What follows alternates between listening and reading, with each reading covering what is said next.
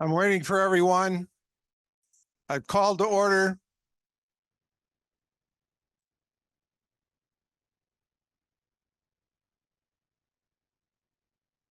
Thank you, everyone, for coming.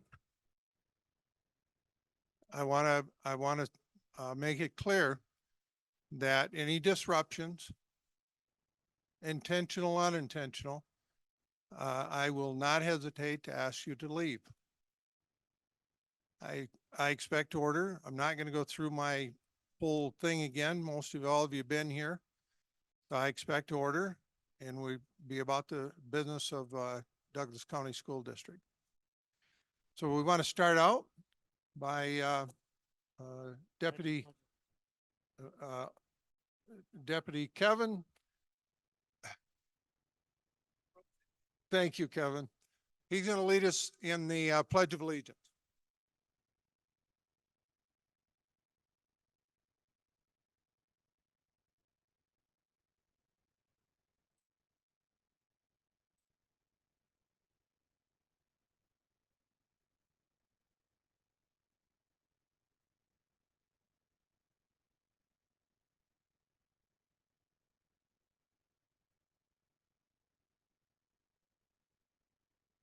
Okay. Make a motion for approval of a flexible agenda. I'll make a motion for approval of a flexible agenda. I will second that. All in favor, say aye. Aye. Oppose? So moved. Public comment. I've had a lot of emails, of course, and everything, and I just need to get some clarity before we start. And then I'll explain to you why afterwards, but Megan Barth is here, and she is the editor of Nevada Globe. She did an extensive background check, one of 3 of them that's going on. And she has asked if she'd come in and share the results of that. Megan, if you would join us here.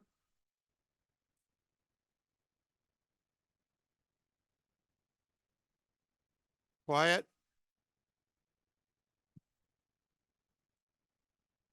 President Burns, excuse me. Yeah. I'm sorry to interrupt. Megan, I'm sorry to interrupt you as well. I apologize. But this is not on our agenda. And are we allowed just to put anything on here? Can you add at any time? It's public comment. And does she get 90 seconds as well? The president's prerogative to give extra time. That's not fair, President Burns. I'm sorry. I'm sorry, but that's exactly what we have a right through our bylaws and policies. We're starting off on a bad foot here. No, but that's not right. Wait. So if we time her and we know how long she talks, then everyone should get the same amount of time, I believe. It doesn't work that way, Linda.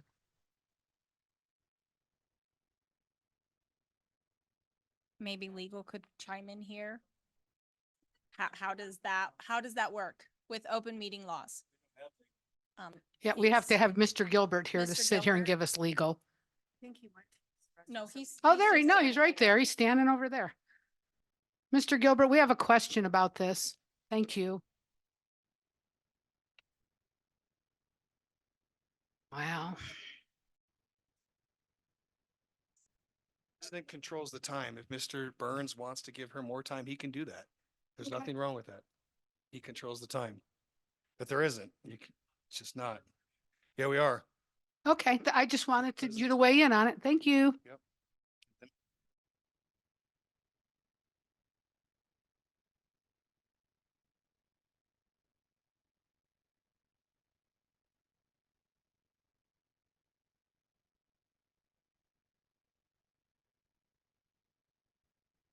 Okay, may I proceed? Thank you. My name is Megan Barth. I'm the founding editor of the Nevada Globe, an online Nevada-centric news website. When journalists engage in honest and factual reporting, they are providing, Excuse me, can I ask the deputies to come over, please, and just monitor, so they don't disrupt?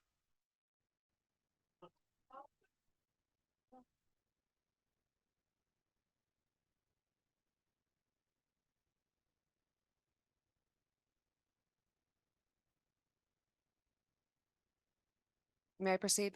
Yes. When journalists engage in honest and factual reporting, they are providing a service to the public. Yet the business of journalism exposing wrongs comes with risk, as it means there is a chance that the subject of a story will sue if he or she feels they were presented in a false and negative way that harmed their reputation. A reporter cannot present an allegation as fact unless the allegation has been substantiated through exhaustive research, extensive investigation, and of course, if the allegation leads to a criminal charge. If I print an unsubstantiated allegation as fact, one that could harm an individual's reputation, I could and I should be sued for defamation, slander, and/or libel. Which leads me to the overall point and subject of this public comment. I am not here today to defend or scrutinize the actions of this board, nor am I here to defend an individual.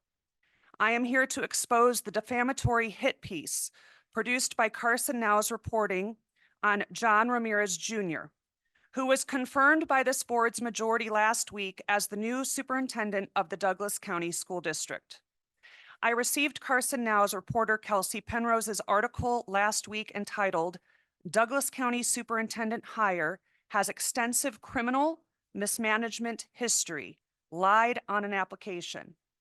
The opening paragraph then reads, "On Tuesday, the Douglas County School Board voted to offer the position of superintendent to John Ramirez Jr., despite public outcry and the revelation of his extensive criminal and mismanagement history.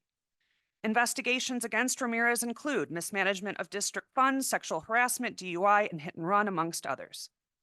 This article has been liked over 200 times and received 22 comments. I, like many in this community, were shocked. If I were to accept the headline and article as fact, I would have believed that Mr. Ramirez had a verified criminal record and had an extensive criminal history. Nothing could be farther from the truth. After reading the article and the various hyperlinks included, I soon realized that the article was printing allegations as fact and lacked any substantive links or documents to support the reporter's dubious claim of Mr. Ramirez's extensive criminal history. I then emailed the publisher, editor, and journalists responsible for this piece, and to date, I have not received a returned phone call or email. The Nevada Globe then hired a private investigator to conduct an extensive criminal and personal background search of Mr. Ramirez. This investigator has over 40 years in law enforcement and investigations throughout the United States and Canada. The investigator found zero criminal history. Yes. Ramirez has admitted to the DUI, and yes, a DUI was present in the press.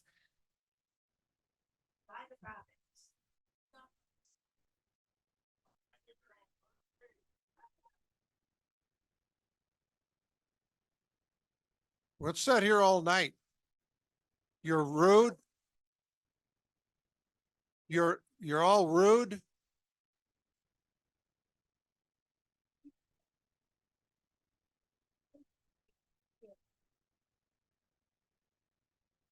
May I continue?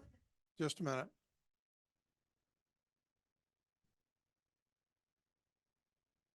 Go ahead. Thank you. Was there a DUI? Yes. Ramirez had admitted to the DUI. Normally, a .22 DUI would show a criminal charge on a public record, but no charge appears on a criminal history search and might have been pled down to a misdemeanor. A no contest plea for a hit and run was found in an article, but the plea was not found in an extensive criminal search. In fact, the multiple searches our investigator conducted showed 0 criminal charges, nor do they show any minor traffic violations such as a speeding ticket. We then read the grand jury report in which Ramirez is named. The reporter claims that Ramirez was found to have mismanaged funds according to this report, yet the grand jury report does not support the reporter's claim. The grand jury investigation began during Mr. Ramirez's employment with the embattled Stockton School District. According to their report, since 2005, the school district had the highest turnover rate for superintendents in California. 13 interim and full-time superintendents from 2005 to 2020 had been employed for an average tenure of 12 months. The grand jury found a major contributing factor to Stockton's Unified School District's high superintendent turnover is a history of school board dysfunction. At the time the grand jury investigation began, Mr. Ramirez had served as interim superintendent and superintendent for 2 months and 7 weeks. The investigation centered around events that occurred prior to Mr. Ramirez's employment as interim superintendent. Prior to Mr. Ramirez's employment as superintendent, the Stockton Unified School District was, for the lack of a better description, a dumpster fire. Spearheaded by over a dozen prior superintendents and various trustees who were at best incompetent and at worst complicit in the downward spiral of alleged corruption, fiscal mismanagement, and public infighting within the school district. Furthermore, the sexual harassment allegations against Mr. Ramirez in the Ali Sal School District were never proven to be factual. In fact, we uncovered a pattern of sexual harassment allegations levied against many elected and hired members in the Ali Sal School District, School District by certain trustees and employees of the district who just so happened to be relatives of the accusers. One of these prolific accusers was eventually recalled. Of interesting note, harassment allegations reached a crescendo after certain trustees lost their power by losing an Ali Sal school board election. Ultimately, the grand jury investigation went nowhere. Mr. Ramirez was not found guilty of sexual harassment. No criminal charges were ever brought against Mr. Ramirez. No charges of financial mismanagement were levied against Mr. Ramirez. Lastly, an audit of the Ali Sal School District cleared Mr. Ramirez of any mismanagement of funds. In fact, under Ramirez's direction as superintendent, the board implemented their first expense policies for the district. Can Mr. Ramirez's prior actions as superintendent be questioned and scrutinized? Of course. But have the allegations against Ramirez resulted in criminal charges or ethical violations? No, they have not. Not by a grand jury, not in a court of law, and not by an exhaustive investigation by federal authorities and an independent, seasoned private investigator. In closing, I would strongly encourage the board and the residents of Douglas County to do your own research before jumping to conclusions provided to you by a reporter, including myself. I will happily provide the extensive investigation and grand jury documents to the board for public consumption. I would also encourage Mr. Ramirez to obtain legal counsel to explore legal recourse. Thank you. Thank you. You're welcome.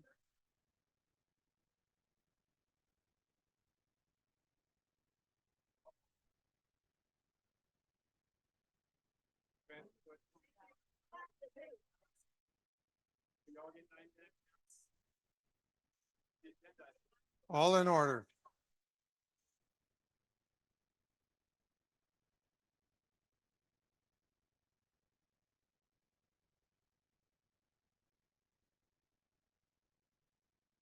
Okay, now that that has been said, I want,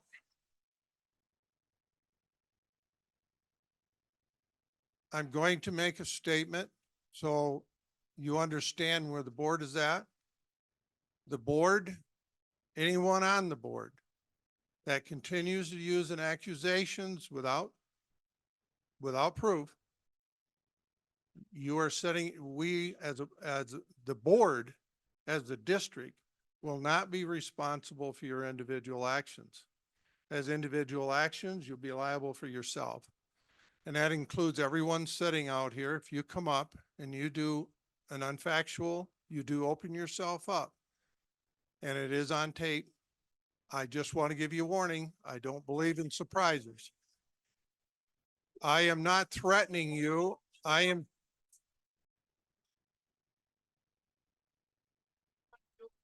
am trying to tell you that you open yourself up for that possibility. So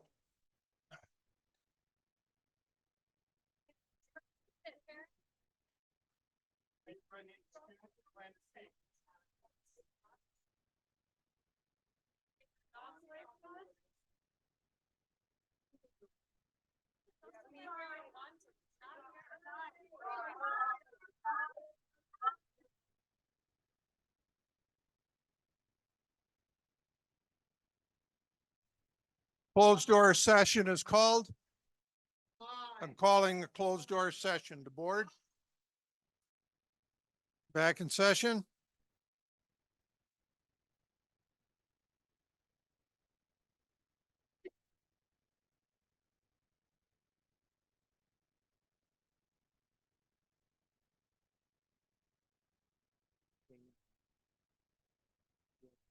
I don't have numbers. Yeah. First on the list is Charlie Wagstaff.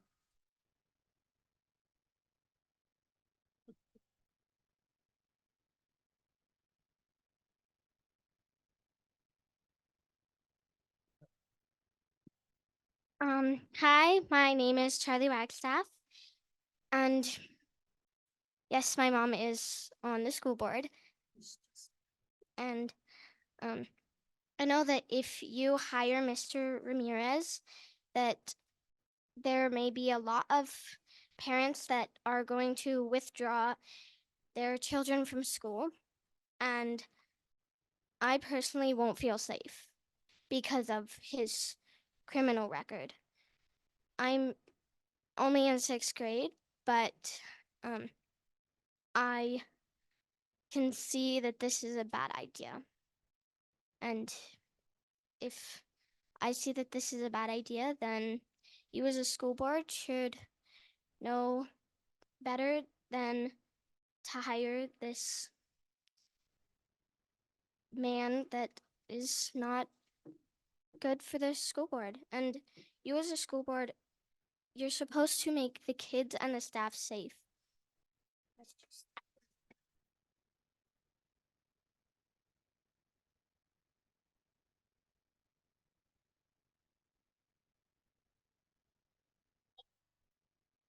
Don't ring the bell on kids. If Megan Barr can speak for 9 minutes, the kids can speak for however long they want.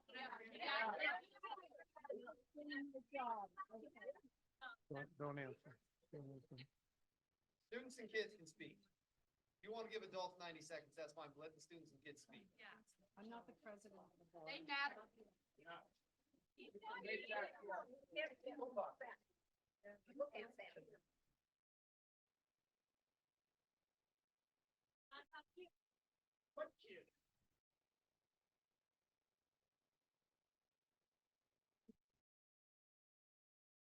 Stephanie Christensen.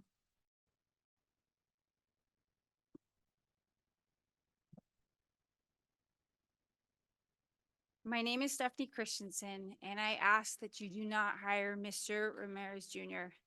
No one will fault you if you change your minds. You do not need to dig in your heels and maintain your previous decision. Even more information regarding his suspicious past and untrustworthy character has come to light. He is not a good candidate. He's a dangerous choice for Douglas County Schools.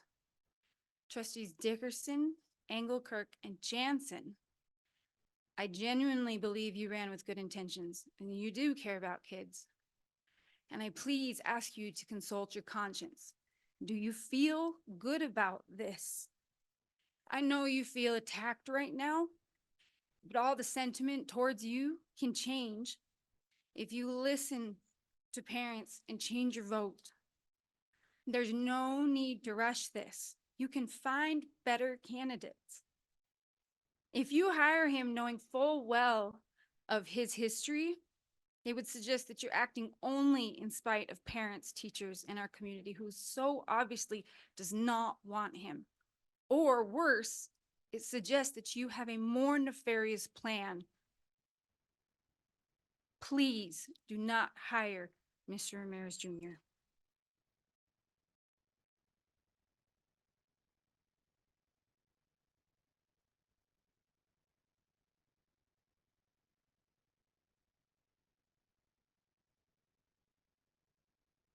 Cheryl Bloomstrom.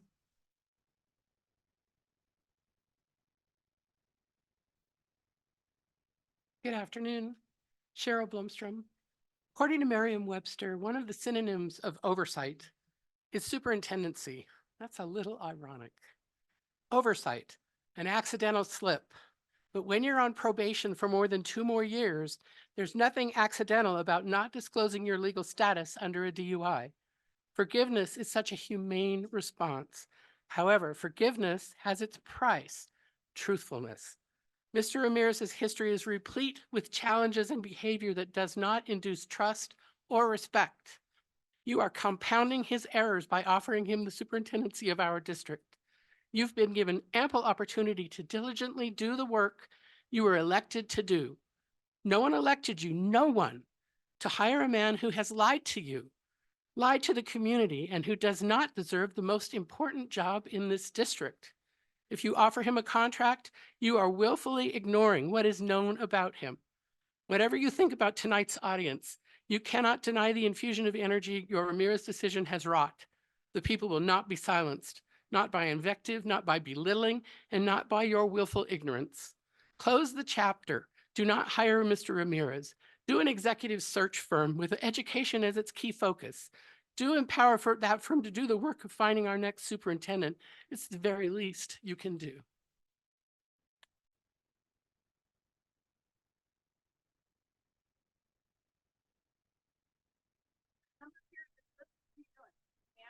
I don't have the numbers on here. Pooled numbers, that's why we're asking which one you're doing. I was number 36. I'm going down the list here. I was 36. Cheryl, what number do you have? 36. 36, thank you. 37? What about one? Where's number one?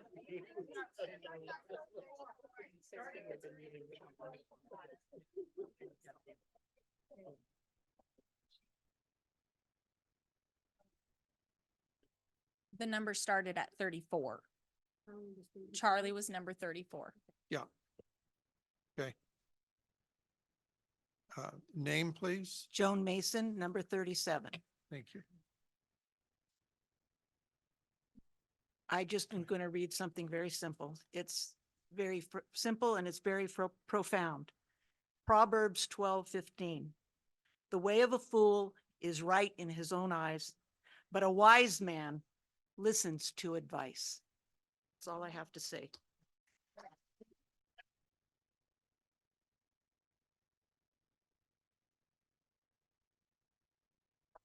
$38.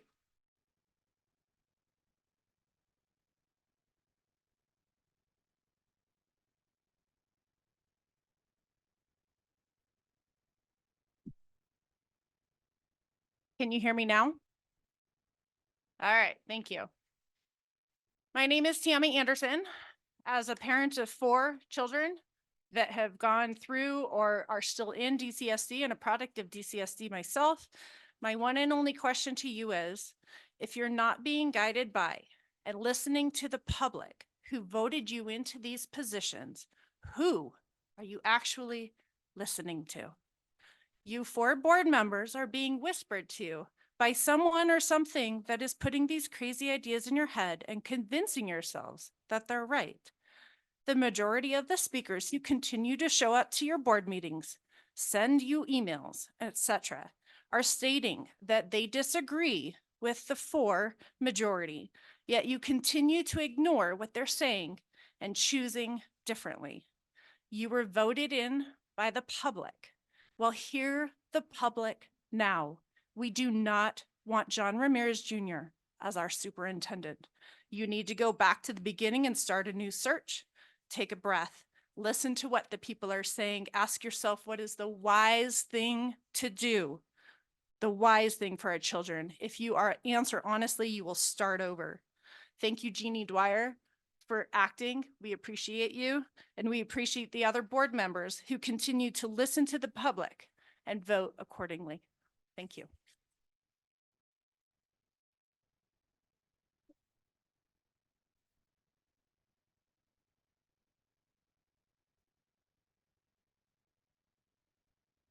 Number 39.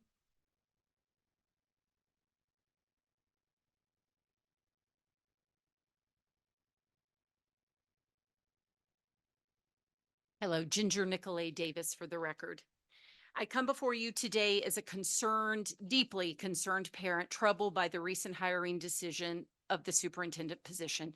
Mr. Ramirez's track record raises serious concerns, including financial mismanagement, a grand jury investigation, harassment of district employees, failure to disclose a recent DUI, and dishonesty on his application. As a parent, it is disheartening to explain to my children why such a person is being considered for this position of leadership. My 15-year-old son actually asked me on Wednesday night why he was even being considered. A really great question. I said to him, our children deserve so much better. If Mr. Ramirez is hired, you are sending a very, very clear message to this community that our children and this school district is not your priority. This decision jeopardizes the reputation of our school district and undermines the educational environment that our children deserve. I implore you to reconsider and do a more thorough vetting process. Find a candidate that has the values and expectations of this amazing community. Our children deserve a leader that prioritizes safety, education, and overall well-being. Please do not hire this man. We deserve so much better. Our children deserve so Thank much you. better.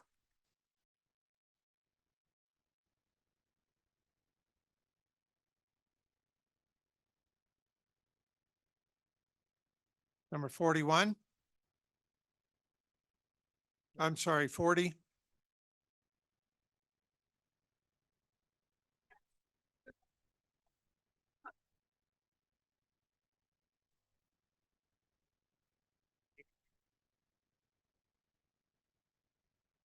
Hello, my name is Jennifer Tanner for the record, and I'm here on the 4th agenda item, the rush to a contract. I'm 76. I like to say I'm in the 4th quarter of my life. My family laughs too. I will share with you that the mistakes I made when I was younger haunt me now. They will for you as you make mistakes and then age. You can avoid a game-changing error today by simply pausing for reflection. You've been impressed by a Harvard education. I can assure you that attending an institution with all of those wonderful caveats guarantees only one accomplishment: academic rigor. It says nothing about character. The quote about character is Alan Simpson's quote. If you have integrity, nothing else matters. If you don't have integrity, nothing else matters. I urge you to take a time out, revise your game plan, Thank you. and look for someone else. Thank you. Was it 9 minutes?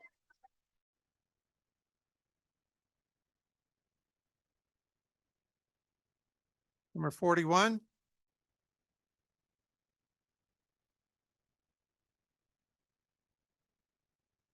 Hi, my name is Ava Coons and I'm a current senior at Douglas High School. I'm a four-year varsity athlete involved in multiple school clubs and a straight A student. I'm very involved in the school. I'm disgusted by your board's actions and who you guys have chosen to lead our district. I could not imagine being a parent and having to deal with the frustration and fear of having a man who lied on his application about his charges such as a DUI. Also, accusations of sexual harassment, use of district money for himself, and lack of teaching credentials in both California and Nevada. How sad you guys will stoop so low to hire a man such as Ramirez. I'm so upset at how this district is being shaped for my younger sisters, classmates, and future students. This board has been nothing but immature and rude to this community. You have consistently ignored and walked all over everyone. How sad and pathetic are you? I'm thankful for the board members who have stood up for what's right. For those of you who haven't, shame on you. You guys are ruining a district full of smart kids and families. Not only that, but you're draining the district's money supply on a DUI attorney. That's only coming in handy when John Ramirez gets another one. I hope you guys will open your eyes and realize the mistakes you've made.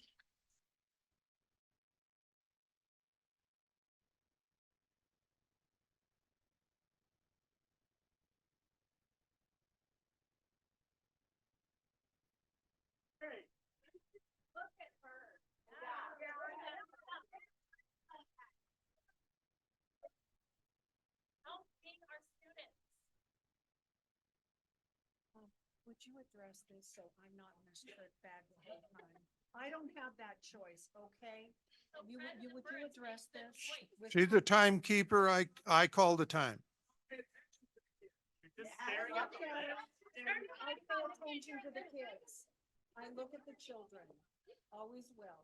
Thank you.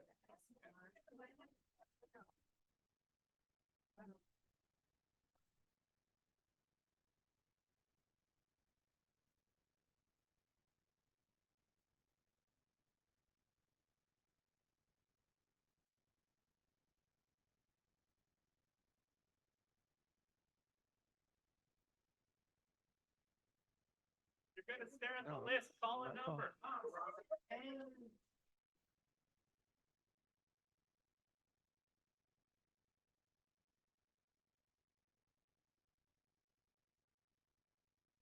'When he was handed the list, there was no numbers. They're doing the best they can.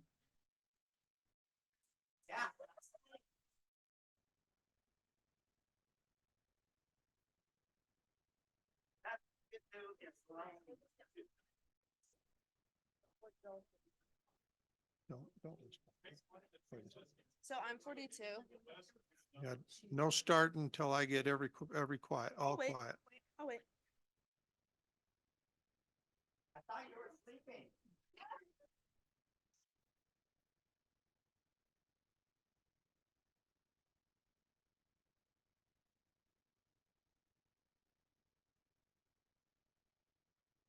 Forty-two, go ahead. Thank you. My name is Grace McGuffin, and I'm beyond disappointed in this school board. I am a senior at Douglas High School. I was a captain of the girls' varsity soccer team, and I'm currently competing in states for the ski team. I have been disappointed in this board since you were elected. You have started off your term by bullying and pushing out our beloved superintendent. You have acted extremely unprofessionally in meetings, and once even cursing at a person brave enough to speak, my grandmother. You have blown out our budget using an attorney that doesn't even specialize in educational law. He's a defense attorney, but the reason of hiring him has now become clear. You're going to hire Ramirez, a convicted criminal. Let me remind you, he's been convicted of a DUI with a BAC that was over 3 times the legal limit. He has also lied on an application and was accused of fraud. But for me, the biggest issue was that he was accused of sexual harassment. I remember when the board was first elected, they promised me and my peers that they would protect the girls attending this school. Now you are going to hire a man that has a history of sexual harassment. You're hypocrites. How am I supposed to respect people like you? The board continues to ignore the students at this school and the people in the community with children actually enrolled in the schools. I want this to be abundantly clear. The Douglas student body does not want John Ramirez anywhere near our students or our school district. We want our school board to listen to what we have to say. I want the school board to have the courage to look at me in the eyes when I am speaking to you. I want you to listen to our teachers when they tell you what they expect from you. I want you to listen to the parents. I want you to disregard your political agenda and show up for the kids. If you cannot do these things, I ask you to do yourself a favor and step down. The DHS student body does not plan on stopping until you listen to us. We will continue to fight for what we believe in. Thank you.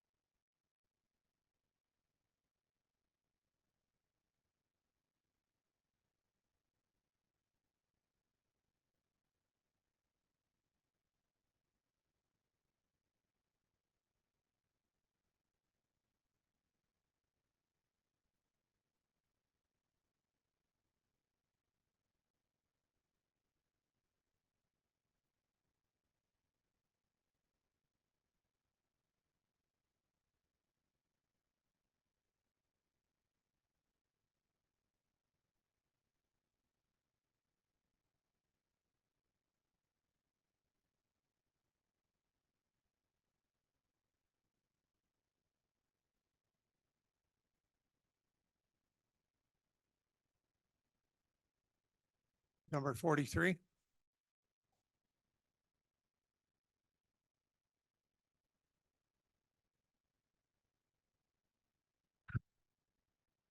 My name is Esther Manning. Regarding item number 4, has the board received this contract prior to this meeting with adequate time to do their due diligence thoroughly to review it before voting today? It is my understanding prior to leaving their homes today to be at this meeting, they had not received this contract. As a mom of a Douglas County student, I have to apply and pay for and pass a background check to be allowed unpaid around our students. If I made an oversight, gave false information on that application, or was on current probation, would I pass that background check? Would you guys want me around your students? Excuse me. I'll move on. Mr. Ramirez admitted to a DUI. As an oversight, he wasn't honest about it on his application. We've already seen as a community a loss of a Douglas County High graduate from the tragedy of driving under the influence. Is this the example of accountability, responsibility, and honesty we want set for our students? Alcoholism is a disease. Do we think Mr. Ramirez is above this disease? So what is our plan to use our knowledge of Mr. Ramirez's history and do our due diligence to prevent our school system from suffering if or when he relapses? Does the contract stipulate monthly or random drug and alcohol screenings for Mr. Ramirez? It is my understanding a violation of this. Thank you.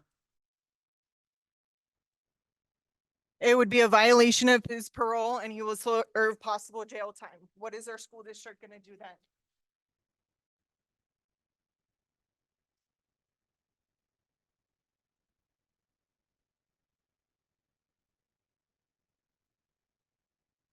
Number 44.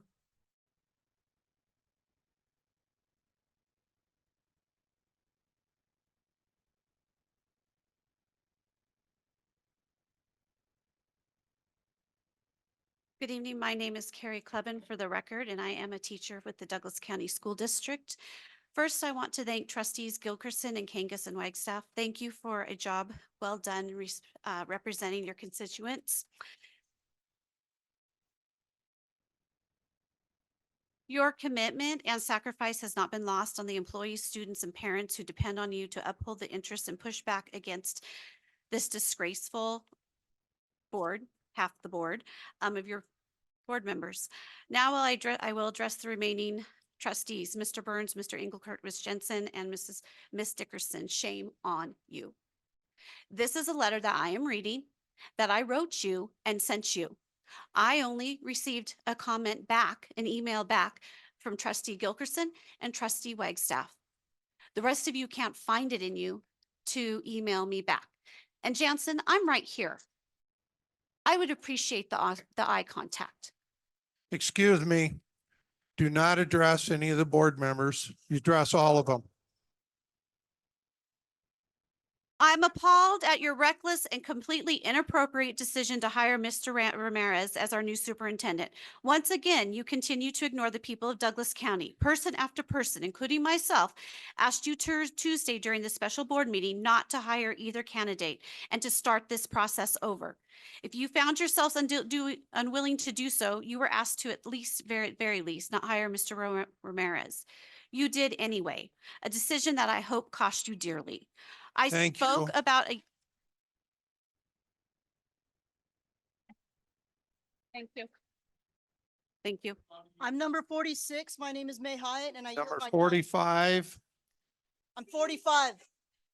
you cannot take time from somebody else. It's not in the bylaws. Yes, it is. We've done it No, in it's the not. past. You cannot pass time We have done to this in the somebody else. past. We've done it before. You can take over on what she's reading, but you cannot pass time. I have a sore throat and I can't talk. 46, I'm 45. then she gets up and leaves and you can sit down and make public comment. So you're saying I cannot yield my time? No, No one else can yield their time to anyone else? no. We've done it before. Where did you leave off? I spoke. I crossed out what I don't want. Thank you. Is there anything in our bylaws that prevents that? No.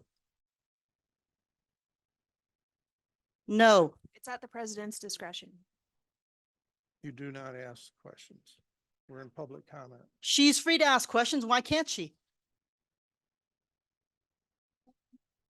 Are you- You're running on your time. I didn't know that my I time didn't even started. She start didn't it start yet. my time. Can she ask a question of Dave during public comment? I'm asking because I want to do everything correctly. As you know, we're under tremendous lawyer things.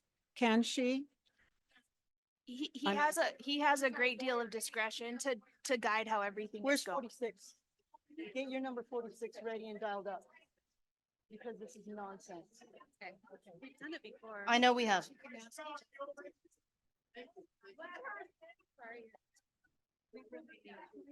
Do I have a number 46 who will read behind me? We need someone else to read for Miss Clubbin. It's your choice. I know it. I just need someone to read. Please don't start my time until we organize this. Out of respect for the constituents, and I'm asking President Burns, thank you. No, I have my number 45, my deli number.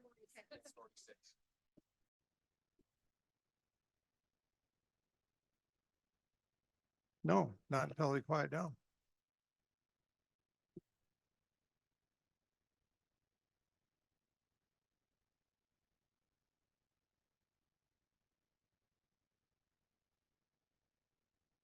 No.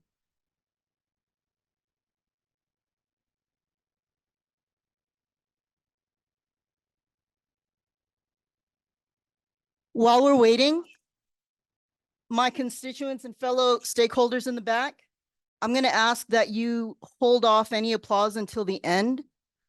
That way you give everyone their opportunity to speak, okay? Please do not address the crowd again. You're on time for public comment. That's what you're here for. You're not here to address the crowd. You're addressed the board. Wow. I'm trying to keep I'm things asking civil for for order. you. I'm I'm- asking for order. I'm trying to keep things civil for you, President Burns. That's all. I'm trying to advocate know. for you.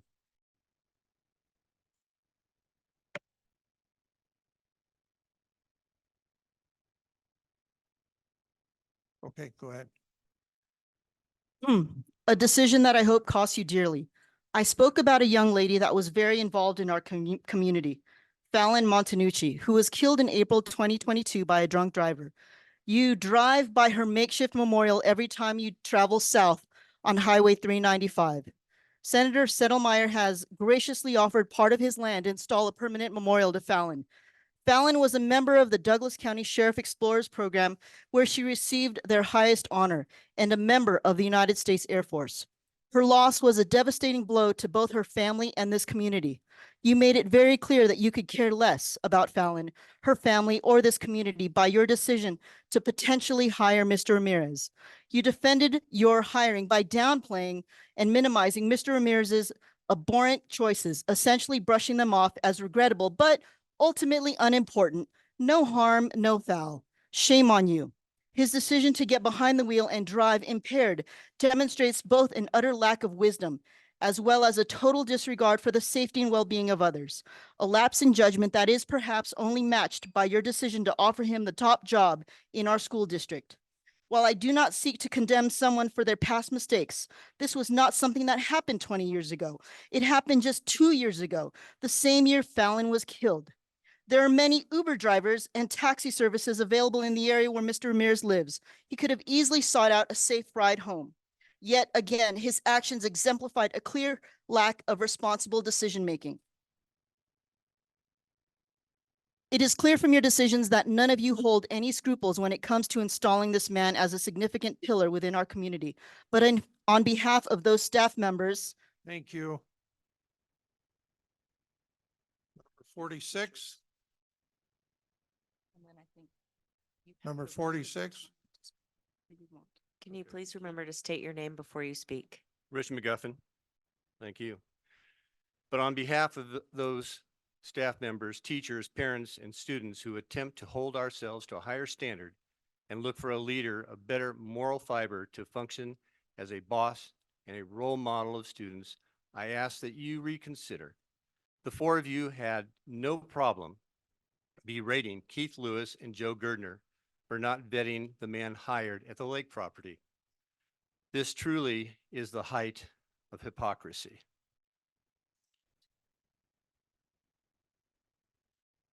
Over the past year, okay, right here. You say you care about the children of Douglas County. I'm telling you now that your actions since day one have proved the exact opposite. Each decision you make directly influences the best interest of the students and families of our county. The four of you, along with your legal counsel, are on a power trip, and our country and our children's care is paying the price. Anybody who thank you. Anybody who Thank you. doesn't want anyone sorry. anyone who doesn't want Mr. Ramirez to be the supervisor or the superintendent of this district, please raise your hand. Thank you.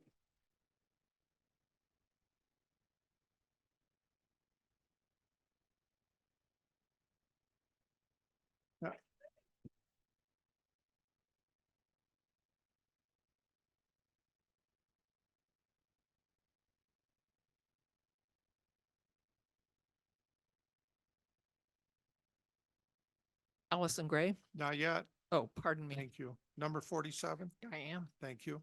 Hold May on. I proceed? Nope. Okay.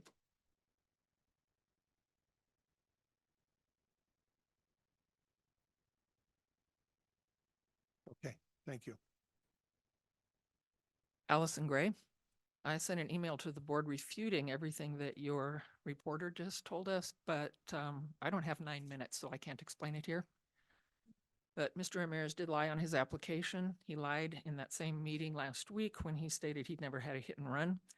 The Monterey Herald had an interview with him where he discussed pleading no contest to a hit and run and admitted to making a mistake, dealing with it, and moving on. Those were his words. He lied when he stated at the same meeting that he was the one who requested the FCMA extraordinary audit of Stockton schools. It was actually Troy Brown, superintendent of San Joaquin County Schools, who made this request. He lied at the same meeting when he claimed to have had very little involvement in the IAQ scandal in Stockton, and it was the school board that requested the process be changed. However, the FCMA audit names him by name and shows it was he who changed the existing process so that IAQ would be considered. So why are you hiring a manager, a man who is on probation, has a DUI, has a hit and run, was guilty of fiduciary mismanagement, and has lied to you repeatedly? Please explain your motives. Please tell us what you're doing.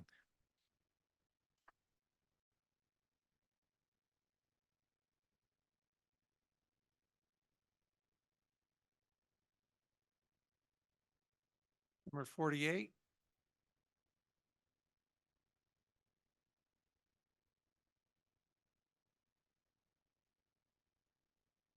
Good afternoon, Board. My name is Brian Underwood, and my family and I are Douglas County residents.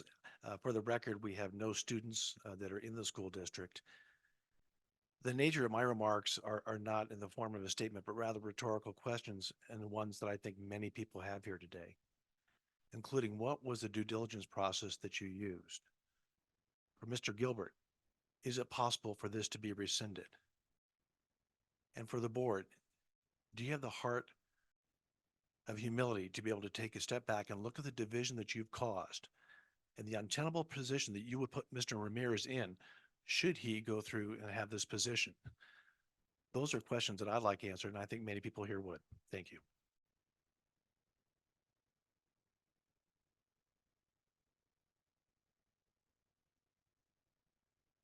Number 49.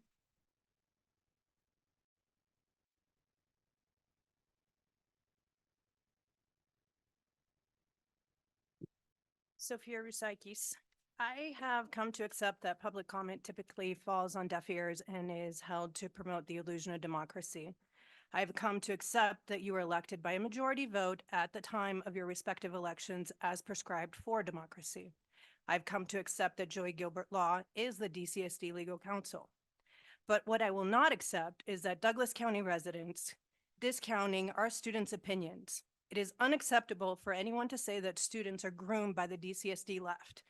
It is unacceptable to accuse parents of influencing their students on what their opinion should be. It is unacceptable to assume that these kids are unable to use their judgment and form their own opinion. Instead of praising them for the courage to speak up in public, whether it is about their opposition to shared bathrooms, locker rooms, sports, or the hiring of John Ramirez, community members are insinuating that they are merely pawns to their misinformed parents and the DCSD left. Stifling the youth when they speak up leads to apathy. Apathetic citizens do not participate in the democratic process, leading to being ruled by the few, leading to an oligarchy. Apathy is a cancer to democracy. Apathy may even be the reason some of you were elected. Thank you.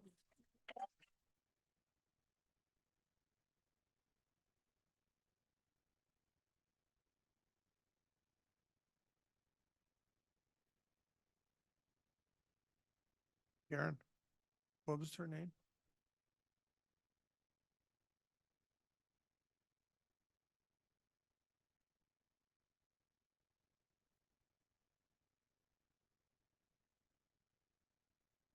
Okay, number 49. I'm sorry, 50.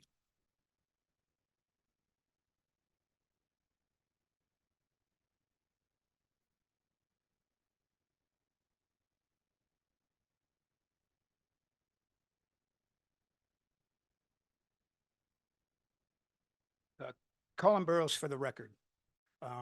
Proud parent of a son in GES. Miss Jensen, I'm talking to you. I wrote you an email.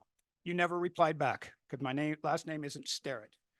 I wrote you a direct email, but never heard back from you. Excuse me. We I got to mentioned stick that to the towards- agenda item, please. This is an agenda item. This is about Mr. Ramirez. I wrote you an email. You never heard back from me. I mentioned that towards the end of last year, I observed promising efforts from you to foster collaboration and trust with our teaching staff. However, I must express my disappointment and dismay at your decision to endorse Mr. Ramirez. This choice feels like a betrayal to the teachers with whom you are diligently establishing a rapport with.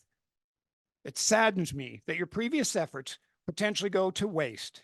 How can you look at any teacher in the eyes and honestly say this is the best choice when you look at those teachers next week? Allegations of strong arming, groping, touching, verbally abusing former employees at the Aliso Union School District where Mr. Ramirez previously worked are deeply troubling. If you were again a young female teacher just starting out, would you apply to this school district? I doubt it.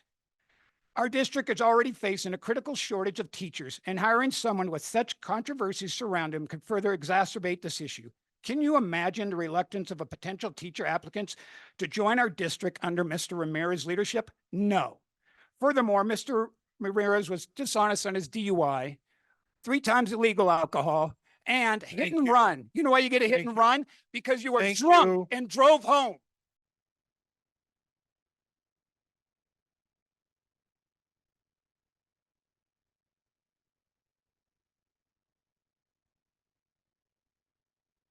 $51.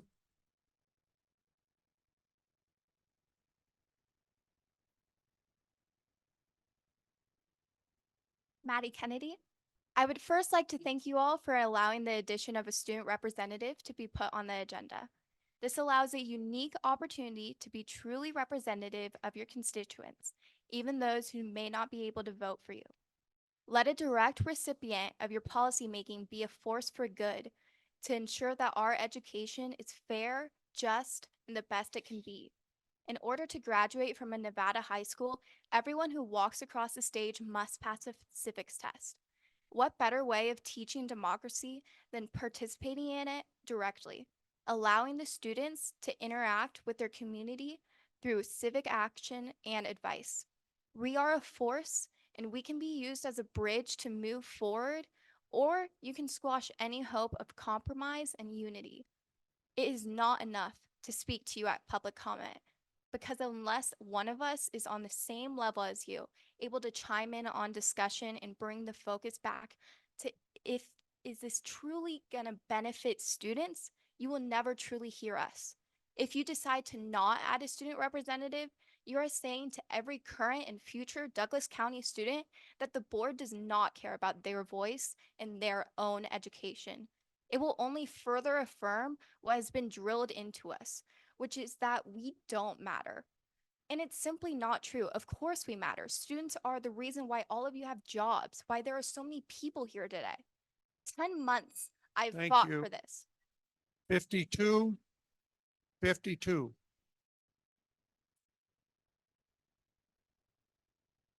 52.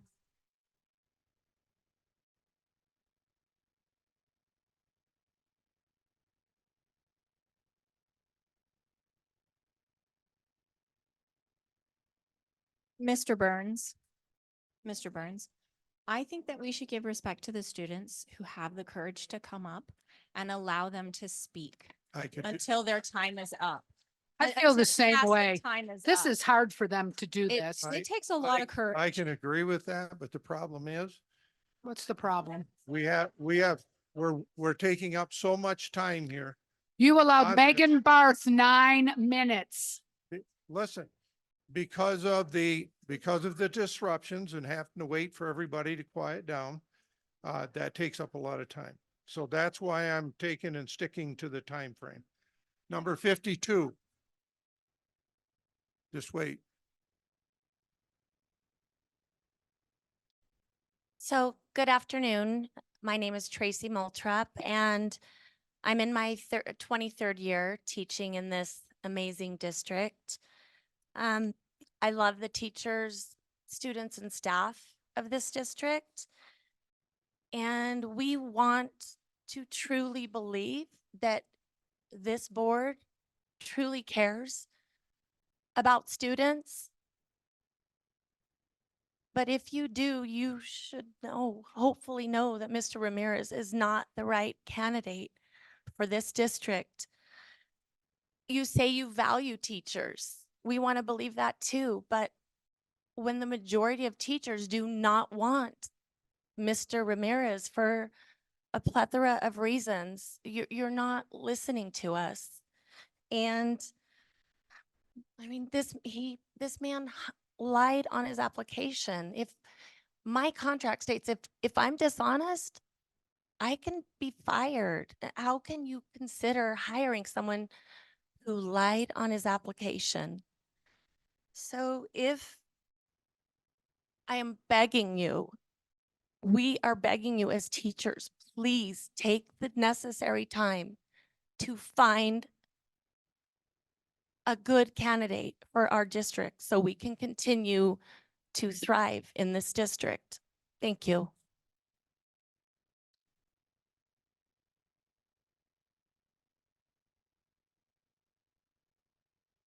Number 53. Linda Houchin here. I thank you for letting me speak this evening. I want to thank you for hiring John Ramirez Jr. as our next superintendent. Thank you for having the courage to hire John Ramirez Jr. in the face of this evil opposition. Thank you, Jeannie Dwyer, for acting as superintendent in the interim. And thank you to journalist Megan. Just wait. Just wait. Yep, stop her time.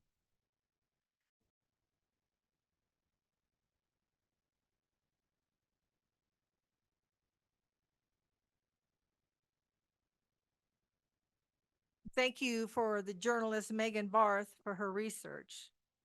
Ms. Barth came to the same conclusion as I did after my research. Spending less than $100 and 10 hours online, I too found that John Ramirez Jr. does not have a criminal record. Evil triumphs when good people do nothing. May you good Hold, hold it, hold it.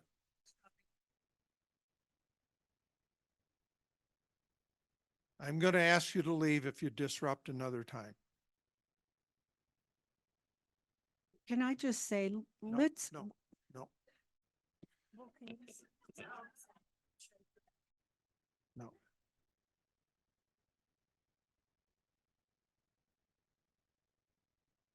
Go ahead. Evil triumphs when good people do nothing.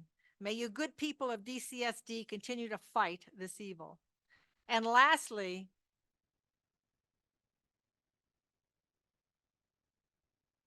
as a Douglas County community member, I would like to apologize for the treatment extended to John Ramirez Jr. at last week's meeting. There is no reason whatsoever for that behavior. Thank you. Thank you.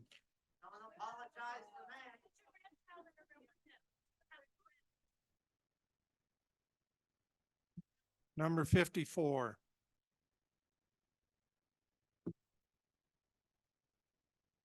Dr. Robert Houchin, for the record, do not let yourselves be misled by a very vocal minority. This is my file on John Ramirez. It contains 20 articles, the grand jury reports, the FCMAT audit, and his application. Everything Megan Barth said is absolutely correct. We are being told that little Johnny and Susie are going to be damaged by having a role model like Mr. Ramirez, who had a DUI on his record. Nearly 50% of teenagers between the ages of 15 and 19 receive a traffic ticket in their first year of driving. In Nevada, this is a misdemeanor, the same as a DUI. Studies show that by age 18, 90% of teenagers have tried alcoholic beverages. 11% of 8th graders, 20% of 10th graders, and 32% of 12th graders report illicit drug use. This is just the ones willing to admit it. 38% of teens by the time they graduate from high school have engaged in sexual intercourse. Finally,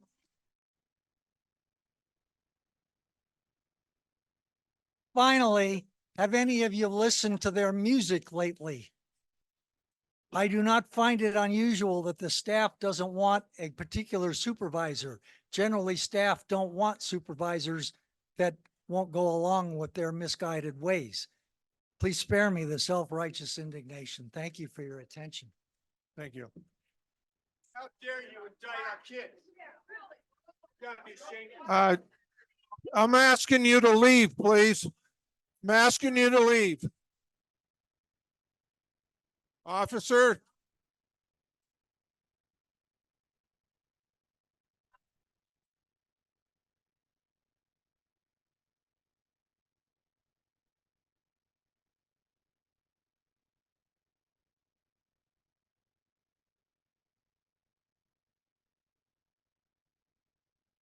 10-minute break.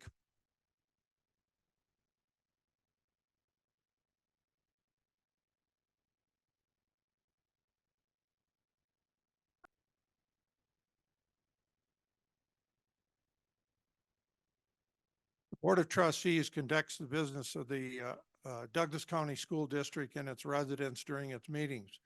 As president, I will not hesitate to remove any person whose statement or conduct disrupts the orderly, efficient, or safe conduct of the meeting. Warnings against disruptive comments or behavior may or may not be given prior to removal. Hand clapping, making remarks or gestures from the audience that may interrupt, interfere, or prevent the speaker from communicating should not occur. The viewpoint of the speaker will not be restricted, but reasonable restrictions may be imposed upon the time, place, and manner of speech. Irrelevant and unduly repetitious statements and personal attacks which antagonize or incite others are examples of speech that may be reasonably limited.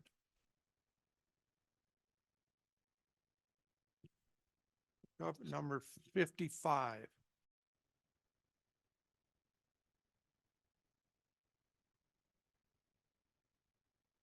Good evening, Dave Brady for the record. I'd like to speak to Mr. Ramirez's DUI and try and put it into proper context. By way of my background, I spent a number of years in Southern California as a police officer. 6 of those months were as a DUI investigator working a task force. It was during that time that I investigated and arrested approximately 300 suspected DUI drunk drivers. I was considered an expert by the court when it came to DUI investigations. What I have to say is that of those 300, I would say less than 10% had a blood alcohol level triple the legal limit. What I find amazing is that this gentleman with triple the legal limit on his DUI got a misdemeanor. I don't think I ever saw that happen. I would say, based on my professional opinion, in my years serving this board and in other capacities, it would be in your best interest as a board to withdraw the contract that you're pending for Mr. Ramirez. He should see that he's not welcome here, and I think it's time to go.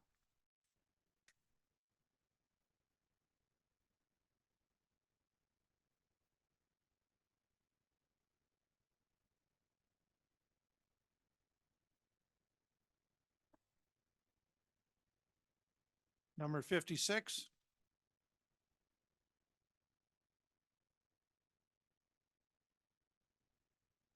Good evening, Melinda Desjardins for the record.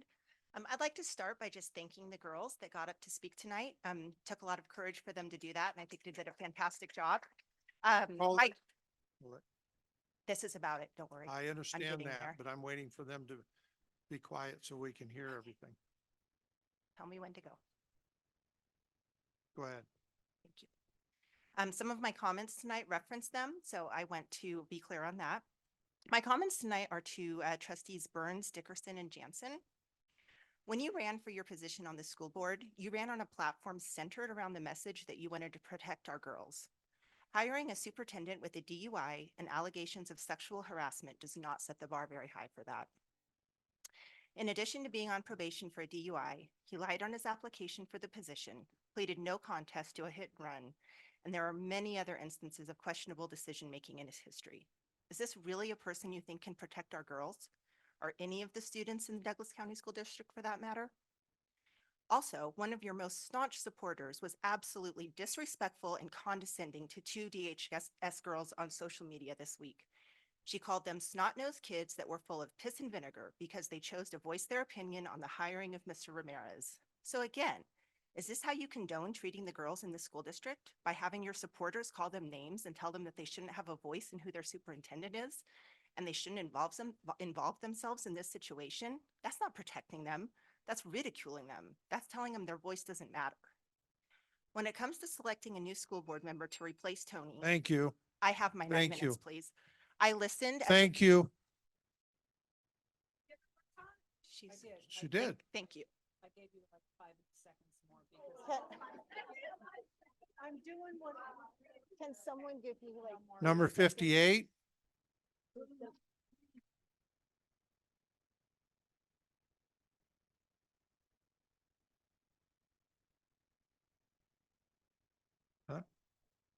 Oh, I'm sorry, 57.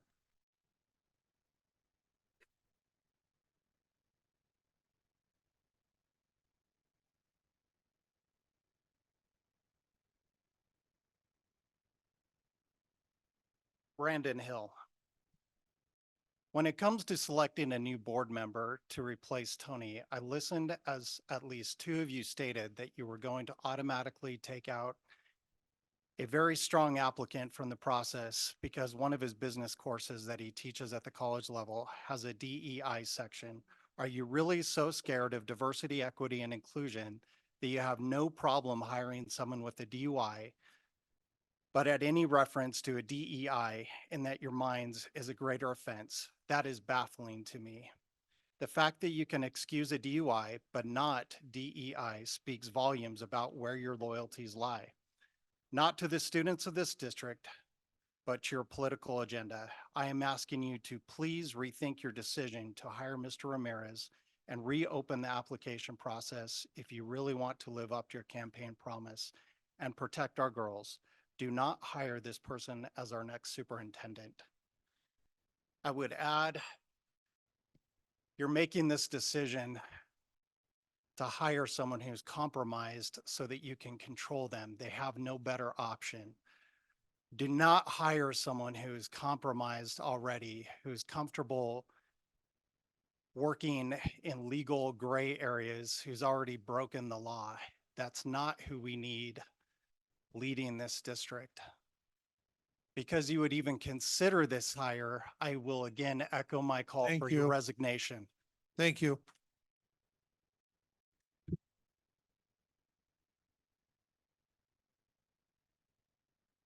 Number 58.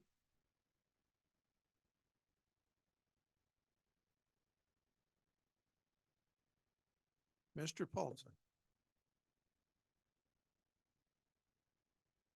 My name is Wade Polson. I'm the president of the Nevada Association of School Boards, and I am here to speak on behalf of item number 6 on your agenda.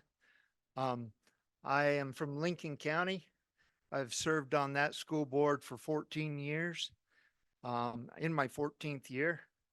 And NASB has been a great help to us and our school board over the years.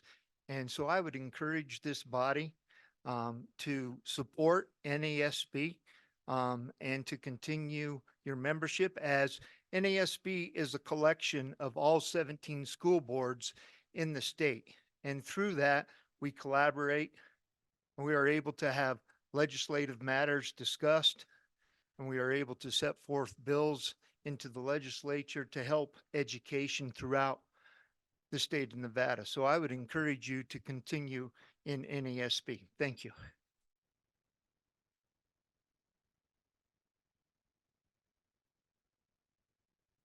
Number 59.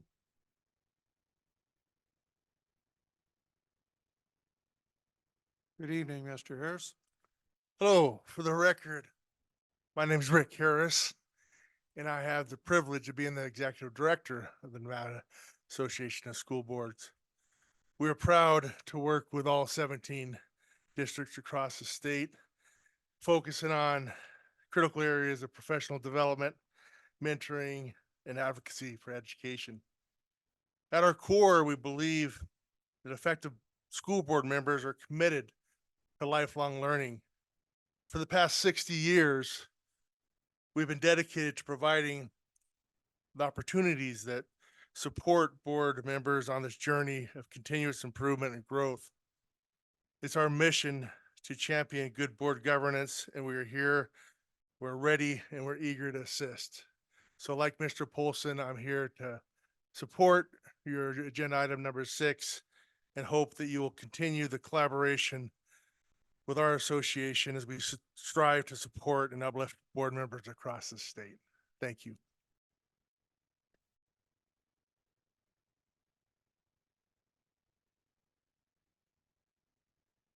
Number 60.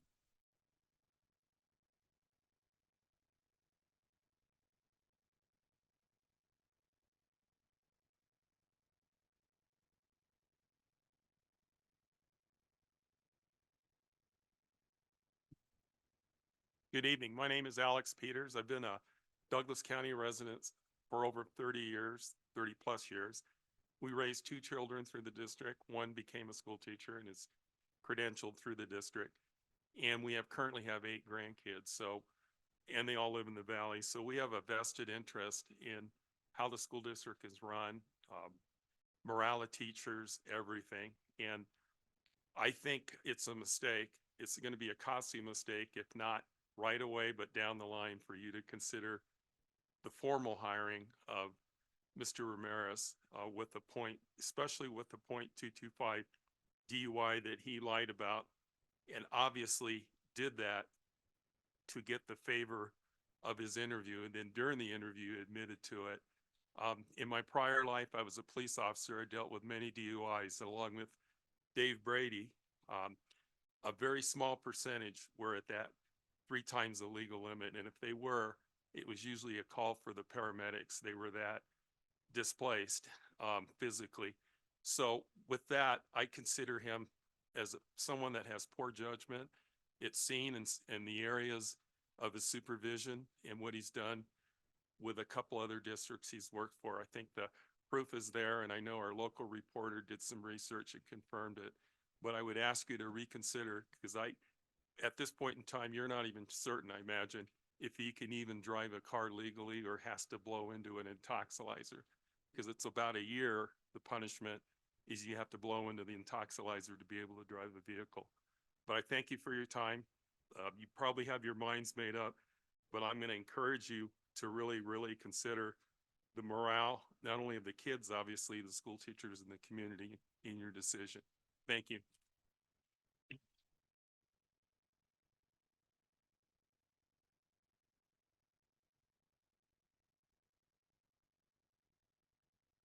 '61.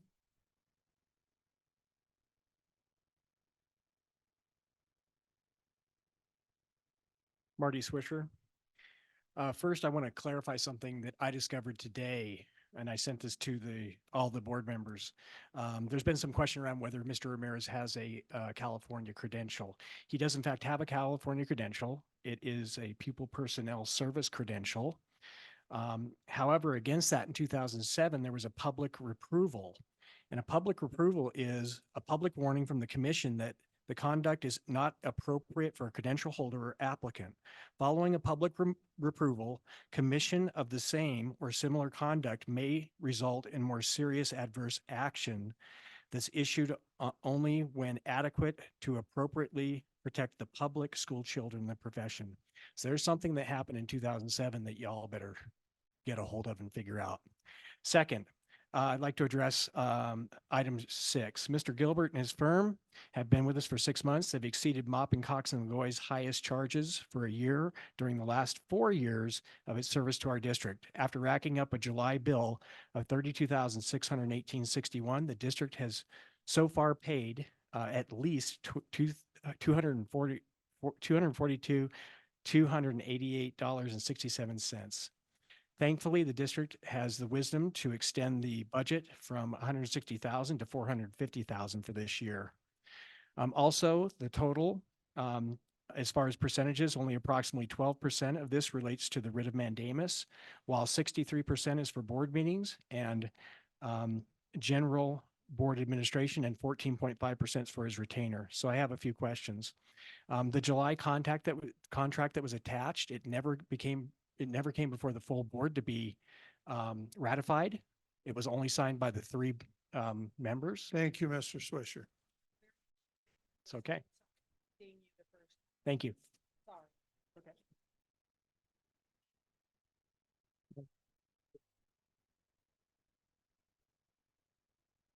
Number 62.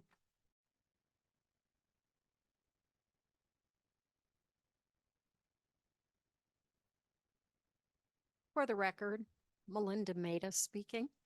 I'm actually going to read something from someone who had to leave. It's in regard to agenda item 6, about whether or not, as a board, to continue membership in the Nevada Association of School Boards. It's important to me, to this other person. First, our district, along with 16 other districts in the state, are currently members. This is an important opportunity for our district to participate in legislative priorities with the lobbying energy of all sending the same message together. It is also important that our district communicates and has connections with other districts in order to understand the challenges and successes that are occurring and to seek ways to make our district the best it can be for our students. Although some on the board may not value the professional development and resources that come with membership, others do benefit from these opportunities to improve their skills as effective trustees. For some of you, it's about the money. I'm going to skip the money. Apparently, the district cannot use Board Book without membership in NASB. If the district leaves NASB, it appears that other companies charge over $9,000, upwards of $9,700. The difference in cost at most would be just over $4,500. This seems a marginal dollar savings when compared with all the benefits of NASB provides. Please keep our district a member of NASB along with the other 16 districts. Thank you.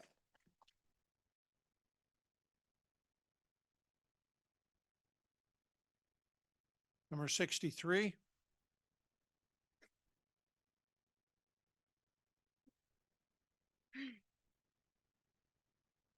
Courtney Burrows for the record, and I would appreciate it if you actually looked at me because you haven't looked at anybody. If it wasn't evident then, it is now with your hiring of Mr. Ramirez. That wow is all I can say. Our children are listening, as is this entire community. You four have already lost our trust, and now you are simply building a wall between us and the community, between you and the community. That's what you're doing. What is your hidden agenda here? Do you want to make everyone so unhappy and so distrustful and angry that we pull our children? That we move from this valley? What do you want to do? Do you want to rebuild it brick by brick so that it fits your political agenda? This is about my child. This is about the children, and you don't care. It is evident that you don't care. You don't care about my child. You don't care about the district, the high schoolers that made these flyers. They care. They are listening. They are important. Do you want to do what is best for our children? Then do not hire Mr. Ramirez. Open it up. Find a new superintendent. I'm sorry I'm upset, but you four have completely lost my trust. You four are disgraceful. You four are shameful, and I am appalled that my child is in this district with you four running it. Mr. Burns, you might be the president of this school board, but you are not the president of this district. You are not the president of my child. You are not the president of the children that made this. Thank you. I'm not done. You are. Where was my first beep then, Miss Dickerson? Can I tell you? No, ma'am. I don't want to. Don't answer. Don't answer. I listen. Hey. I listen. I lost track. Go ahead. Never mind. It doesn't even. That's right. It doesn't matter. My child doesn't matter because you don't care. I'm a grandma of 5. It does. You don't care. Yeah, it does. I will leave. I will go ahead and leave. Don't You answer. don't care.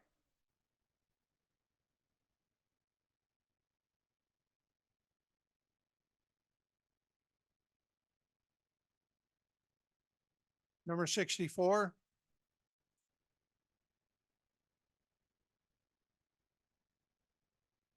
Number 64.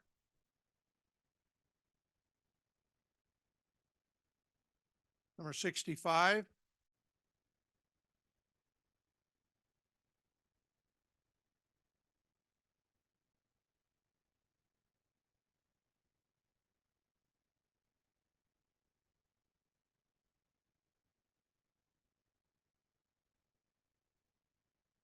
Virginia Starrett for the record. As a retired university teacher of English, if a student of mine turned in a paper arguing the conclusions about Mr. Ramirez being cited by most of the people offering public comment so far, that student will receive an F grade for lack of logic and research. Mr. Ramirez is being victimized in this room. One DUI does not an alcoholic make. And because that particular DUI was not. Hold it. This is extremely disrespectful. We sat there, they sat there and listened to everybody speak and did not disrupt them. Just because you do not agree, you do not have a right to disrupt the meeting. Thank you. Go ahead. Can I start that paragraph over so I get a little? Yes. Mr. Excuse me, ma'am, I'm asking you to leave. I'm asking you to leave. Then we're gonna sit here until you do.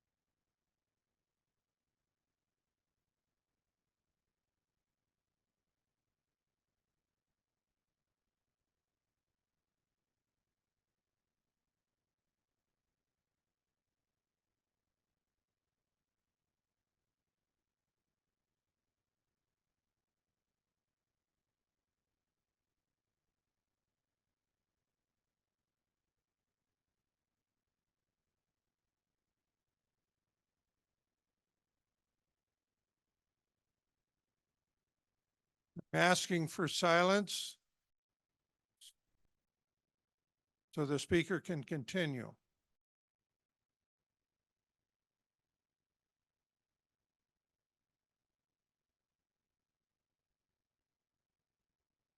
Go ahead.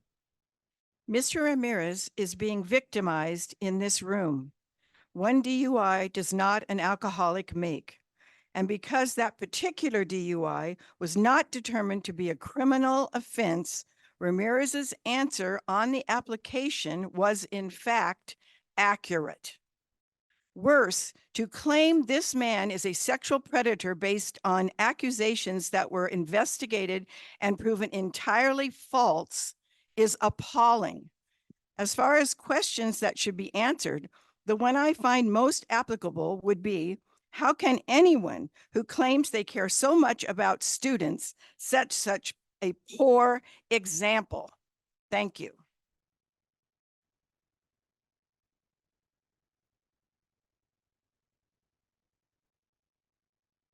Number 66.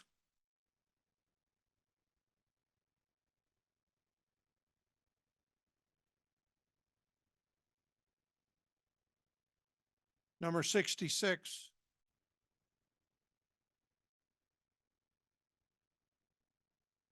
How many online? Okay, let's take those.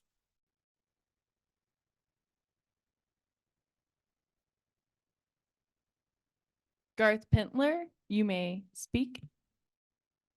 It's his wife, Martha. And I just want to urge the board to slow down. We don't need all this. I mean, look at what's gone on at the meeting tonight. It's not based on secrets and, things that didn't happen. It's based on reality. And to have Dave Brady come in and talk about a DUI that was 3 times, the level, I mean, that's important. Who is running your agenda here? What political means ends do you have? This has to stop. You have to function in a way that's going to help our students and help our school board. Slow down. Douglas County has a lot to offer. If you went to any of the Ag and Eagles thing this weekend, you had to come away feeling that, we have a lot to offer. And we had great schools until you guys showed up. Leave us with our schools. Don't destroy us. Thank you.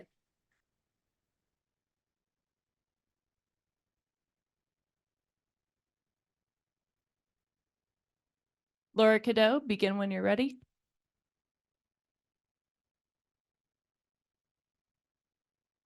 Can you hear me? Yes, we can hear you. Laura Cadeau for the record. At the last meeting, I heard numerous board members say that they wanted to repair the rift that has happened between the board and the community. Tonight, you have an opportunity to make your actions match those words. You've got overwhelming community members telling you they don't like the process that you utilized to pick the superintendent, that the pool was not large enough to draw from, that they're not happy with Mr. Ramirez. So why don't you take a moment and look at what you've done? You still have time to extend the search. We tried it your way. We moved fast. We didn't get enough applicants. So wait till the end of the school term. Give your staff an opportunity to draw more applicants in, and let's find the best superintendent for our children. I think you would be better served to bring in the organization that would be neutral to do the search for you, to handle the process, to keep it neutral. I think that would be best. But if you don't want to go that way, at least extend the search. I also heard at the last meeting from the general public and from your other Thank you. trustees.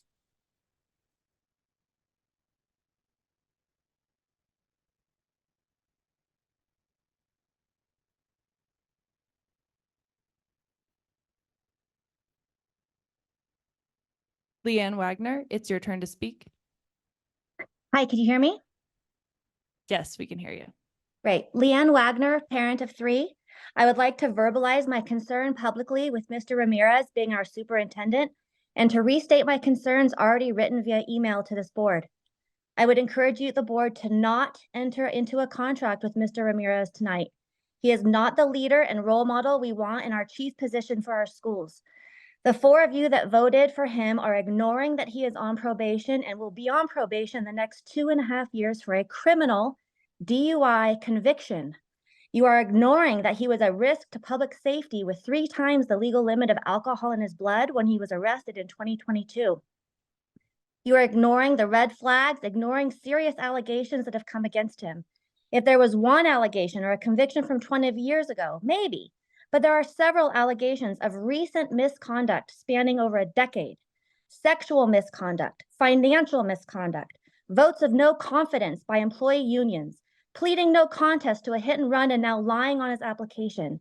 You and our legal counsel are ignoring potential libelous situations for our school and making Thank you. ridiculous decisions I'm sorry, keep going. I'm sorry. and making ridiculous decisions that will affect our district, teachers, and students in the future. Do the right thing. What do you need to hear to change direction? Have you not heard it already? Listen to us. Do not enter into a contract with Mr. Ramirez. Do you hear us? Do you hear what we're saying? Please don't continue to embarrass our wonderful district and make the right choice. Thank you.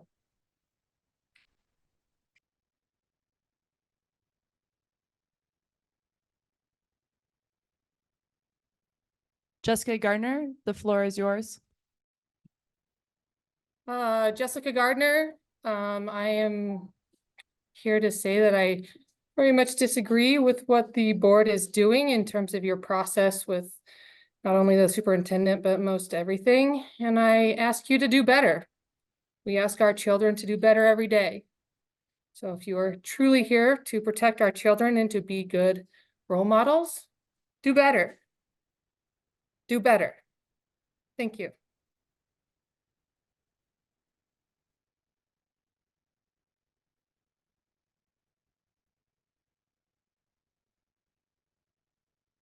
Michelle Morris, it's your turn to speak. Hi, my name's Michelle Morris. Can you hear me okay?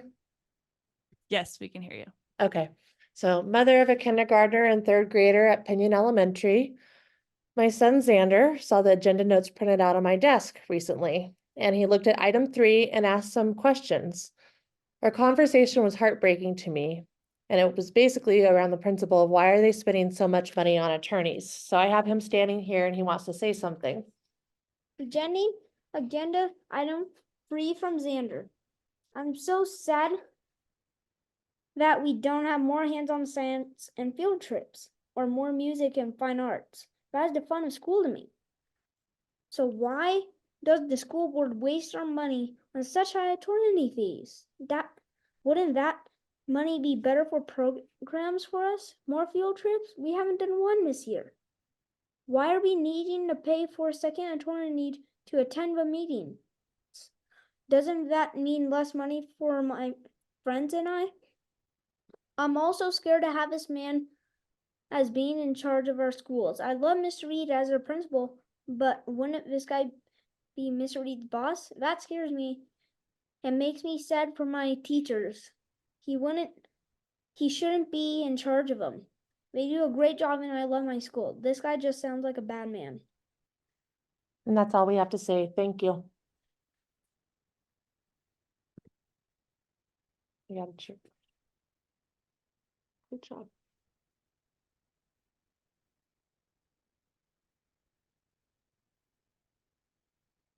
Chris Larson, you may begin. Thank you. To Maddie and the student body, I would recommend that you and the whole entire student body respectfully decline the board's substandard and delinquent offer of your voice.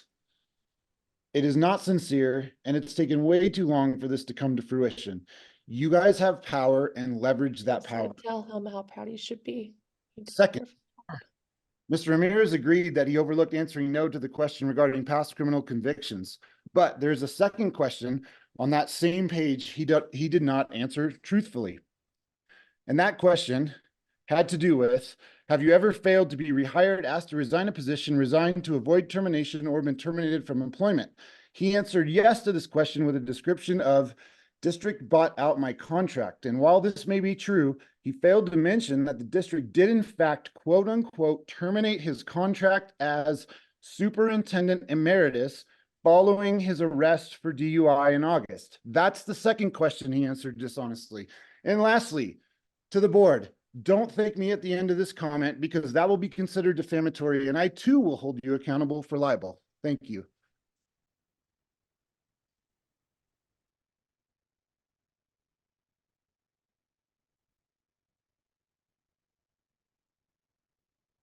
Melissa Rouse, you may begin. Hi, my name is Melissa Rouse. I have 2 children in the district. Wow, this has been just really difficult to watch. But I'd be really surprised if you even think that this Mr. Ramirez guy will last at all, given the situation. If he becomes our superintendent, he is not going to last. I mean, do you really think that that's possible? But besides that, I hope you would make a better decision. Obviously, please listen to the public. But I wanted to also talk about your agenda item for removing the school board from the National Association of School Boards. It's an organization designed to connect school boards across the state and support your efforts in quality board governance through professional development and mentoring. It's very surprising that you're even discussing this as an agenda item. This type of service is exactly what you need. At the bare minimum, you need to stay connected and informed on a state level, and separating the school board further isolates you and our community from other districts. The board book tool is useful, easy to use, and necessary for the public to understand the long and complicated agenda items in an organized fashion. Having to change the program to something different will disrupt how the community receives information, making it more challenging for us. It's just been really heartbreaking to watch all the fallout of your action. So I ask you that you just not vote to separate yourself even further from the rest of the school board community in our state. Thank you.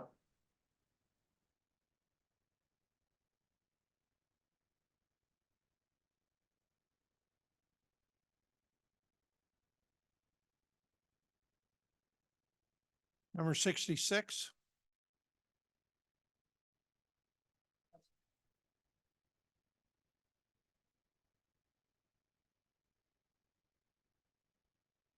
'67.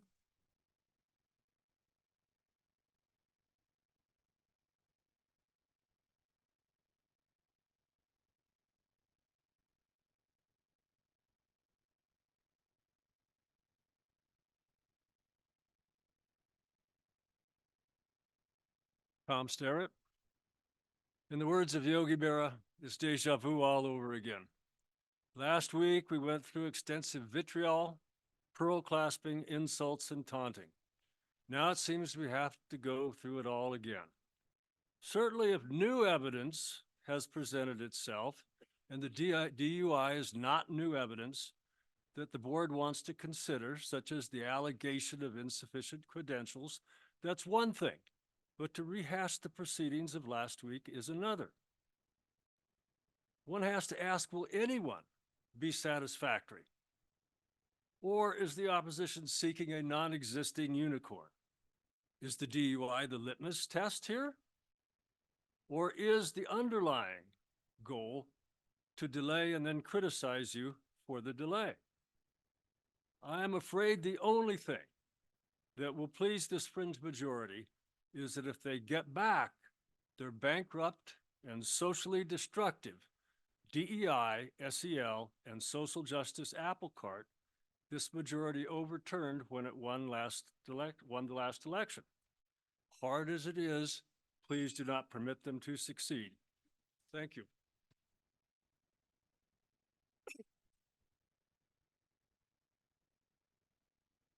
Number 68.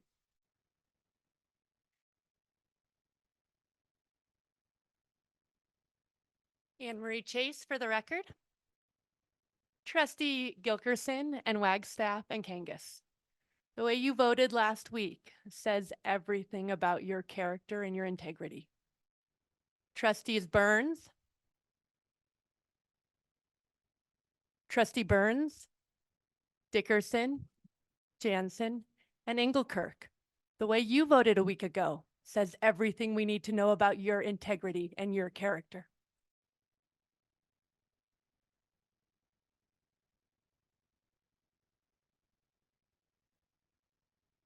Number 69.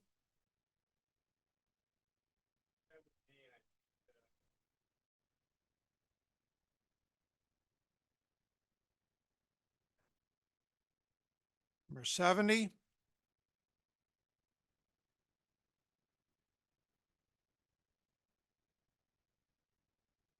Number 70.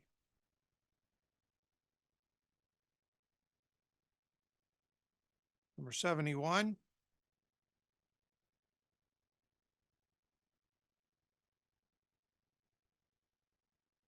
Seventy-one.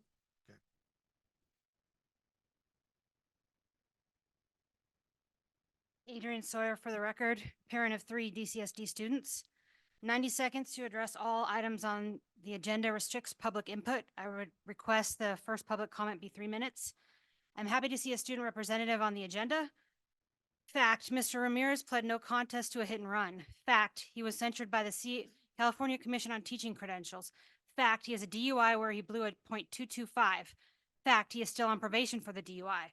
Fact, he neglected to disclose any of this on his application.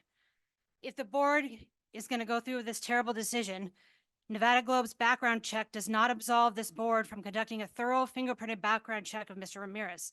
I demand, as a parent, proof that this has been done before Mr. Ramirez sets foot on any school district property. Role of legal counsel. The Attorney General Open Meeting Law opinion states, the OAG is mindful and gives credence to the general policy that the details and description of work or task performed in attorney billing records is confidential.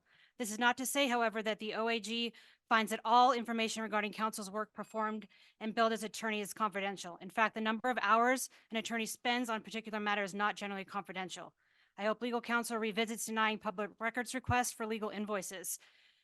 They show the board meetings and board administrations are costing the district the most. I'm curious if that is the reason why they are suddenly being denied. Lastly, I would like to thank Mrs. Dwyer for taking on multiple roles to ensure the dysfunction of this board does not impact students. Thank you for all you're doing for DCSD.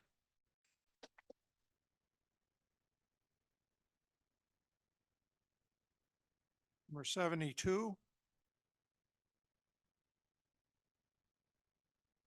Emmy Kowchek for the record. While the meeting started with an unagendized invited guest here to state their singular fast-tracked investigation into a candidate, we, your constituents, are threatened if we voice our own findings and concerns. So I will keep my comments on the subject focused on your process. Prior to the last meeting, your scores did not reflect that the pool was stellar for superintendent. You did not have any meaningful discussion in your selection meeting, with some of you not saying a word. You do, however, ponder out loud what has gone wrong. Could it be that you make statements about not trusting the media and then invite a handpicked, self-owned member of the media to set the tone for a public meeting? Or the fact that you won't listen to actual stakeholders of the community, worse, block your ears during public comment, but choose to give grace to someone who had an oversight on their application? At the very least, that is unprofessional and doesn't show the attention to detail you should want in a candidate. Good people do not need rules to do good. Why do you think we don't deserve better? You continue to show us who you are, uninterested in the betterment of our community or in the support of our teachers or the encouragement of our students. Thank goodness for board members with integrity, the DCSD staff who continue to show up for our kids despite the toxic environment you cultivate. The continued actions of this board majority will disintegrate our district, all while you wonder about test scores and low attendance. You remove professional development from your responsibilities and are discussing leaving NASB. Those are the choices that you have prioritized. That is how you use your position over and over again. Shame on you. Do better. Number 73.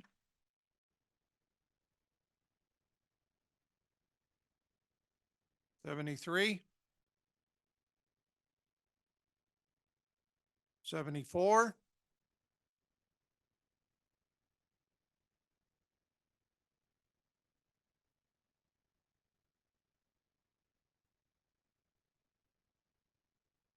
My name's Adam Lazier. I'm a former teacher here at Douglas High.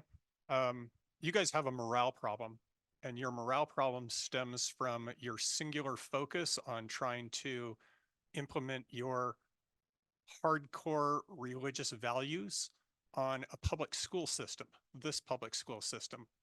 What you've done is ridiculous. You got to be ashamed of yourselves. You should resign.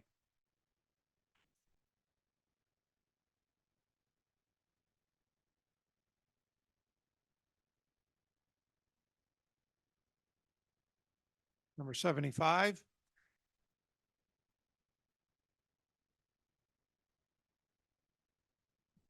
Hi, my name's Melinda Knighting.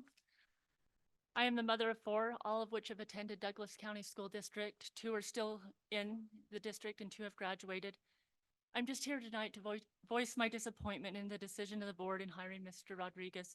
I'm not here to attack anybody. I'm not here to go into that. I'm just here to address kind of the overarching thing is we don't feel heard. As a parent, my life, my kids are greatly affected by what happens in this room. Not just their education, but there is a feeling of contention that permeates this community. Surely there's a better way forward.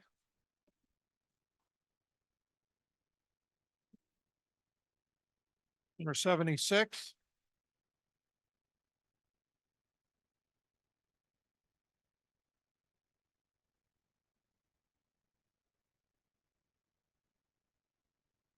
Marcus Zinke for the record.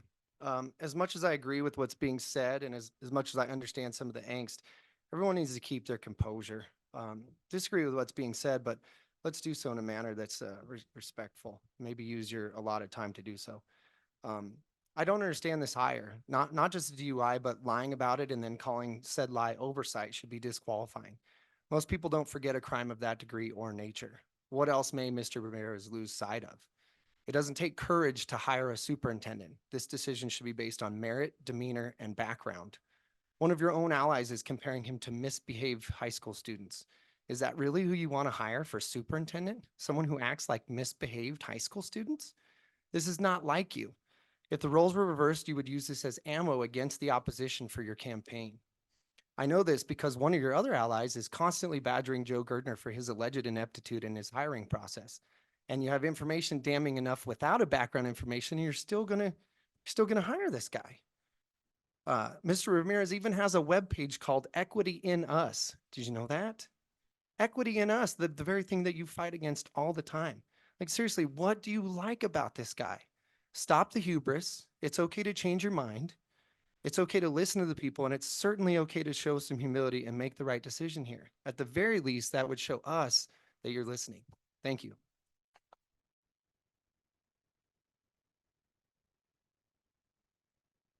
Number 77.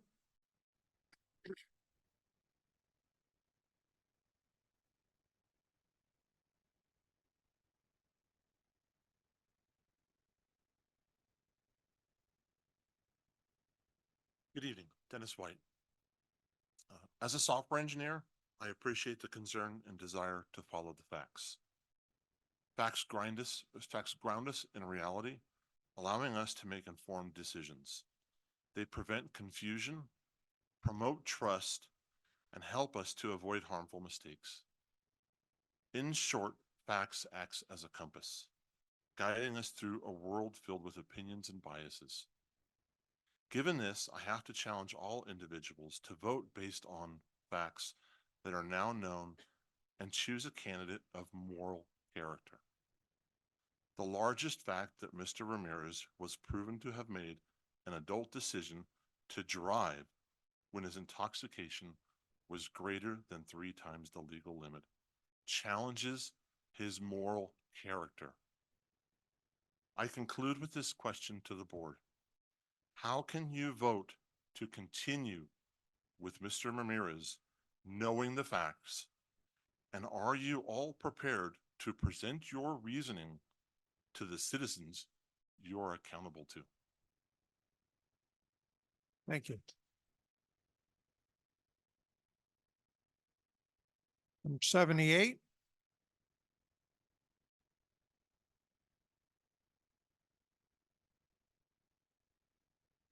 I'm Zach Wood. You will not approve a major contract without having that contract available to the public during the meeting. It's underhanded. It's against all norms of doing these meetings. Every other item on this agenda has supporting information except the most important of item 4. Anyone have a contract up there that I can read for the next 60 seconds and make a quality comment about it? Please use agenda item 4 to invalidate your superintendent selection and direct your staff to cause an independent recruitment for the best possible candidate. But wouldn't it be wonderful if item 4 was the only thing going wrong? We're from Douglas County. We work hard, we're honest, and we are the people that created an efficient local government and school district that you are failing to properly serve. During your recent personnel actions, filling the vacant seat and the superintendent selection, you implied that equity is a negative trait and a weakness. Yet the board's personnel actions are the epitome of equity in action, not equal treatment as a due process. You went off script and asked additional questions to the weaker candidate during the board vacancy selection process, and you accepted a late application from a superintendent candidate to allow this weaker candidate to be considered equal with those others in your selection process. This is not a due process. It's obvious to anyone who observes your meetings, and it needs to be improved. Please, in agenda item 4, deselect your candidate and move forward. Thank you.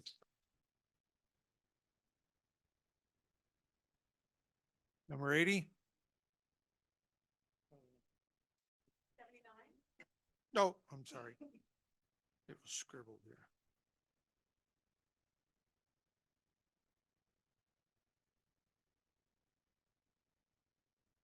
Debbie Silva. I live here in Minden. I think that you have heard from the majority of parents, teachers, community members, and children.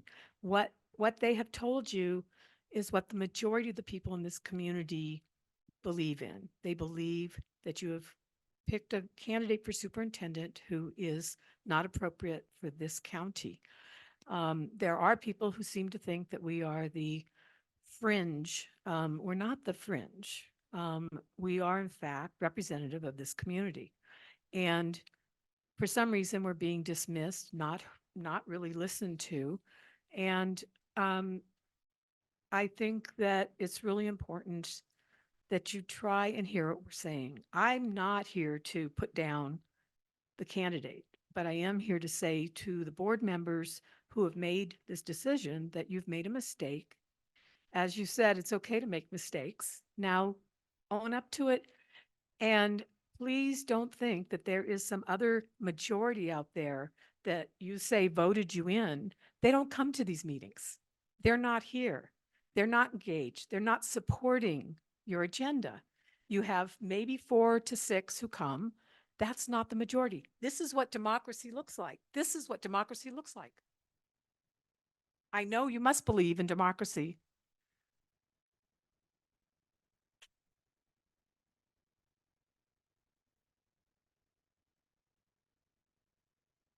Number 80?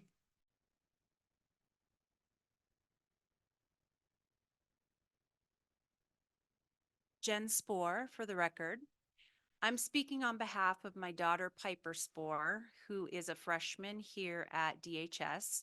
She had to leave to go to practice in the gym, but this is what she has to say. She was here for about an hour or so of this.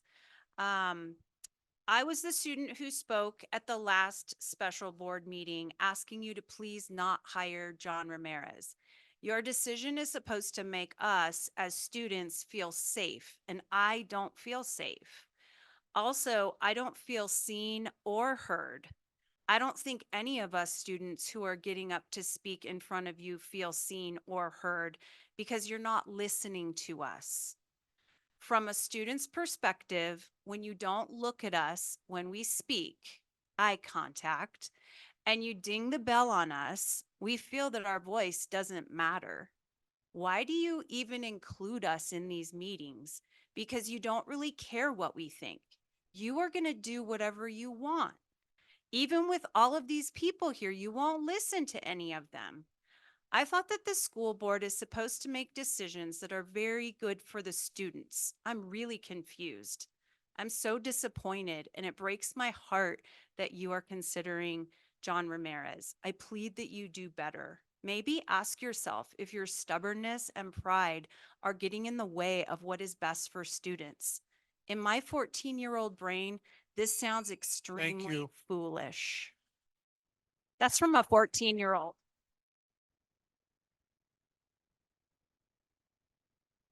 Number 81? Hi, my name is Tim Goldsmith. I'm your neighbor. My wife and I raised our daughter here in the Carson Valley and in the wonderful Douglas County School District. I've been a teacher in this district. I am now a hardworking full-time engineer, and I am transgendered. This is something I've never spoken about in public before because I never felt there was any reason to. However, it's been made clear to me that some members of this board, in their eyes, I am an insidious threat, endangering the children of our valley. Because I want them to know. Excuse me, sir. We need to be on the agenda. I am on your agenda, sir. I know exactly where I am on your agenda, sir, and I will speak my piece. Stick to the agenda. That's where we're going. Thank you. I am an insidious threat endangering the children of our valley because I want them to know that it is okay to be someone like me, someone on this board that thinks that if I tell teens that they can lead meaningful and loving lives outside the gender roles that closed-minded bigots want to impose upon them, then I am poisoning their minds. That people like me are not fit to be role models. This confuses me because I have never been arrested for driving 3 times over the legal limit. I have never once lied on a job application or even forgotten that I had a recent arrest. No one has ever alleged that I have sexually assaulted them or harassed them. I don't even have a hit and run history. Look at me in the eye. Look me in the eye and tell me that I am the one that is poisoning the minds of these children.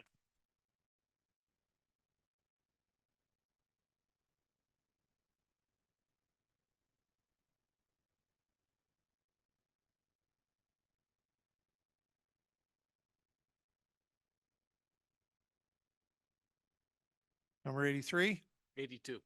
82. Yes, sir. For the record, Buck McClelland. I have 2 children in your school district. I chose Douglas High School over other schools. I was able to make that choice due to our circumstances.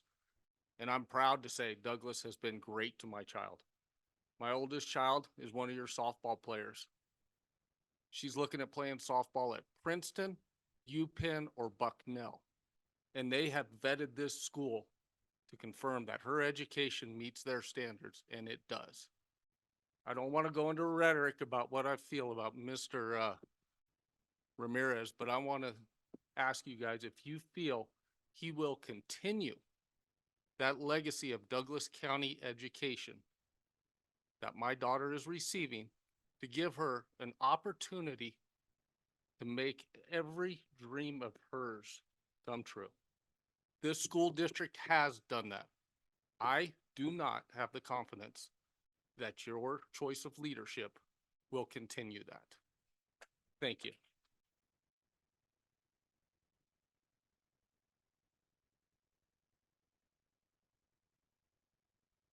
Number 83,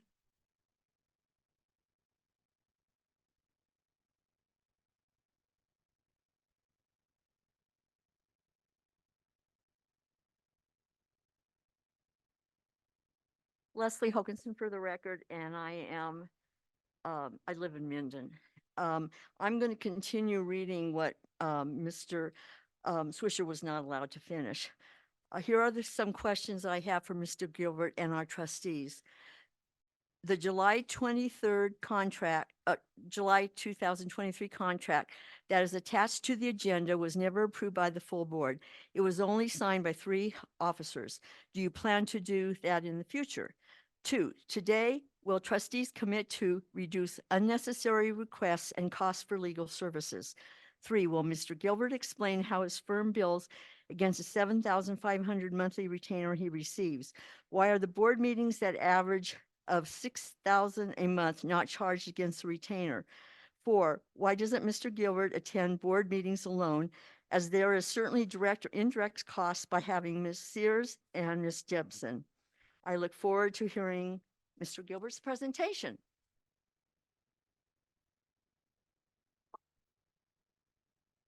number 84,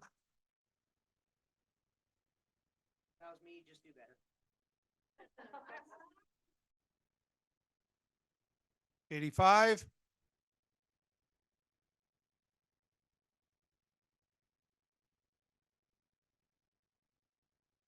Brandy Bray Torres. You ran on the platform that teachers' voices mattered and being transparent with parents was important to you. Well, I'm both. So if that really was true, why haven't you shared the data that came from the QR codes from the meet and greet? And if you did share it, why didn't you listen to it? Why haven't you responded to emails? I have come to the conclusion that you think that passing a teacher raise was enough to shut me up. It's not. I care too much about the kids in this district. We deserve better.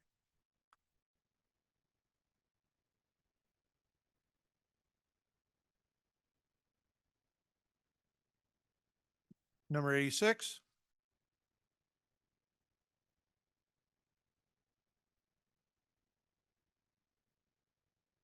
'86. 87.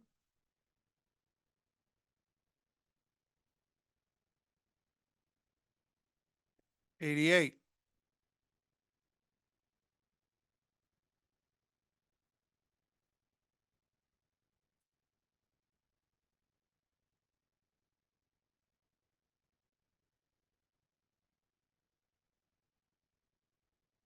'Casey Rogers for the record. I got a little bit of an education tonight watching this and listening to these comments, and here it is. Emotion rules over the truth. Wrong will always be right. And you are all hypocrites and bullies. And their voice is the only one that matters. When you have over 5,000 students to consider in this district. Now, I've sat here for the past 4 years watching a superintendent literally perform crimes against humanity with these 2 school board members on here today. There's not a single person in this room wearing a mask right now when COVID is still out there except one. Except one. And it doesn't work. And everybody knows that now. It's like we don't even know that we were Holocaust in our own country. It's like we don't even know that there's censorship. And we don't even know that there was surveillance out there. This has absolutely everything to do with this. So here's the point. It's like they just don't want to know. They want to pretend to be ignorance. So I quote, "When ignorance becomes culture, monsters will emerge." And that's what you have today. You have chosen the man you want to be the next superintendent. And the one thing that he did admit to was his DUI. He admitted to you, looked you in the face. He didn't put it on his application, so they say, which I haven't seen. But I do know that he looked you in the eye and admitted to it. Not one time did the former superintendent admit to anything of his wrongdoings.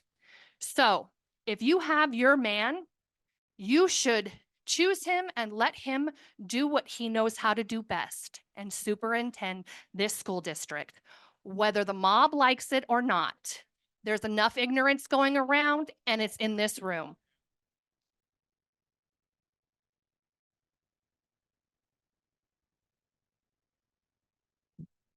Number 89. 90.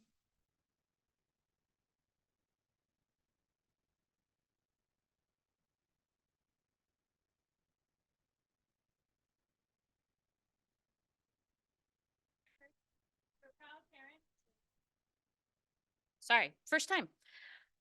My name's Alicia Hill. I'm a proud parent of 3 kids in the school district. I have 2 graduates and I'm a teacher at CC Manili. I would like to publicly thank Linda, Yvonne, and Carrie for your support and your commitment to the students, to the teachers in the community. Thank you for not seeing monsters where there are only windmills. Thank you for challenging the hiring of John Ramirez Jr. Thank you for wanting to take more time and find the right candidate. Thank you for being concerned about Joey Gilbert's employment with DCSD. It's amazing to me that Joey can have a Super Bowl ad while I have to hunt for grants to bring technology into my classroom. Thank you for Yvonne for coming and visiting me at CCMS. Of all the new people to the board, you are the only person to step into my classroom. Thank you for finding out what the real problems are and asking how you can help. I would also like to publicly thank the current leadership at the district office. I don't disparage anyone who has left, but because in the end, this is just a job. But thank you for staying.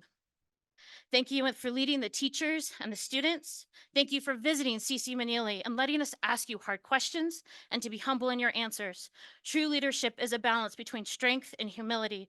Please know you are supported and appreciated. Thank you for looking out for the students. Thank you for supporting the teachers. And thank you for trying to save our schools from the current trajectory.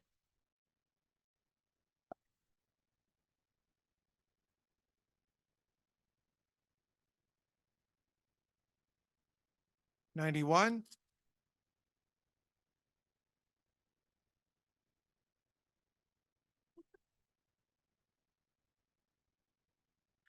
Hello, my name is Kendra Wilson, and I'm not here today to try and make a villain out of Mr. Ramirez. He obviously has a track record of poor judgment, of unethical actions, but he's not the villain here in Douglas County. Our school district's villains are the 4 members of our board that make up the majority who were elected by the public and then turned their back on us, and the attorney that they hired, who more often steers us toward legal challenges than away from them.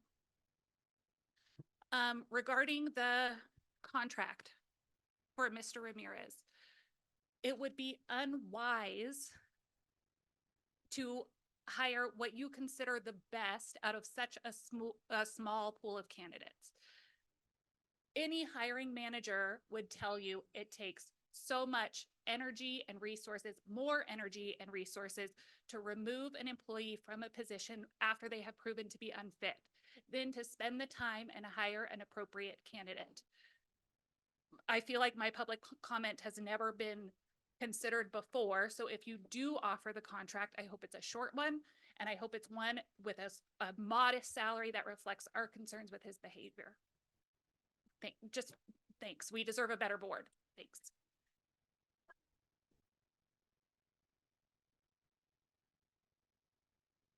number 92,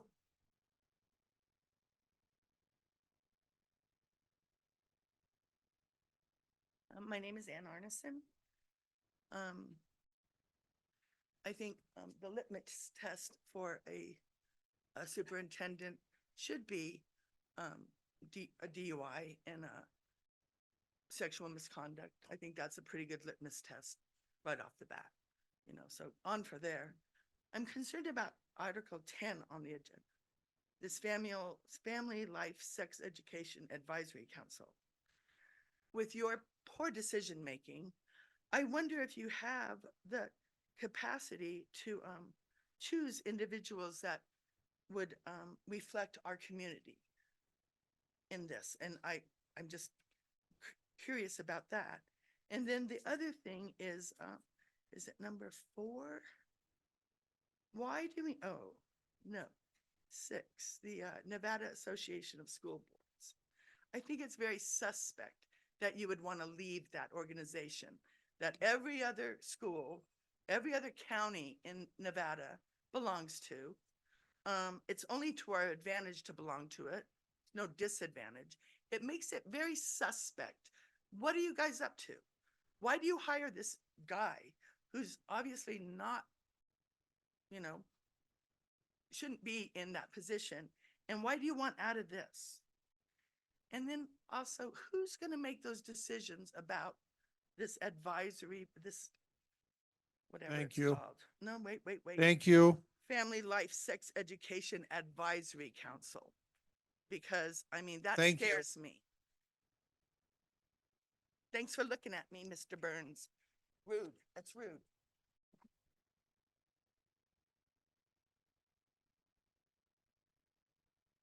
'93,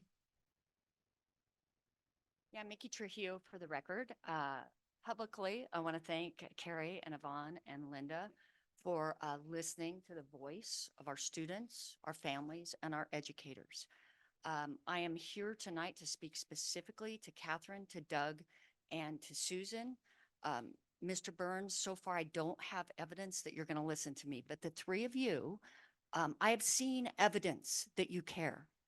It is true that one person can make the difference in the life of a child, right? Well, one of you, the 3 of you, Catherine, Doug, or Susan, just one of you could make the difference in the lives of all of these people. one of you could choose to join this small minority that's trying to do the right thing for our kids. One of you could choose humility. One of you could choose accountability to say, we made the wrong choice last week. We're going to turn things around now. You have a chance. Item 4, do it. Just one of you can make the difference to model Christ's love. You talk about that. Show us by listening. Just one of you. That's all it's going to take. I'm clinging to hope. I'm begging you. Just one.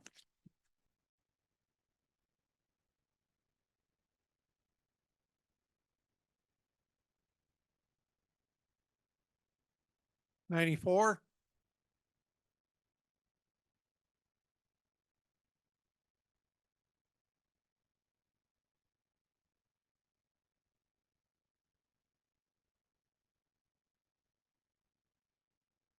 For the record, Jan Muzzy. I'm going to talk on the selection of John Ramirez.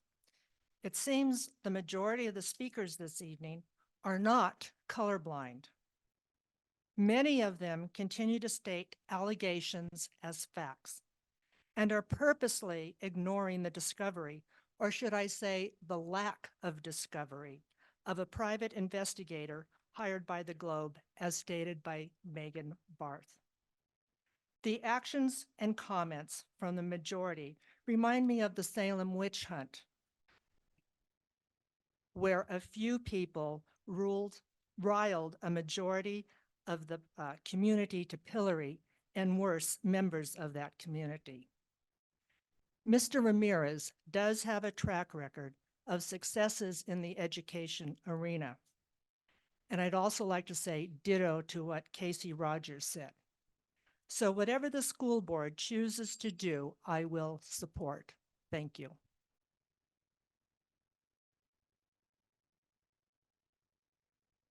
'95,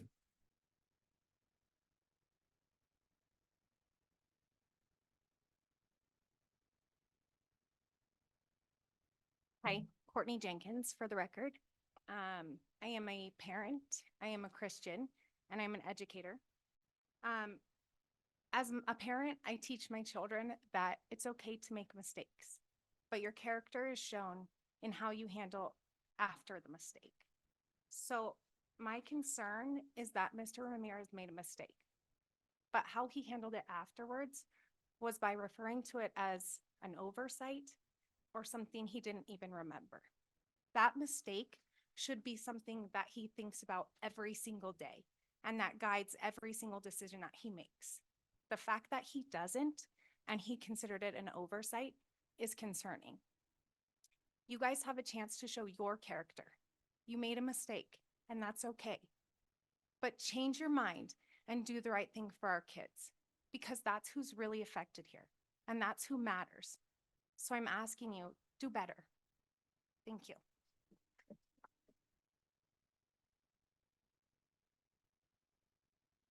'96,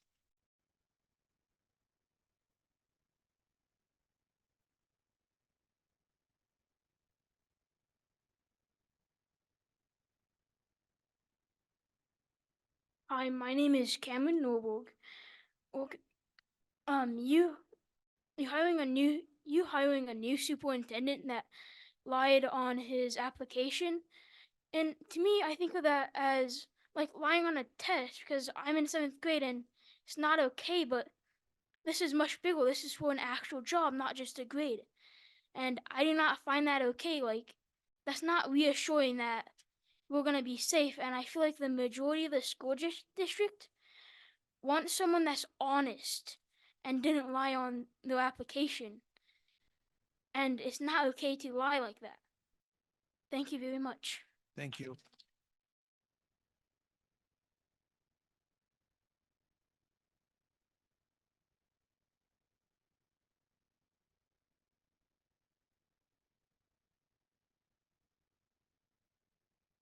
'97, '98. Do we have any online? Okay. Yes, online. And we'll finish with that. Ray Sidney, begin when you're ready. Hi, Ray Sidney. I'm sometimes known as Big George. You might be familiar with Douglas High School's athletic club. Douglas County School District has long been one of the best shining stars of state. Are you guys okay? Do you hear me okay? You're cutting in and out a little bit. Oh, sorry about that. Is this better? Yeah, go ahead. Okay. Sorry. Yeah, Ray Sidney for the record. I'm sometimes known as Big George. Might be familiar with Douglas High School athletic club. Douglas High School District has long been one of Nevada's shining stars in education. I cannot fathom why this board is so dead on hiring as district superintendent. We must better for our students and our. I do not understand why this board wants to hire somebody totally inappropriate to run the school. That's all. Thank you.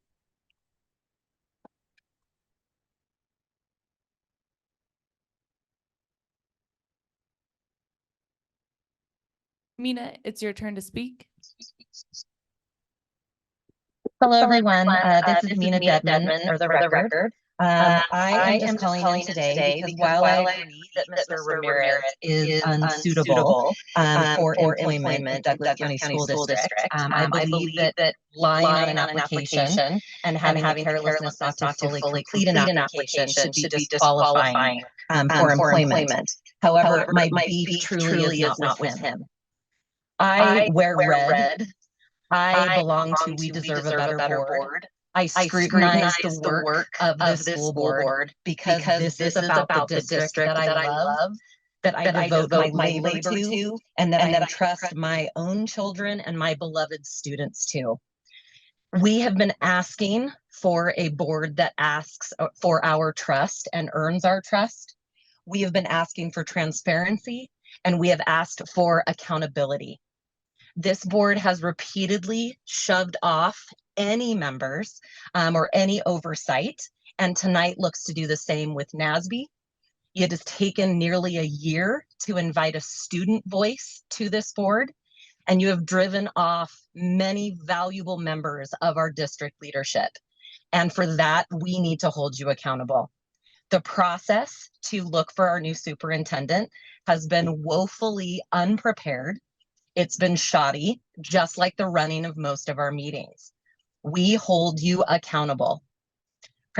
Former President Jansen and current President Burns, you are not doing a good enough job for us.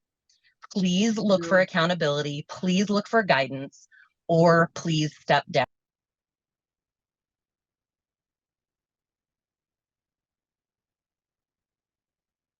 Scott McHale, it's your turn to speak. Thank you. I want to say just a few words.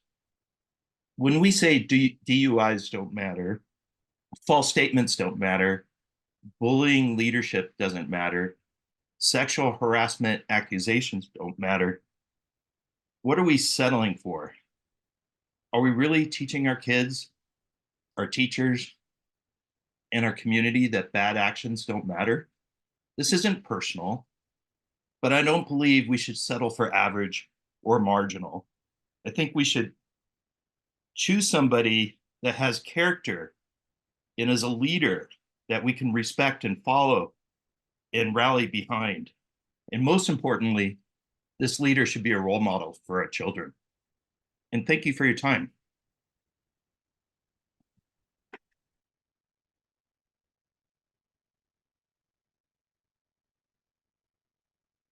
Bill Franks, the floor is yours. Yes. I have I'm just a concern about the 2007 mark on this man's credential. What happened in 2007? That's what I want to know. Because I looked at all the different administrators over in South Lake Tahoe, and none of them have this mark on their credential. So what happened? He was asked directly by Doug Engelkirk whether it was due to the hit and run, and he said no. So what happened in 2007? Was it sexual misconduct? Was it financial misconduct? What happened? Because the other alternative is he looked in this and lied to him that he was never involved in a hit and run. And I hope Trustee Engelkirk has the spine and the self-respect to not want to be lied to by someone who doesn't even have the job yet. Thank you.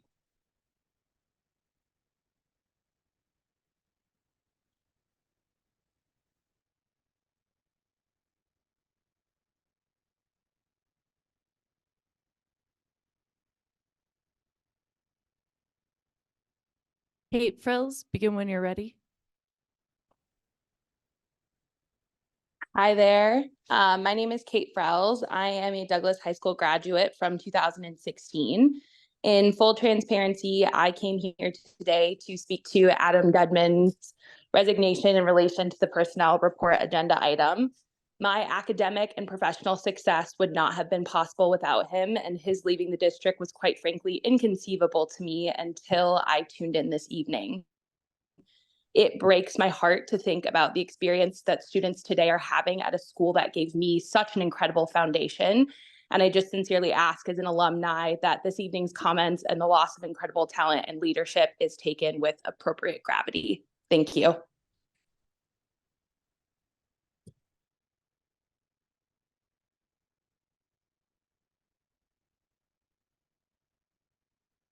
Cindy M., you may begin when you're ready.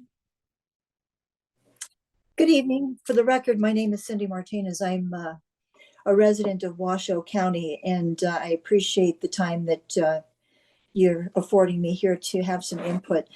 I don't have any children in the school district, and without addressing the allegations directly, I'd like to point out some information that might be worthy of consideration as you contemplate agenda item 4. In my former job as an enforcement agent with the Nevada Gaming Control Board, one of my responsibilities was conducting background investigations for gaming employees.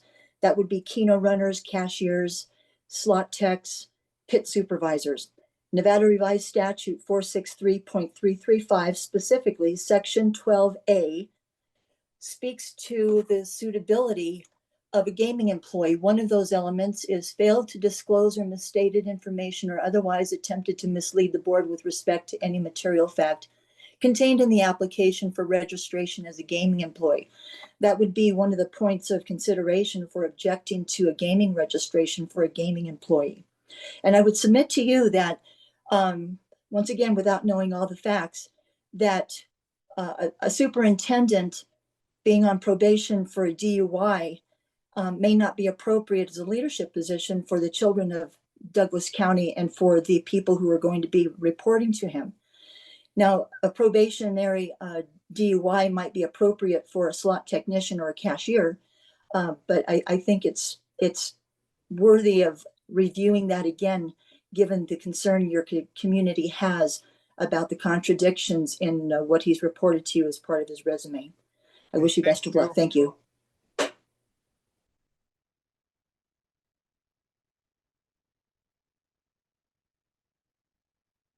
Yeah. Okay. Pardon? Oh, all right. 97.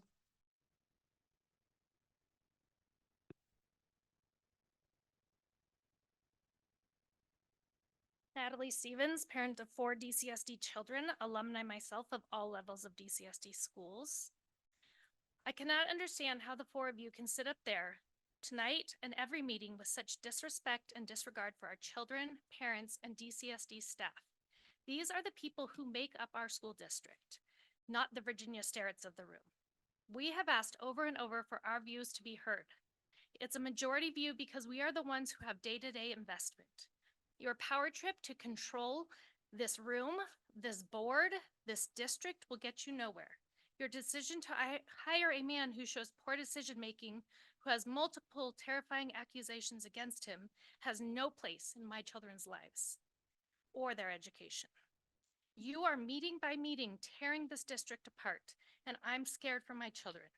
You do not have the right to make me and my children feel this way in our home. My home of 42 years, yours of only months. Mr. Ramirez, the four of you are not supported here. Listen to the courageous students who have spoken, who have asked you to stand up for them. Be logical in your decision making.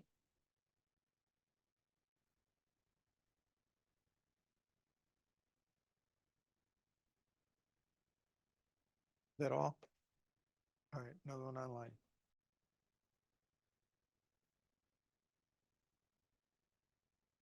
Rob Lehman, it's your turn to speak.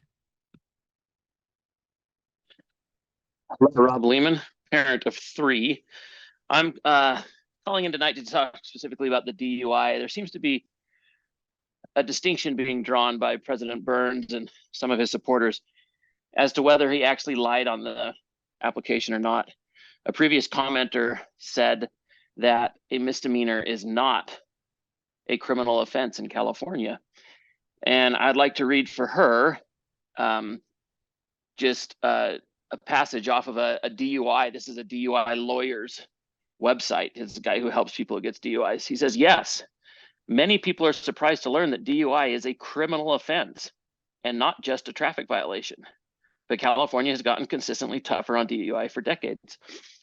So for most of the things that come before this board, I don't think Mr. Gilbert has a lot of experience, but this is one that he has an immense amount of experience. For less than $1,000, he'll start doing it.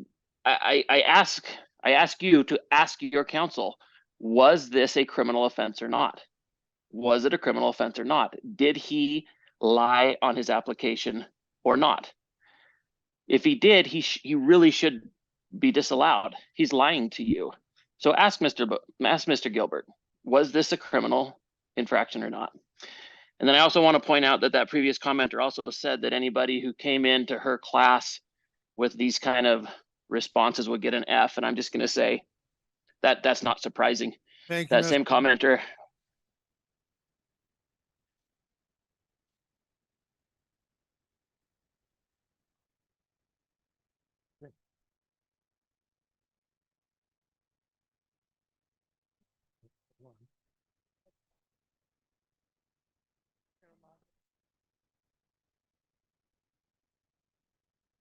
No.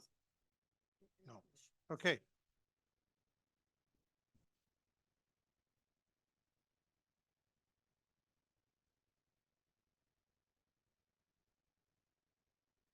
Sure.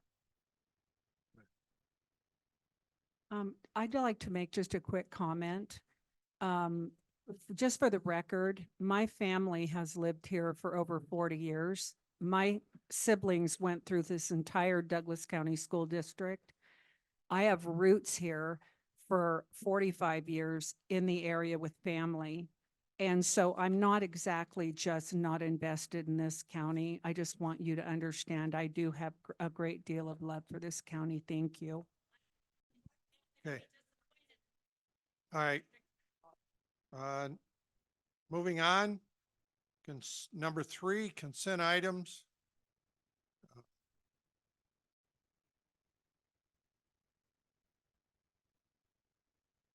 I would like to move that we remove voucher number 2475 for further discussion later. Okay, discussion will be now and it'll be in closed door. It'll be closed door. It's confidential. It is confidential and it's going to be closed door.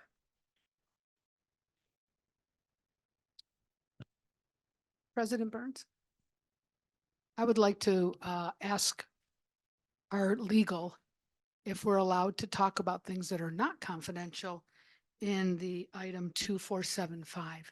I'm not going to talk about anything confidential, if I'm allowed to do so.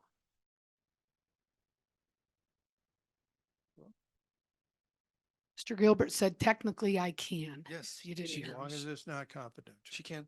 Okay, It's not confidential. thank you. Thank you, Mr. Gilbert.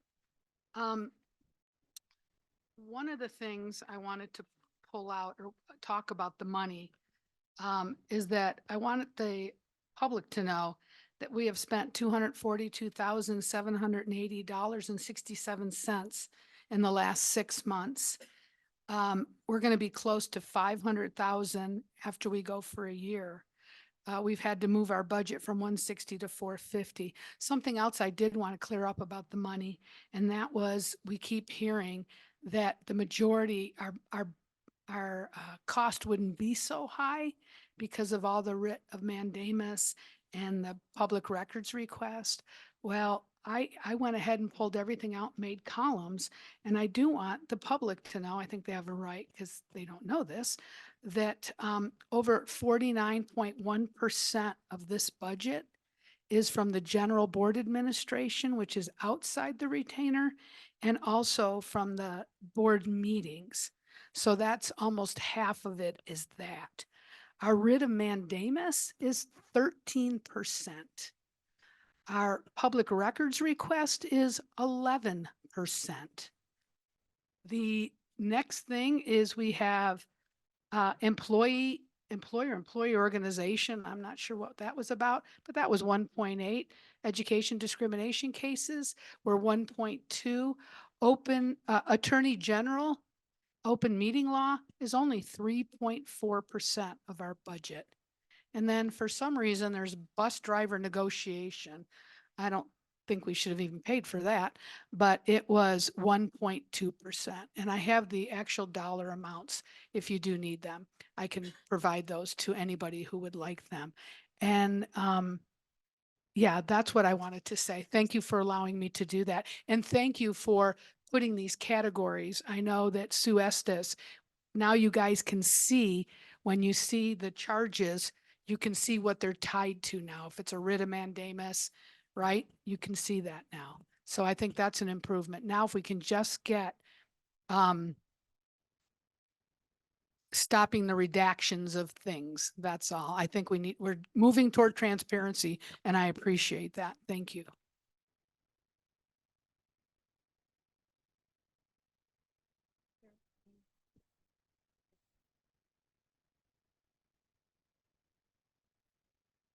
Yvonne, does that satisfy your pulling of that item?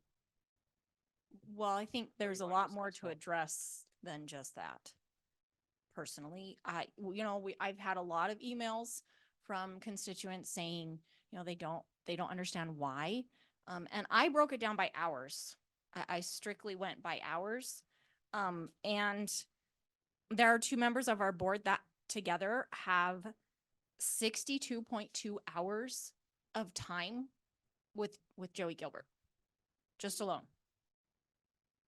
And then the other board members all together is 4.5. That's concerning. Not that I'm ashamed to call it board members. No, maybe.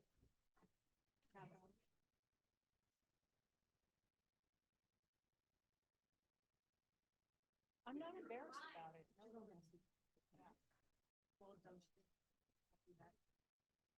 We've spent 53.2 hours on policy changes, NRS code, SB. Why? Why is Joey Gilbert changing our policies? Why is he making the policy change? I believe, wasn't that used to be done by administration? I don't know, but why are we paying him to change policies? So there is my concern, is that we are getting things that the taxpayers don't want. But And they're the ones that pay the bill. But you have to. Okay. They may not speak for all taxpayers. Okay. But a majority. I have not received one single email stating that they are full support for Joey Gilbert being our lawyer. And that is concerning. He does not have education background. You don't. I'm not saying that you can't learn, but it's concerning because I worry that you're not out for the best interest of our students, for our school district.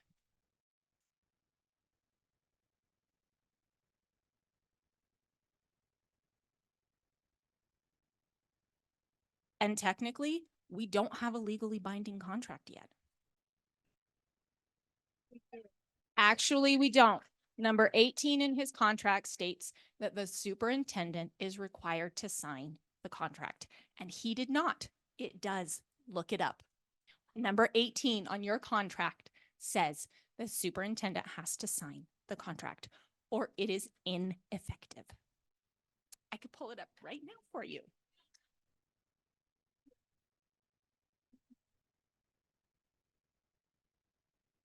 Number 18 says the parties hereto represent and warrant that the person executing this contract on behalf of each party has full power and authority to enter this contract.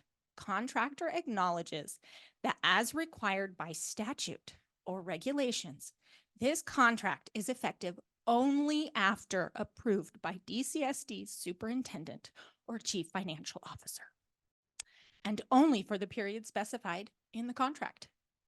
Any services performed by contractor before this contract is effective or after it ceases to be effective are performed at the sole risk of the contractor. So yes, it does say that.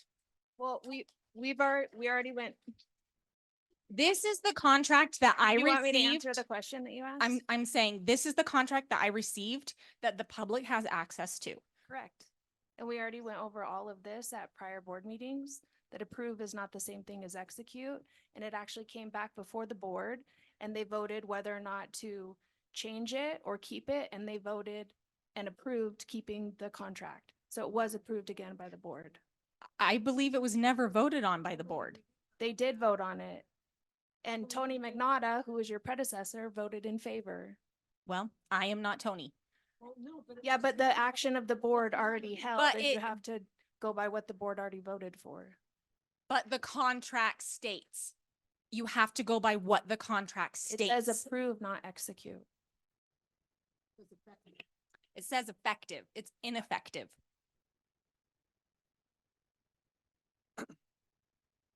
So that's a concern that I have, is that it's not been approved. And yet we continue to pay. And I'm not So- saying we shouldn't But pay you in good faith. So I believe it's been approved. That can be on me. I believe it's a valid contract and you're free to dispute it if you want to, but I believe it's a valid contract. But would it hold up in court? I believe so. I don't think it would because it says it right there in black and white. The matter was already brought again before the board, and again, the board Then why voted did to the approve board- that contract? Then why did the board not approve the new contract? Because they decided that they were fine with that contract and they didn't need a new one. We did. I remember that. We decided the old one. But if the contract changed, then it should have been changed. It didn't change. We offered a new revised edition, like an amended contract. I mean, I for- have it highlighted right here. This is in It- black and white. Nothing changed. Well,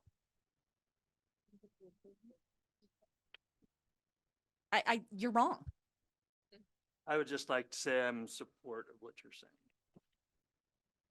And I'm pretty sure that if we were to take a show of hands, which we cannot, Okay, we would- okay. our we- tech- we- Again, it's off, I don't think that this is, what the topic is. The topic is whether or not to pay the bill. We did vote on that again. It came before the board again and it was voted on by a majority. Yes, it was.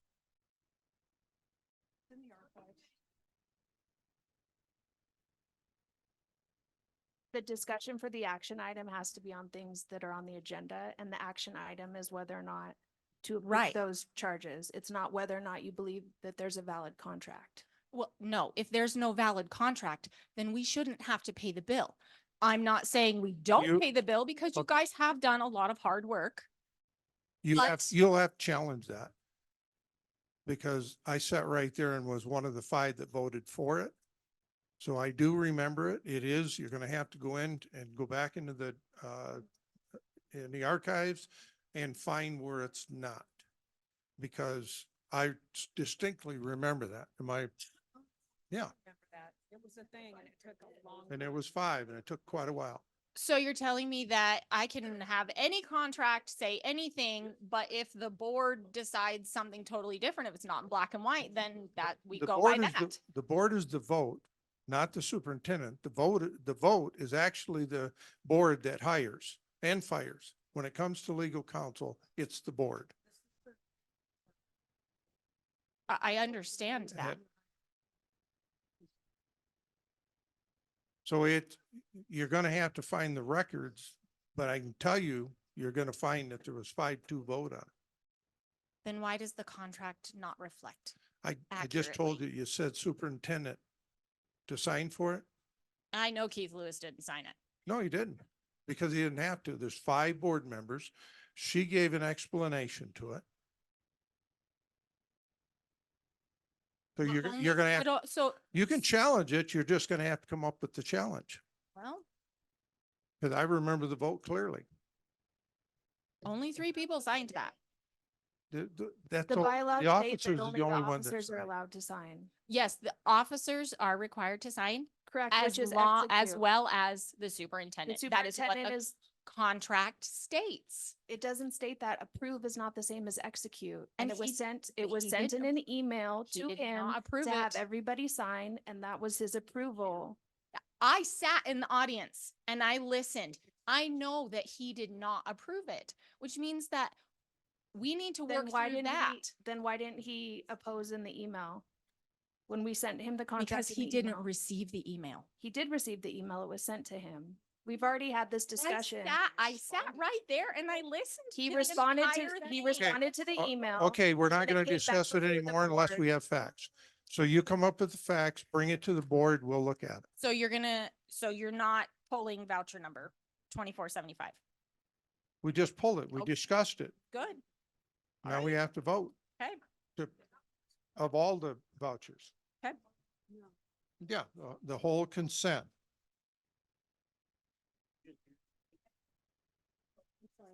I didn't say no to this.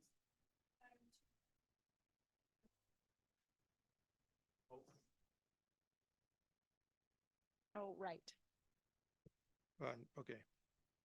So, pulling, 3B, 3B. You're pulling 3B because the minutes of the special board meeting February 6th was not in there, correct? Okay. I want to make a motion? I'll make a motion, but I want to know, are we going to vote on 2475 separately, or are we voting as part of the consent items? Okay, I make a motion that we approve the consent items with the exception of pulling item 3B. Good. I'll second that. Okay. We have we have a first and a second. We have a motion and a second for consent items, except for 3B to be approved. Everyone in favor, raise their hand, say aye. Aye. Oppose. Nay. Okay, motion passes 4-3.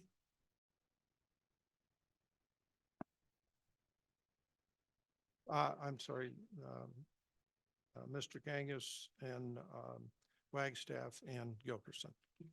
Oppose.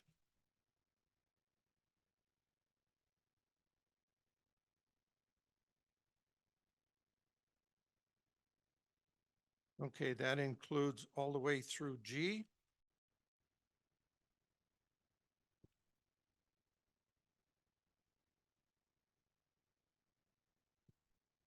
We do not have a final contract at this point, so we are going to postpone and actually we are going to adjourn. Yes, I have a comment on item 4.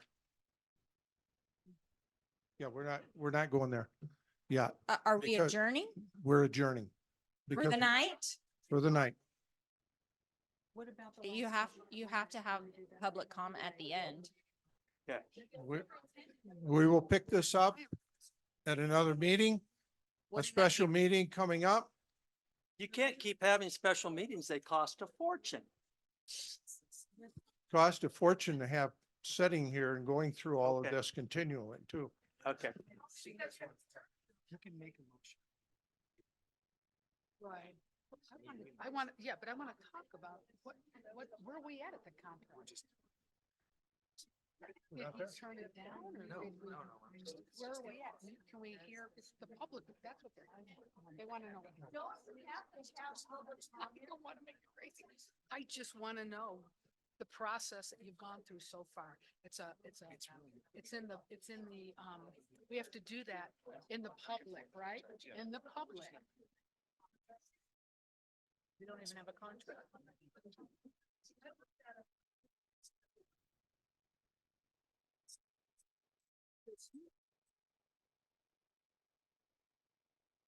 Hold on,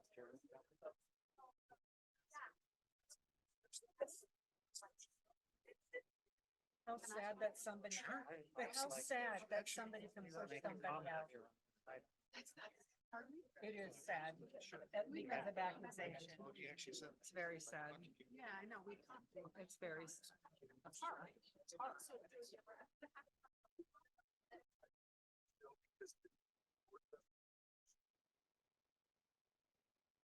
This whole thing is just okay, though.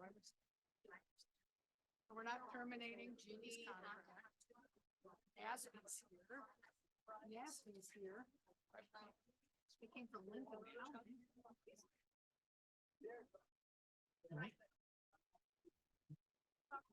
No, they're not here.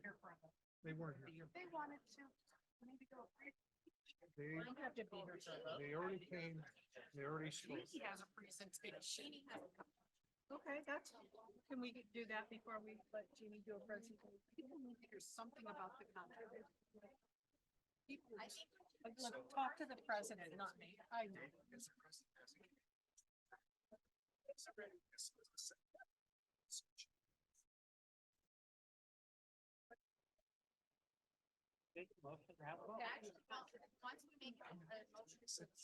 These people want to know about it.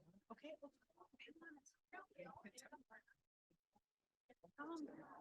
My understanding is that if a motion is set to adjourn, that it goes immediately to vote. There's no discussion.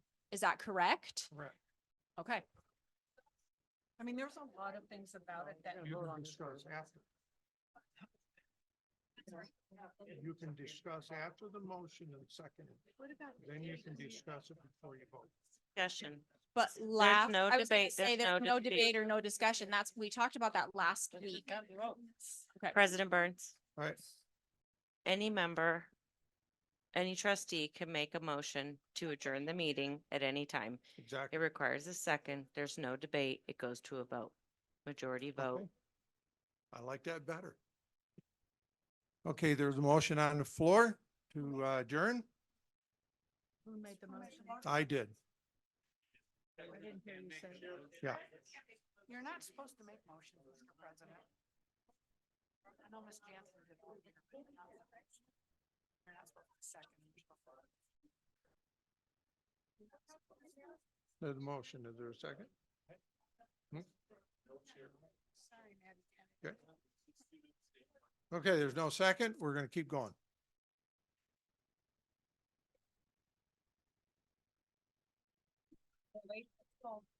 That's.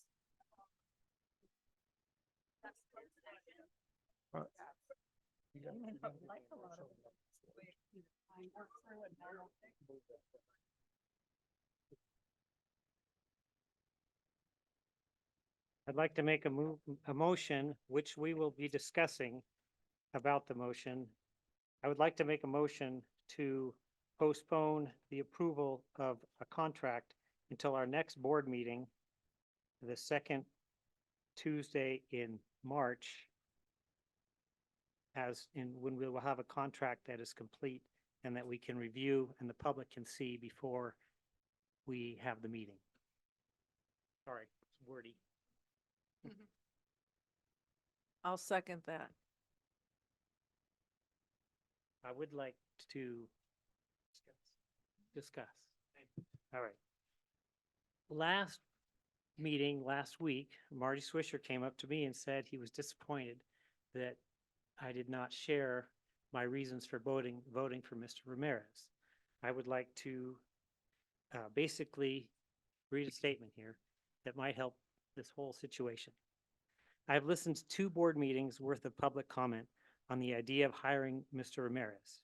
The sentiment in this room is clearly against Mr. Ramirez being hired. It seems like we are considering hiring an axe murderer by the heated rhetoric that I'm hearing. I initially rated Mr. Ramirez at the top of the scale for experience when I rated all 9 candidates. I gave him an 86%.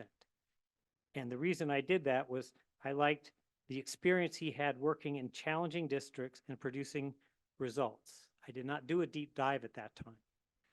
When we got to the final 3 candidates, when they were narrowed down to that, I did a deeper dive and I saw many allegations heaped against this man. Obviously, I was concerned. But I also saw the results of in-depth background checks that found no backing at all for anything but the DUI. There was a lot of allegations, but no convictions. I am concerned about the DUI.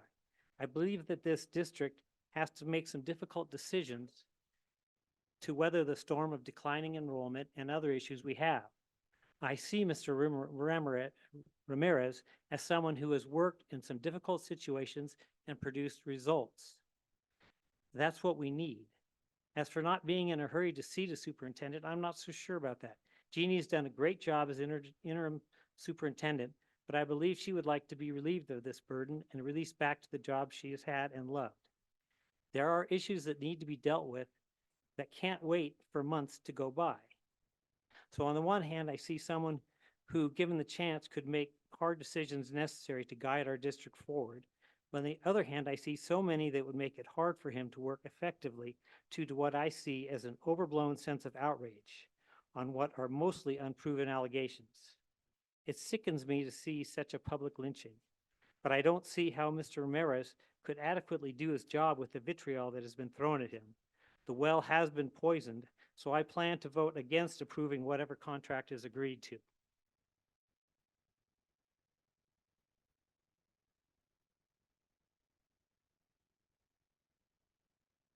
I'd like to speak tonight. Oh, I'm sorry.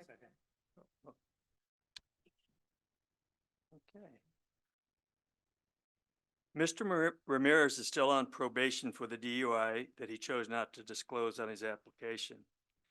He took a long time, a lot of words to answer yes, or to answer a yes or no question to Mr. Engelkirk on whether or not he was involved in a hit and run accident.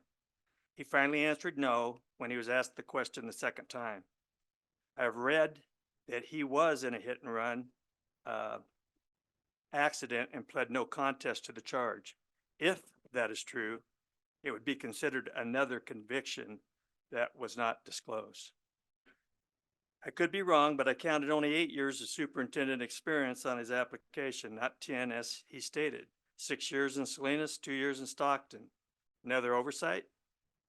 On his application, he also, he said, resigned as superintendent with a contract buyout in Stockton after 2 years. The question was reason for leaving. I did not consider that a reason. It now appears that there were allegations of fraud, mismanagement of public funds. He stayed only a half a year at his position in Nevada and requested that we not contact his employer. Not sure why.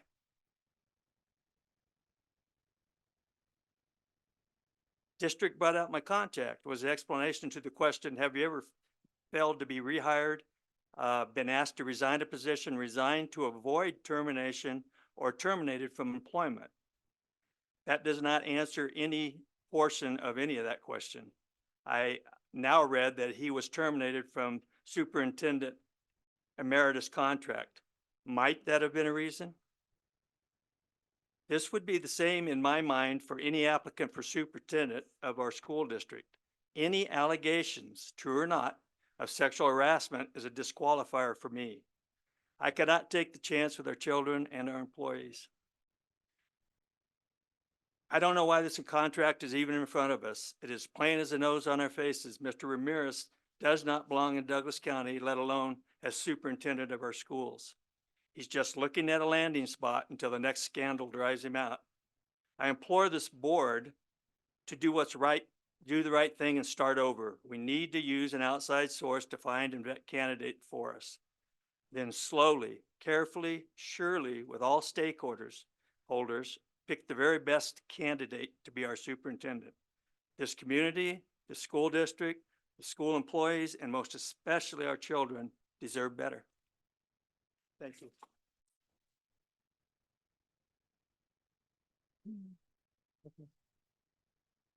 You know, we have, and I was called a liar on the phone about having two people in this district that have DUIs that have direct contact with our children. They work in the district to this day, and there isn't pearl clutching over that. Now, and I got this right from Mr. Dedman. I made a phone call to him. I asked him if this was true, and he said, I can't give you names. Don't call me, don't shake your head. It's the truth. Get him on the phone right now because I have no problem with that. And I said, he goes, I can't give you names. I said, I don't care to have names. I don't need names. I just want to know if it's true. He said, that's a very fair assessment. So this is the thing. I hope nobody in this room that is accused of something that has accusations brought against them, and it destroys parts of their lives. And it's like, oh, well, you know, it was an accusation. You know, when it comes after you, and it may someday in your life, I hope you don't go through this, because this is really unfair when you can just throw accusations around and then and just demean somebody like that. And there's no convictions here outside of a DUI, which was serious. I don't drink. I see the problem there.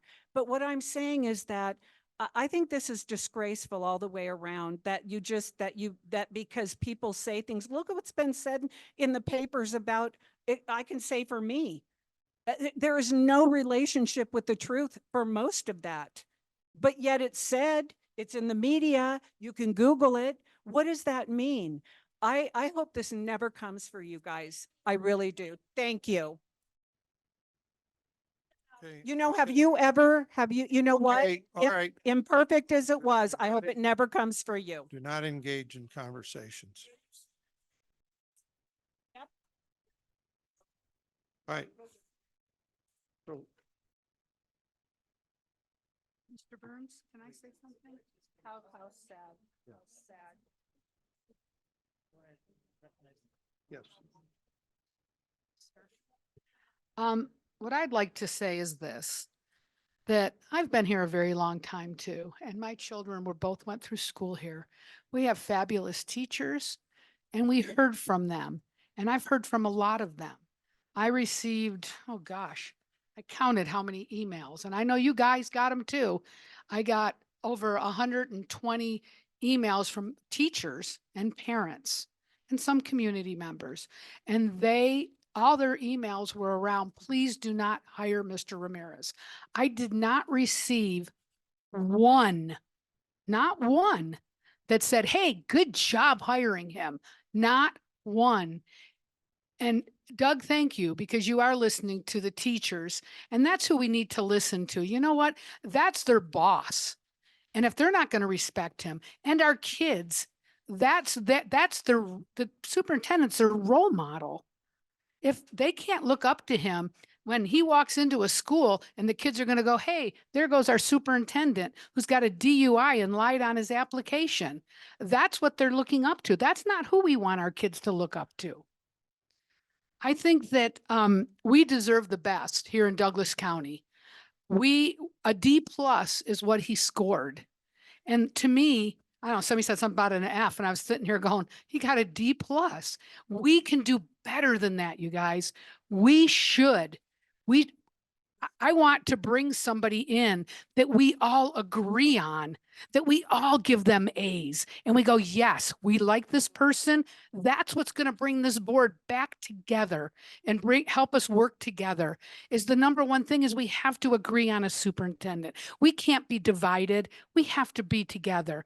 And so when we go through this process, we need to, whatever way we decide, I agree with Mr. Kangas that we need to bring in a firm and have it done correctly, and not go through what we just did. Because I really believe we dodged a bullet. honestly. You know, Catherine, I'm talking and you're making side comments at me. Please stop. Thank you. Well, yeah, I know. That's okay. I know. I do it to you too. Anyways, I'm just saying that, you know, we have to come together as a board and we have to agree on a superintendent where Susie feels good about Mr. Jones and Doug feels good and the community feels good. What a neat thing. Instead of having signs here, don't hire a liar and don't hear, hear my voice. How about if we have signs when we hire that said, welcome, thank you for being here. We're looking forward to you turning our district around. We will help you as a board. That's what I'm looking for. And I'm sorry, I met with Mr. Ramirez after the board meeting. He wanted to meet and I said some things to him and it hurts, to be honest, sometimes. But I just think that we do need to stop. We need to back up. I printed out Washoe County. They're doing a survey online for the entire community asking, what are you looking for? Wouldn't that be nice to have, even if we don't agree with some of the things, but at least to have the community have a chance, right? To tell us what they're looking for. The teachers to tell us who they want for a boss. I think that's so valuable and so important. And I'm sorry that, Mr. Ramirez lied and whatever and got off on the wrong foot. That's on him. That's not on us. So I just want to say that when we meet, whether we have a meeting and another special meeting to talk about what we're going to do moving forward. Okay. Because we do need to move forward, but the best candidates are not the ones that are sitting home without a job. The best candidates are the ones that are employed, looking to better themselves and move up. And that's who we're looking for, are those kind of candidates, the ones that want to do better, that really want to come and be the superintendent. Thank you.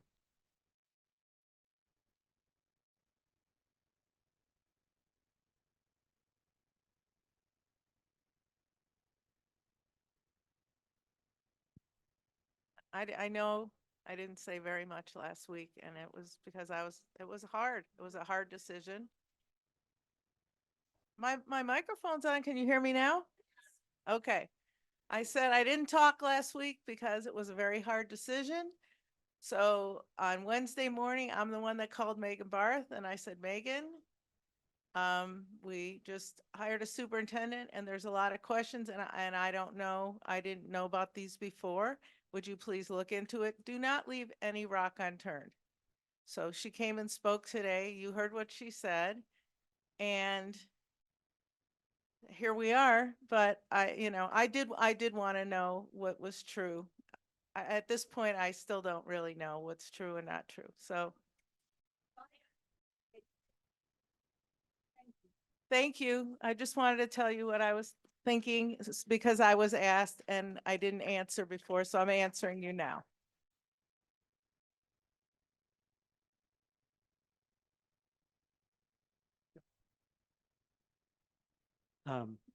I would like to rescind my motion and make a different motion. So who did the second? What?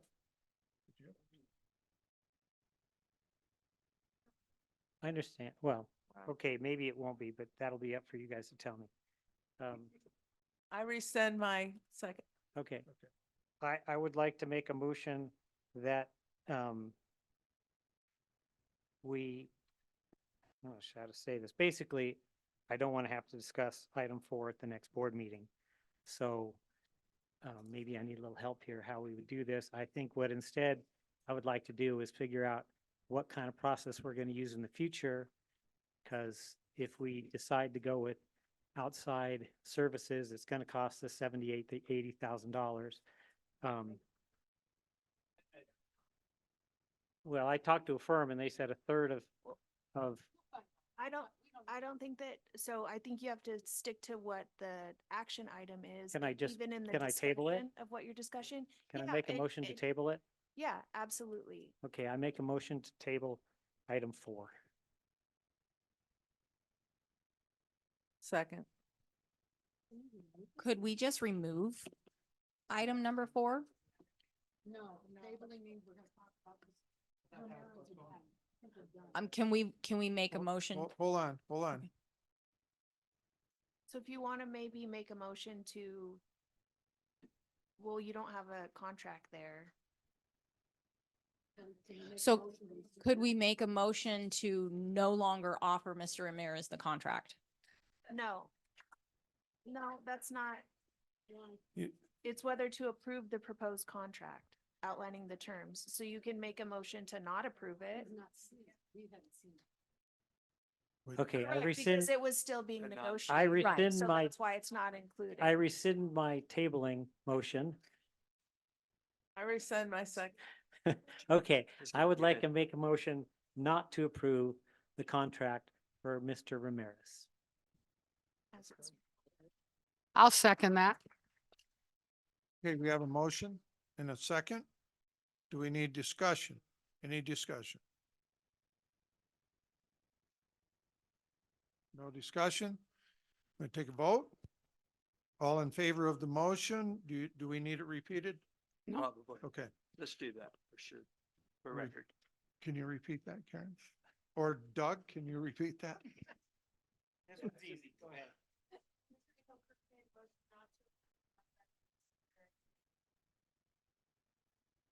Okay, any discussion?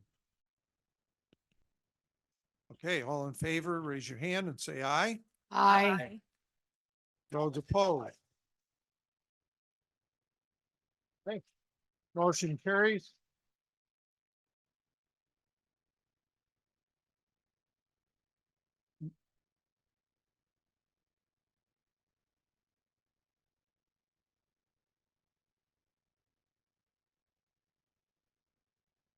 Okay, motion carries. We're gonna move on. I'm sorry. Nay, There was, I didn't see your. I'm, I was a name. what do you call it? nay, Abstain. oh, Yep. I said No, me. I can as a president. So Yeah. 5-1-1 and then another. Yes, Who was? no, and I'm abstain. It would make a difference in the vote. Yeah. Presidents do that. They can abstain and that's where I'm at with, wasn't against, wasn't for. So does that mean that agenda item number 5 Okay. is no longer necessary? The, number 5 is no longer because it was should the board vote to approve the new superintendent's contract. We didn't, so we're not, so number 5 is, it's what? Just, it's dead. No action is needed. Okay. For number 5.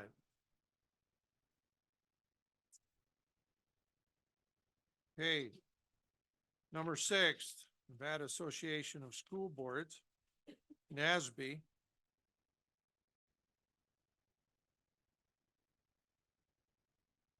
I want to get through. Mr. Harris, you and your counterpart want to quick comments? Wade?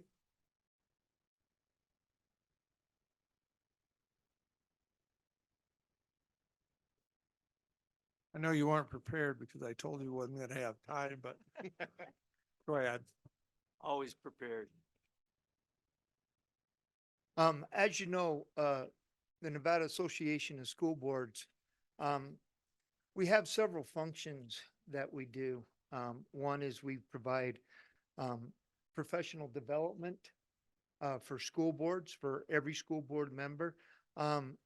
There was a law passed a few years ago that every school board member receives, 6 hours of professional development on their first and third year of their terms. And we provide that professional development to meet that requirement by NRS. The professional development is centered around all facets of what school board members do. You know, you deal with policy, you deal with bylaws, You deal with the financials of the school district, and you hire and fire your superintendent, as we've heard tonight. So those are the main hardcore functions of a school board. And sometimes it's hard to navigate those things. You know, when I first started back in 2010, I was asked to throw my name in to be appointed. I didn't know anything about school boards. Although my mom was a school teacher, my aunt was a school teacher. Now I have two sons who are school teachers.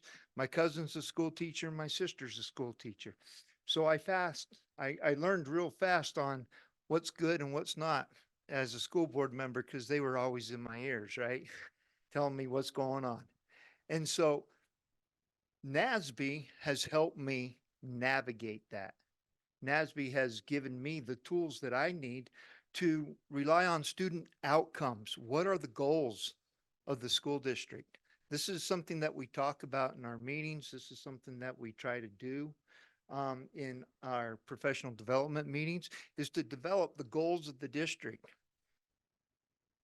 I believe that every school board member in the state of Nevada is there because they want to help the kids in their school district. I truly believe that.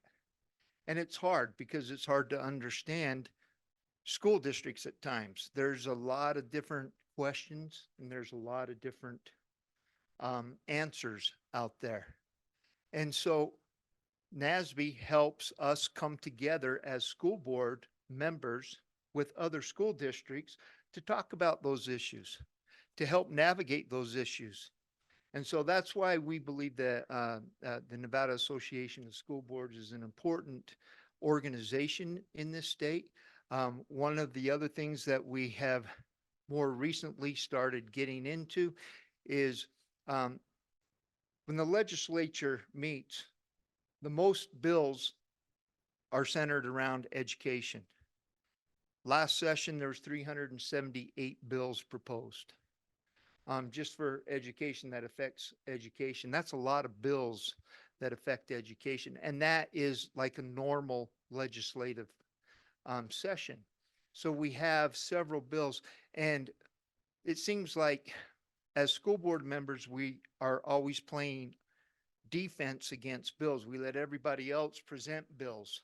We let everybody else bring their ideas. And then we say that works for schools or that doesn't work for schools.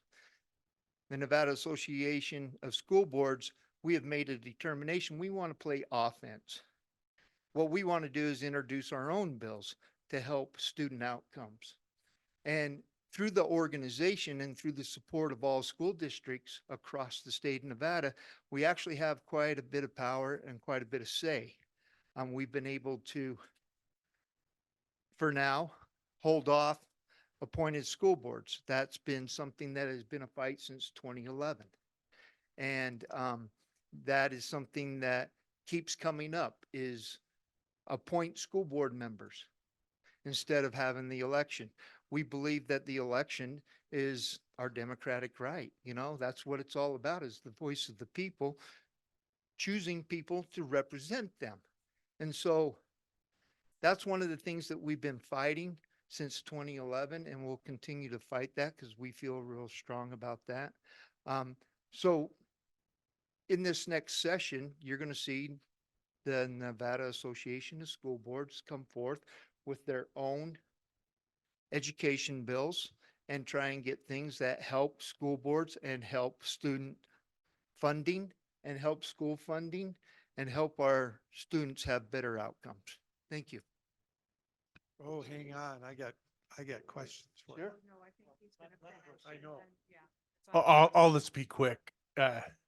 Just like I stated earlier, you know, for 60 years, we've been in this business and we hope we can continue to work with you. We're all about professional development. And as Mr. Polson spoke about, advocacy and mentoring. So we just hope that you'll continue your journey of learning with us, and would love to take some questions. Good. Anybody? You have any questions? You? Nice to see you both. I have two concerns, and I'd like to hear what you guys have to say about it. First of all, is that NASB pays dues to the National Association of School Boards that admitted wrongdoing and labeling peaceful parents as domestic terrorists and seeking FBI to curtail their speech. Where do we stand on that now? Yeah, go ahead.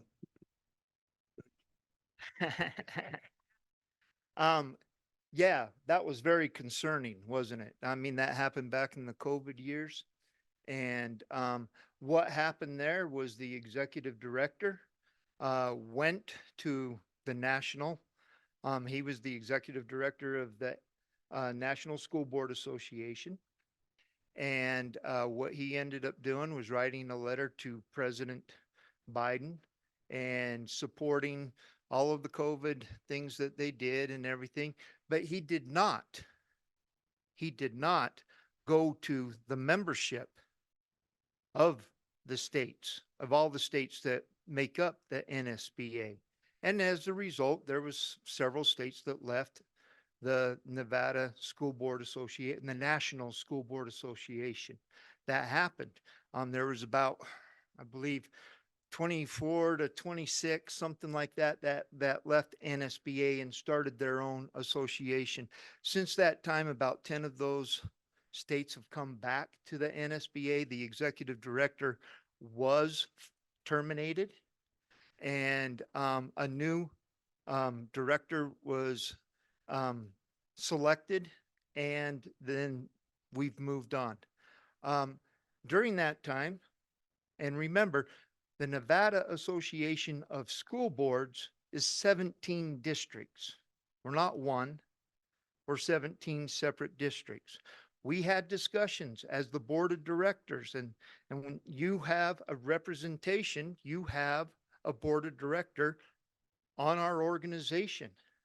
And during that time, we had a real robust conversation about leaving NSBA at that time. But through those conversations and through a vote of the board of directors, the vote was unanimous to stay with NSBA. So we did. And do we pay dues? Yes, we do. We pay dues into them. One of the things, and I can tell you one of the benefits of the Nevada or the National School Board Associations, too many acronyms for me, NSBA, NASB, but one of them is I just went back to Washington, D.C., and I was back there a couple of weeks ago. And it was an advocacy seminar back there, and we were able to talk on the national agenda of what is best for school boards. Well, one of the top things of that conference, and I'm a big proponent, my personal opinion of it, is that the federal government, and just to be honest with you, I believe in smaller government, not bigger government, but I believe that the federal government during the COVID years was able to feed all of the kids who went to school across this nation. What better thing is to continue that? You have a food service program here in your school district. Is that correct? And you pay. And I've never heard of any school district ever coming out in the black on their food service. It's always in the red. It's something that we always pour money into. And so one of the national conversations is to have the federal government pay for school lunches for every kid that's going to a public school in the United States. That's a pretty good deal in my opinion. Feeding kids is one of those things. Keeping kids safe is one of those things. And so that's a national conversation that we can be part of. And if we believe in that, then we can push forward on that.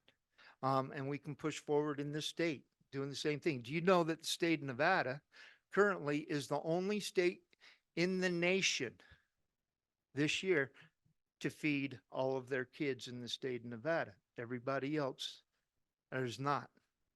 But the state of Nevada is still continuing to use COVID money and money that they receive from the federal government to pay for the school lunches for the kids.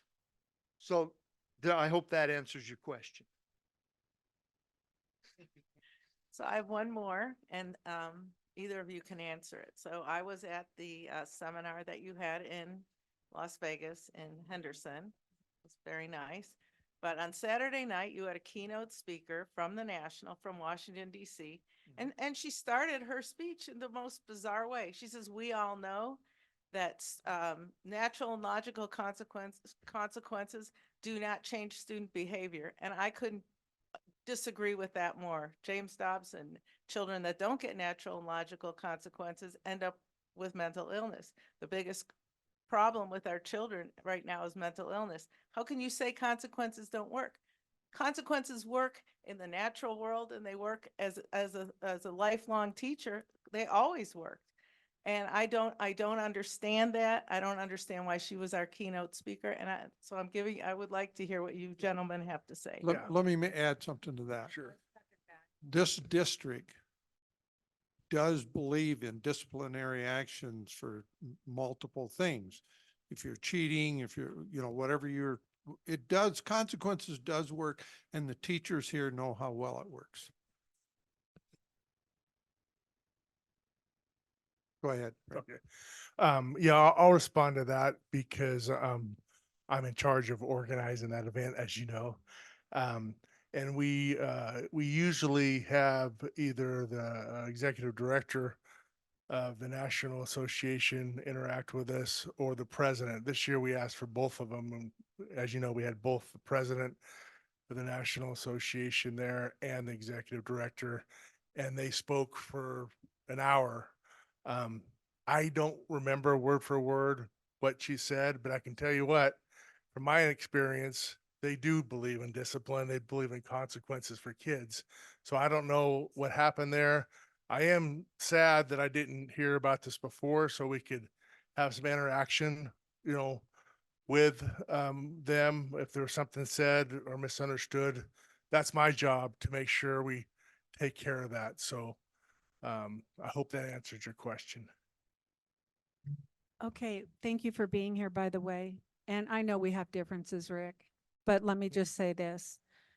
I was also at that seminar with her, and actually it was verbatim, as we know, consequences do not change children's behavior.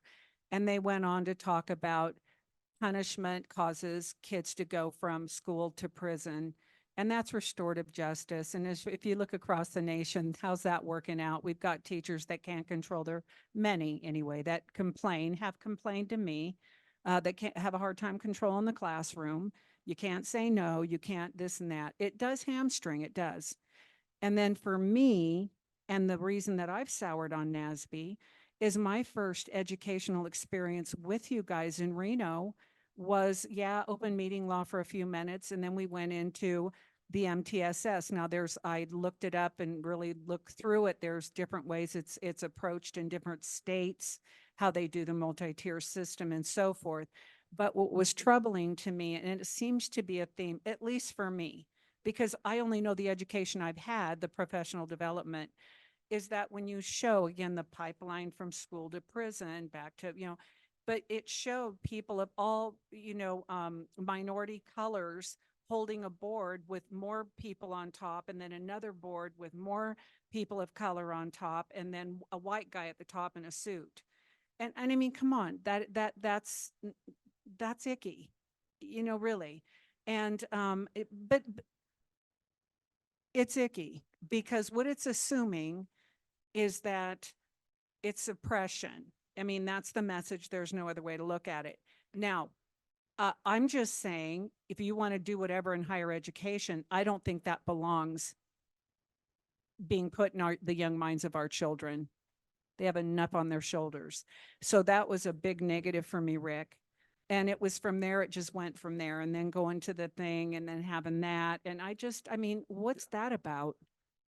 I would just like to respond to that, if I may.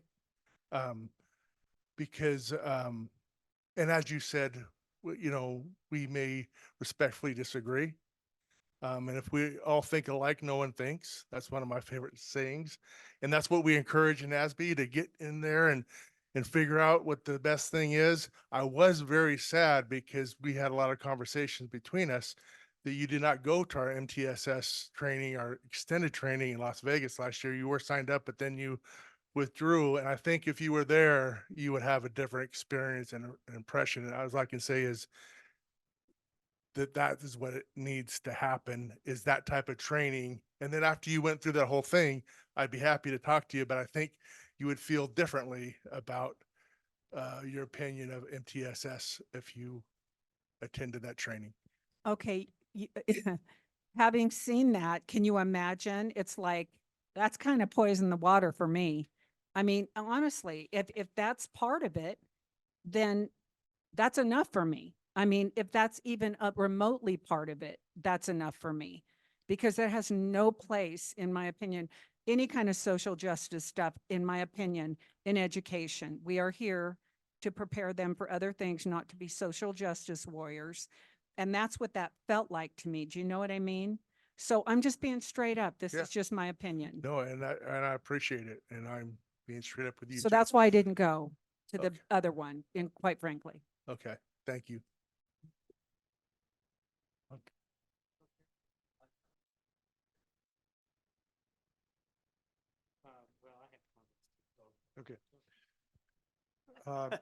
You guys know I was down there for the presidents. I'm sure you remember me. But, Wade, you and I had some conversations, and I'm going to come back to that.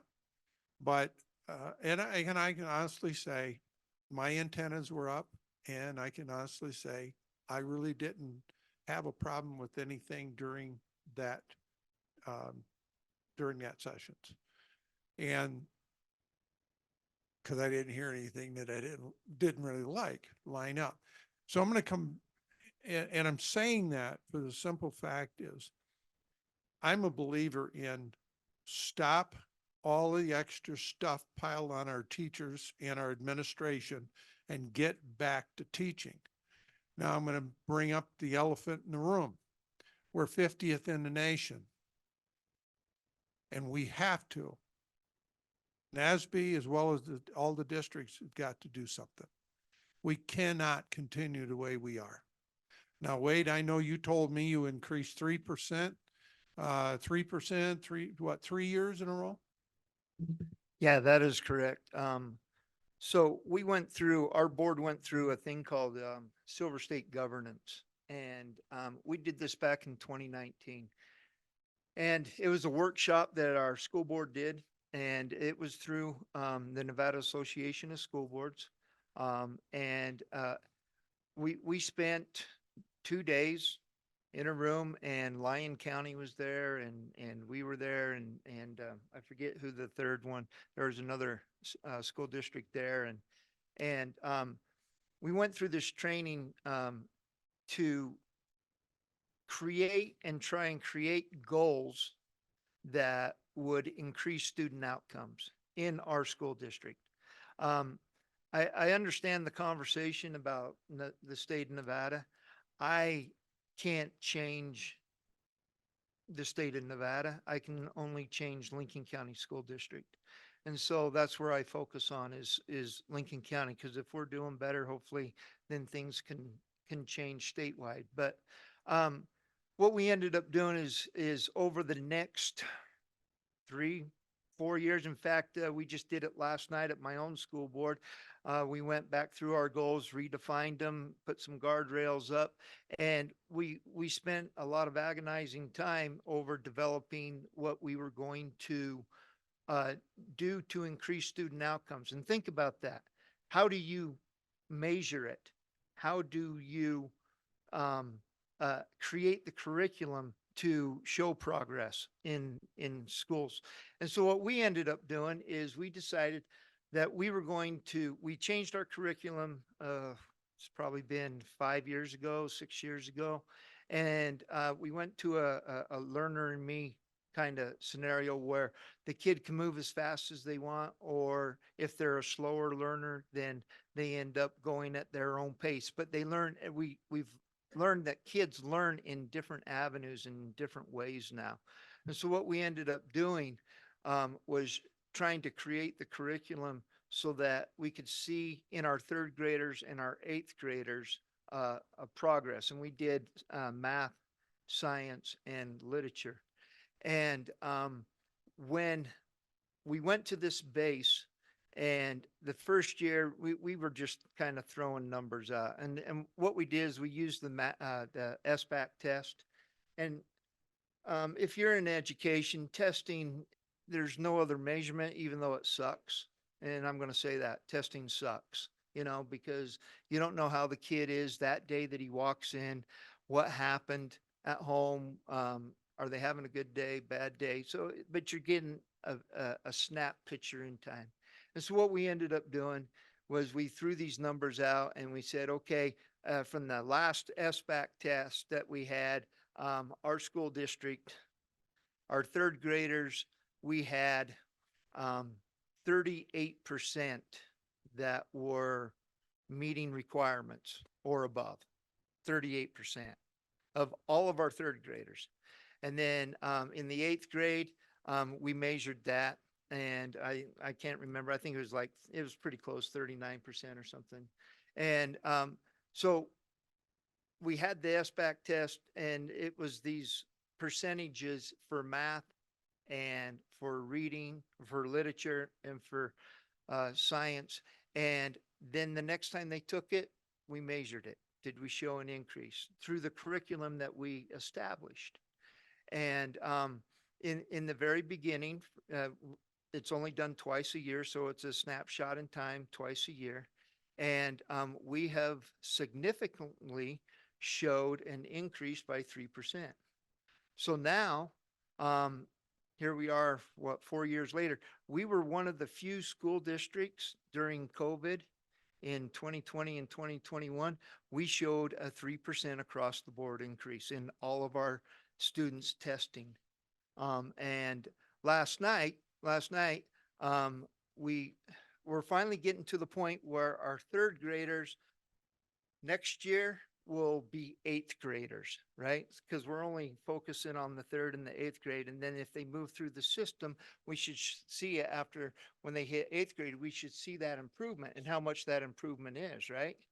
And so we're interested in last night we were just talking about that as a school board, and we kind of redefined some things, and we've massaged our curriculum over the course of these 3 to 4 years. Our superintendent, Mrs. Teal, she is the president of NAS, and she has done a fantastic job. She's been our superintendent for 8 years now, and she has kind of led us and driven us down this road. And it's been really good. When I first got on the board, as a school board member, we would have all the principals come in and it was a rah, rah, yay, yay, let's go. And a guy coming from the private sector, I was like, what is this? Right? It's a cheerleading. And that's how I thought, that's how I felt, is it was a cheerleading session. And I was like, but are we actually doing anything? And so over the years, and that was my first 2 years, and now 14 years later, here we sit and we have actually made the increase, just like I told you, and we're doing something that is, in my opinion, real. It's not a cheerleading thing. It's not manipulating numbers. It's hardcore numbers that we gather, that we do, and we adjust it and massage it. It's a living, our goals are a living goals. And this is what NASB has done for my school district personally. Yep. No, hold on. Wade, in all fairness, you're not the size of Clark County. Yeah. You're not our size. It can work, and I commend you. I think that's great to commend you in that. But and I think we need to, Susan, you're the teacher. Would you get a hold of him and find out what he's actually? Of course. Yeah. Will you do that? We can hook you up with Mrs. Teal, and she She does a great job, and she has led us and directed us. And our board is made up of two ex-teachers. We have two ex-teachers on our school board, or I shouldn't say ex, retired. Sorry, all you teachers out there. But all retired, we got two retired teachers, and they say it's the best thing that they've ever seen in schools in their 35 years. And that's what NASB's all about. Just what happened right there is when we come together as 17 districts, we share ideas and we share success stories and we share challenges. And you know what? It's a heck of a challenge that we're against. And so by working together, we can get better.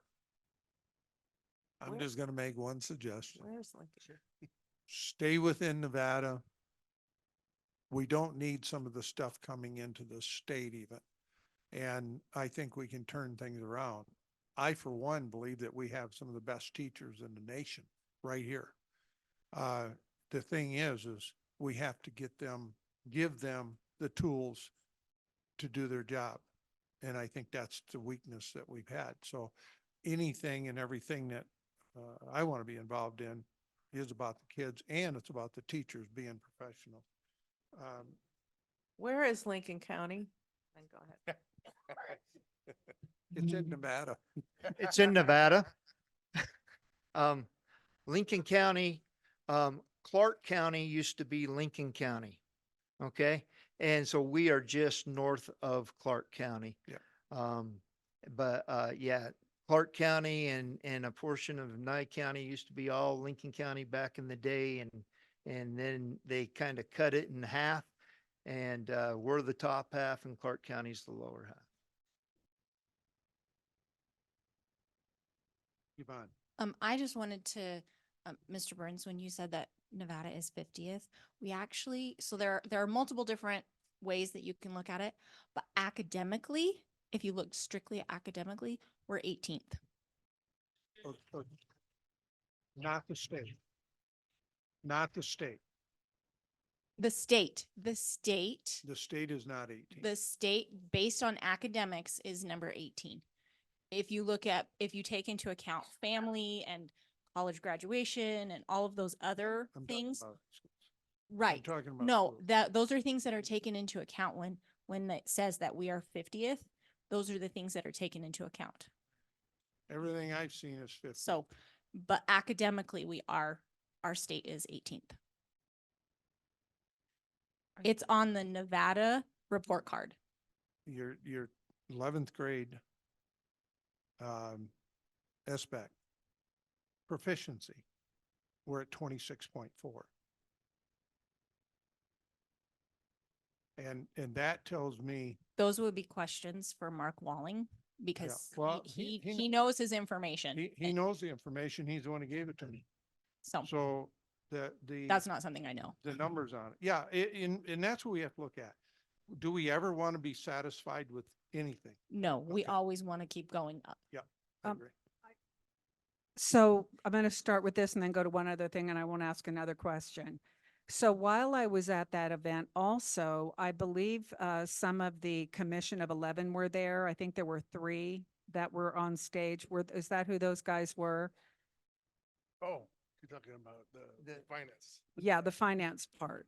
Yeah. Yeah, so I believe there were 3. And Yeah. it was telling to me that they had up a PowerPoint board. And this goes to show how much teachers are stressed over things that are unnecessary, that keep them from educating children. There were like 30 things on this 2 dozen say, on this PowerPoint thing. And he asked the audience, how many of those things do you think we actually use that we have teachers do? And I'm like, gosh, I hope it's a bunch. 0. So they make teachers jump through all those hoops, take time out of education, and they use 0. Lastly, what I want to say is I sat down with Keith Lewis and I said, and we had a good relationship, but I said to him, I go, what does it take to graduate from high school in Douglas County? I mean, I just needed to know. He said, well, you can have straight D's. And I said, so you can get a diploma with D's in Douglas County? And he said, yes, you can. It's a passing grade.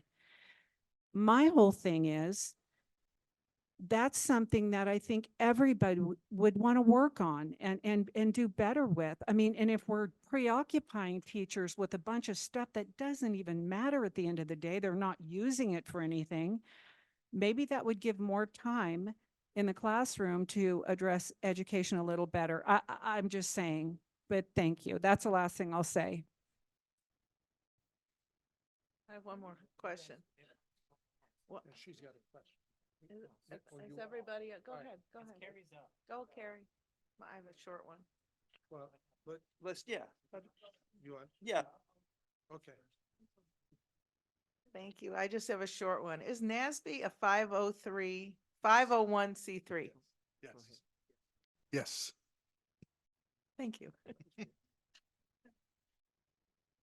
Okay, we were talking about cheerleading earlier. That's what I am for you guys, because same thing, I came in the same 7 years ago or 6.5 years ago, I came in as an appointee with nothing but desire to help and giving back to the community. Didn't know how to do it. All the training that I received, comprehensive training, not just, online taking tests for, and not that it's a bad thing, but comprehensive training, connecting with other counties in this state and listening to people, and even the good presentations and the bad presentations, because I have my own opinion too. It's changed a lot since I've been part of this, part of education, which I never was my entire life. But it's made me a better person and a better board member. And I've learned about process and how painfully slow things move in education. And I appreciate you guys doing what you do. Thank you. Thank you. Doug? A few years back, I don't remember the date, but at some point, the funds that used to be paid in property taxes in each district went to that school district. And it changed. And it became where all the funds go to a public, to the state, and they're dispersed equally. Am I understanding that correct? Okay, Yeah, that is correct. okay. How did NASB vote, or what was NASB's position on this legislation? Very good question. So we actually had a lot of the three guys that Catherine was talking about, and talked about the new formula funding, and that's what it used to be. It was the Nevada, they called it the Nevada Plan. And the Nevada Plan, it was developed back in the 1960s, and it's this formula, and they would bring all these aspects into the formula, and then they would bring the money, and then they would distribute it out to the different school districts. Well, a few years ago, discussion started to happen that the funding formula needed to be changed. For better, for worse, the legislatures went in and they started to tweak it, adjust it, hold committee meetings on it, have hearings on it. And NASB, we were part of that the whole way. I represented NASB back in 2017.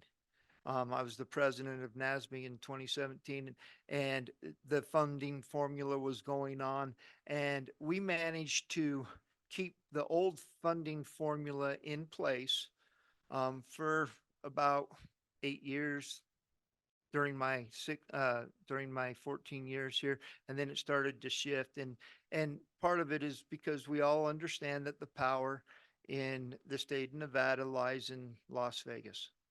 Clark County has it. You know, from the legislative perspective, Clark County has the legislators, and they were the ones that wanted to change the funding formula. And we changed, and we fought it and killed it and fought it and killed it and fought it and killed it until we couldn't kill it anymore.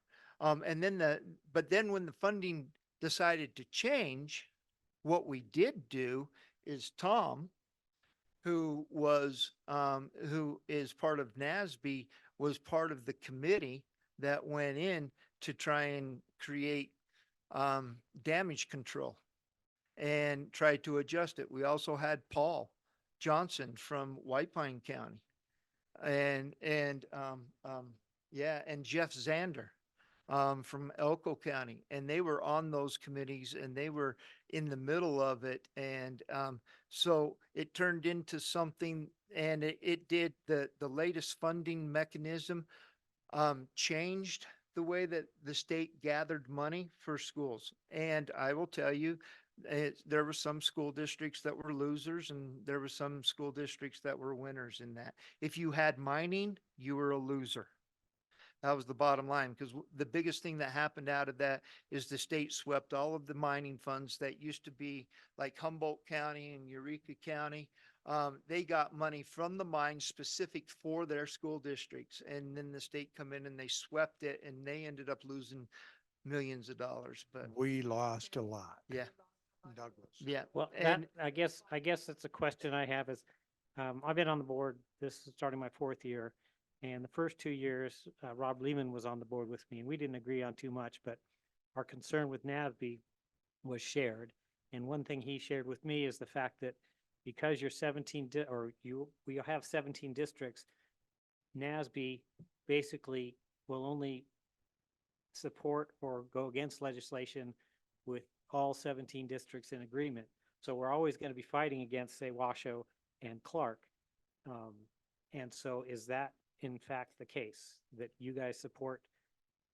It has to be it has to be a unanimous for you guys to support legislation one way or another. that is So correct. That is my That- concern. That is correct. as But, well. but one thing that has happened is Clark and Washoe have their own lobbyist. Now NASB we have our own specialist. And so, when it comes to legislation, you're absolutely right. There's differing opinions on different things when it comes to legislation, but there's also a lot of things out there that we can all rally around. And one of it is the reporting that your president was just talking about. You know, there's over 370 reports that school has to submit to the state education, to the state board every single year. And most of it is redundancy, and most of it, we don't even know if they look at it. One of the initiatives that we had was a paper reduction act.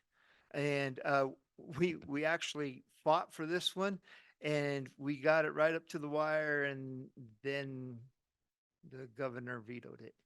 But it's one of them things that if we could reduce the amount of reporting that schools have to give to the state, because we don't even know, it's like a black hole. We don't know if the reports are being looked at. I mean, right now they just come out with another bullying report, and I think there's 5 of them. This makes 6 bullying reports that we have to submit on a certain time frame. And we don't even know if anybody's looking at it. So that's something I think every school district can get around, because you're going to save time, effort, and money if you can reduce the amount of reporting that you have to give to the state Board of Education. So basically, I wanted to vote Clark and Washoe off the island. Is that possible? Because they do A lot Yeah. of girls would like. that are Yeah. The, beneficial. yeah, the power's in the discussion.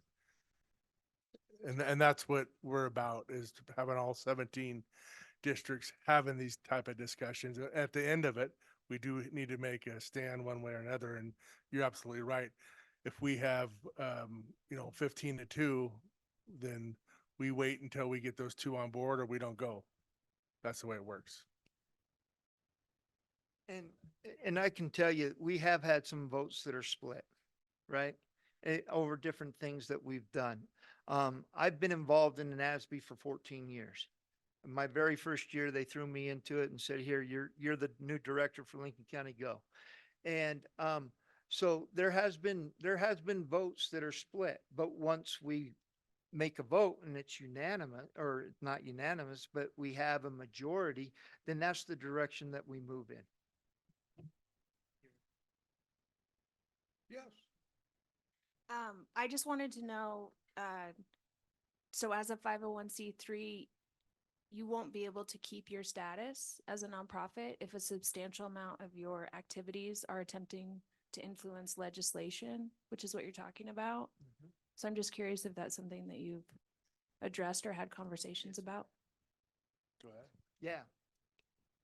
Yeah, when we decided to go with the public specialist, right? When we moved into the public specialist arena, and we hired, a public specialist to represent us at the legislature. We went to the Attorney General and we got an opinion. And we said, okay, can we do this? Can we not do this? And we had all the assurities from the Attorney General at the time that, yeah, we can move forward with it. And that happened about, well, 6 to 8 years ago, something like that. Can you provide that opinion to the board? I guess we can. I don't know if we can find that, No, we but can. yeah. Through Tom. Gotta be a way to find it, right? Is there, can I make a motion here? Well, wait a Is minute. everybody done? Nope. Anything? Anyone? Okay. Yeah. Well, I'm conflicted, but I'd like to make a motion, to reevaluate NASB in a year. That's what I'd like to make a motion to do.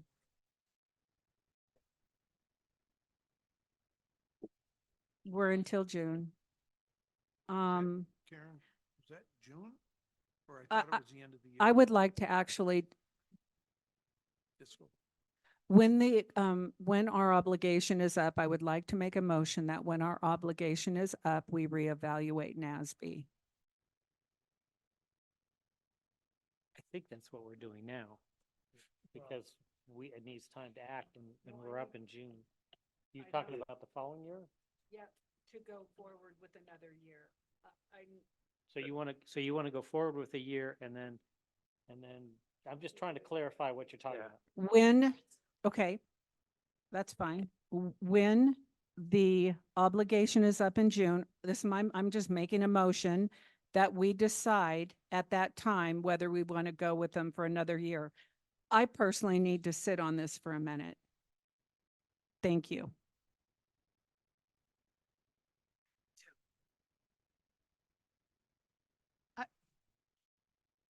Can I?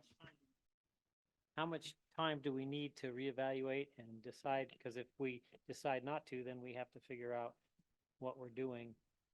I feel at this time we don't have, That's not. we don't have anything else in the wings. A thought that I've bantered over with Rob was the idea of maybe making a coalition of rural counties, but we're not there yet. So I guess my feeling is if we push this off and all of a sudden we decide we don't want it in May, June, then it might be too late to come up with something to replace, say, board book or the That's what I was training, gonna things say, like that. yeah. You can't wait that. If you have to evaluate it at least 2-3 months in advance. And the reason why Dave, can you is speak into because your of mic? things that maybe need to change. Speak into that. I'm sorry. All right. You have to evaluate 2-3 months in advance. And the reason why is if you make a decision to change, then you don't want to be trying to make that decision when it expires. So you want to be in advance on it. And I think, honestly, I think we should do that every year. It should just be in a discussion, evaluation, invite these guys in and hear what's going on. And then they can hear what we feel too. Carrie. Yes, and I think this is the year. So I think we move forward with a vote for this year and then, on an annual basis. This is our annual basis right now. This is where we sit. This is an action item.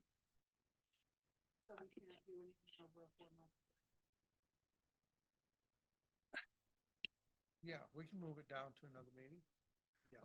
So if the motion was not seconded, can someone else make a motion? How does that work?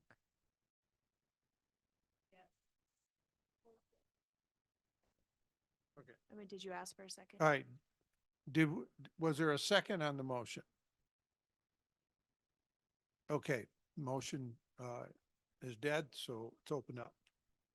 So I would like to make a motion that we confirm our membership in NASB for another year and reevaluate next year at this time. I will second that.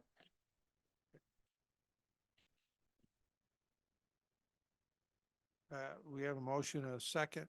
I would just, we can discuss, we can do some Yep. discussion. I would just Right. say, you know,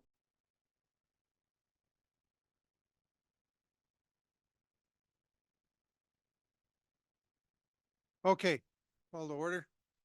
We're gonna pick up with number 8, first reading of bylaw 050. Discussion for possible action. The board will discuss and take possible action to approve changes as the first reading of board bylaw 050. That was should have been available to you, is,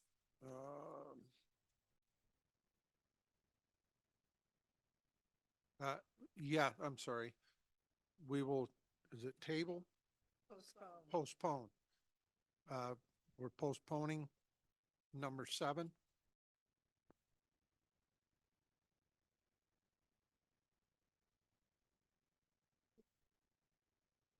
Yeah, it's information only. We'll just get that next meeting. We had bylaw 050.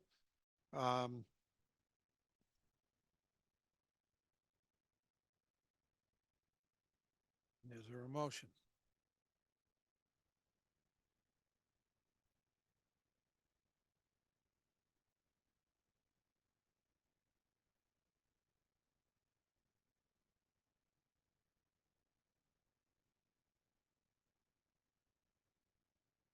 What is the alter the different?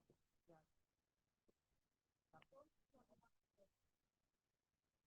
Right. This one's got like one little bit and this one's like all over the place. Okay, item number 8.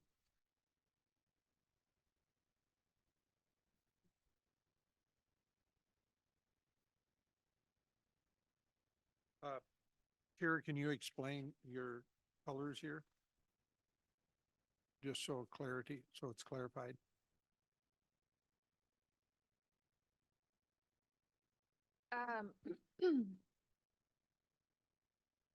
So any language that is red, strike through, is language that is currently in the bylaws that is looking to be removed. And then anything that is blue is being added.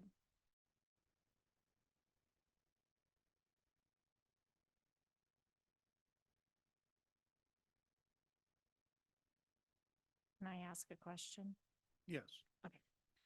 My concern and well, not concern, my question is, here at the blue, it says the board shall choose a temporary chairman from among its trustees. Who choose, like, that kind of seems a little redundant if we're voting on a person to then vote on a president.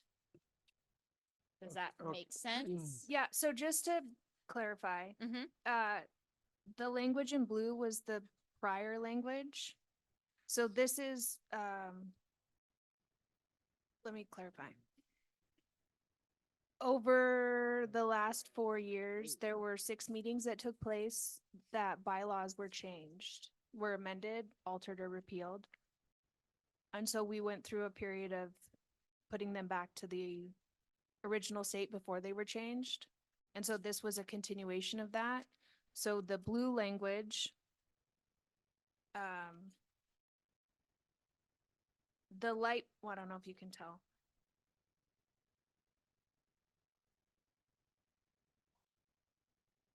Yeah, almost everything in there was how the way that it was before the changes were made. So this is how the board operated prior to 2020. The blue. And then the red strike through was what was added over the last couple of years. And so it was returning it back to its original state.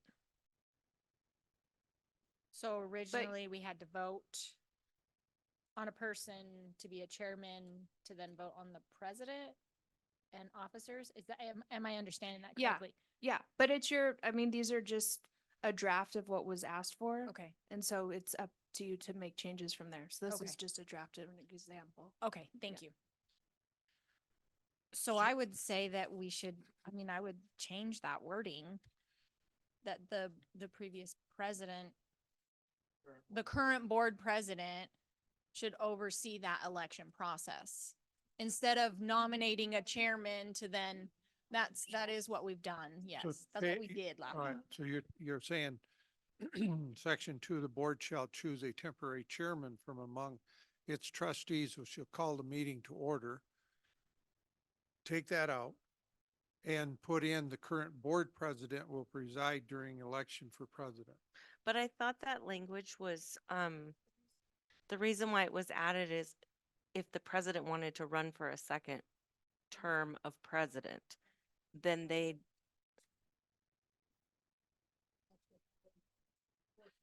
Or another, they can hand it to some officer, is it another officer?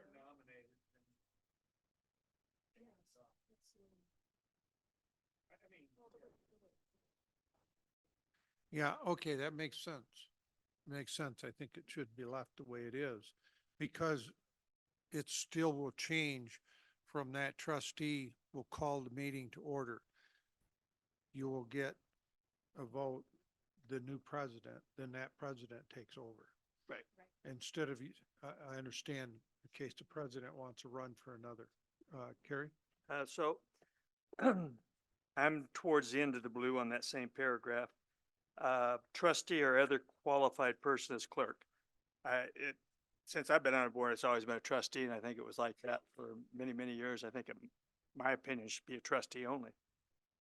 That way there's 3 elected officials for the officers. Right, so take. It says or other qualified person. I So think we should it should take out be the other clerk, qualified person. should be a trustee. That way you have 3 trustees who are officers. I don't know who the other qualified person would be, honestly. Well, yeah. Karen's going, nope. I don't want nothing to do with it.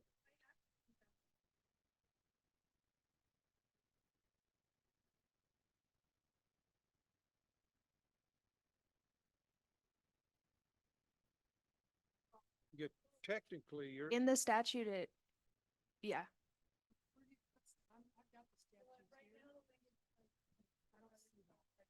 What statute are you looking at? It says that they shall be organized and shall elect.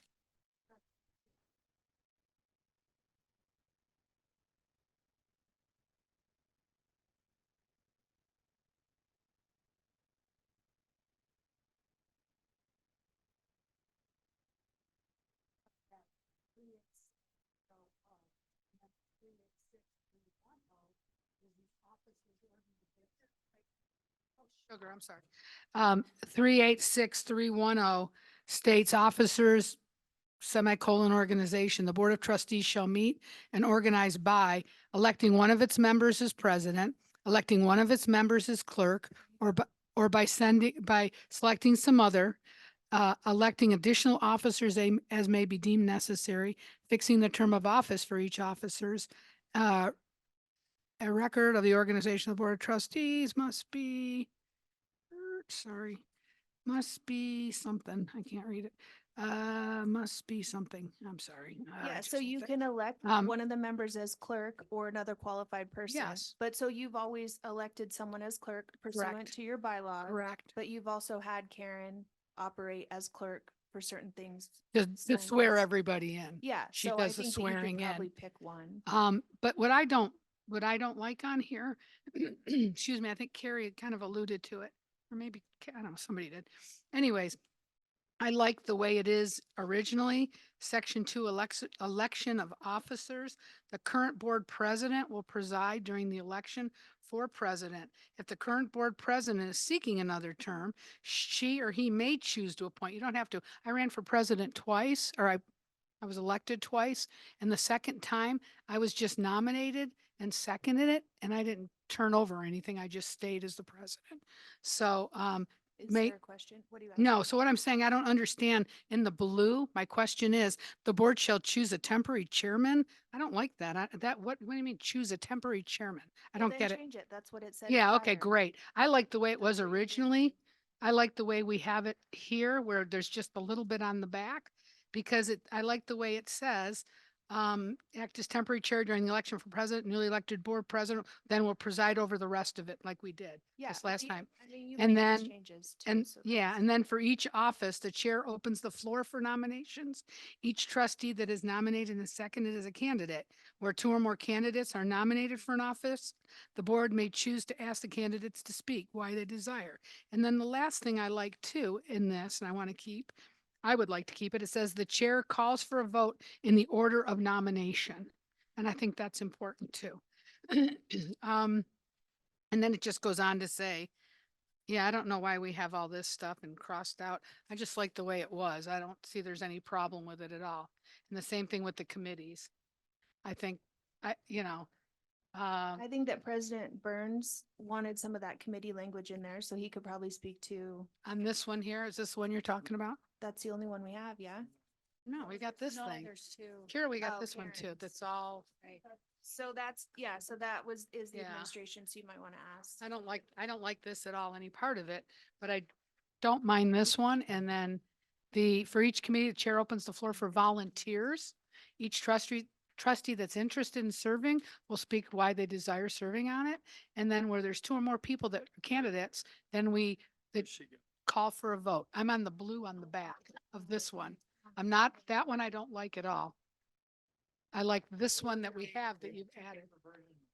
I like the one paper version and with the things added on the back. I think that's great. And then it goes on to filing notice. That's all business. And we voted. You actually just kind of said, no, Nope. they want me. We voted. Gotta be me. We voted. No, that's the one you got. No, we actually voted. Vote. We did. Yeah, no, No, Doug voted for me. I'm pretty Nope, sure. That's not true. It was a vote. You can look at the minutes. There was, I promise. Mm-hmm. So are we deciding which version we like? No. Or going to elect? You're gonna, or- we'll just take and adjust Okay. what we have. Thank you. The- I'm just the, trying to figure it out. On the bylaw number 50, page 3 of 3, that information that is in blue basically follows our process of, yeah. What was that? Yes. Yes. And I think this needs to be in there, even though it almost appears that it's a repeat of something else, but it has application here, that should be in there. Because we are not individuals, and so we should not be acting as individuals in comments in our scope of duties and roles and responsibilities. We're responsible to each other to make sure what we say lines up with the board. So that's the reason why I wanted that in there. We do have it in some way, but it's got to be right in this bylaw, the code of conduct. That was my reason for that. Yeah, I am too. Having these two pieces is kind of throwing us a little bit. I Well- worked off of this when I made my notes. I think you could probably just go through the different provisions and talk about each one of them. If we go back to where we were when we started this, I had another question on that particular thing where What page you on? I'm the 3-pager. Are you on the first page, page 1? I'm on the page 2, right on the very top. Okay. Okay, so my question would be, what's the considered difference between a ballot and a vote? It was vote before, now they're changing to ballot. We vote open and the ballot is open. It's just that's same or it's not a private vote. I mean, it's public open voter ballot. I don't know why we changed the word vote, I guess. Is that ballot put in there because of the old language? Yeah, I'm, the language that was in there before the changes were made after 2020 Okay. was closer to the statute. It was just closer to the plain language of the statute. Okay. So the language in red that's being redlined Mm-hmm. were the changes that were made, but Right. it's just more specific and the blue is closer to the statute. Okay, I just I didn't understand the word That's how it ballot and the operated. connotation would be as far as this guy, and we do it right in front of everybody. No, it's the same. Yeah, we uh, don't like make a ballot and toss it around the table. No, but also I found that there were changes. I don't know that they have any significance, but Yeah. sometimes it was used as trustees and then it was changed to use members. Well, And yeah, so- and, yeah, I get you, I want to be sure that that ballot doesn't mean it's a closed ballot that gets, passed around through the trustees. Yeah, okay. It could be if you wanted to. I don't want it to. No, absolutely not. Right. I would leave that as vote. Yeah, I would say ballot. That's right. Yeah.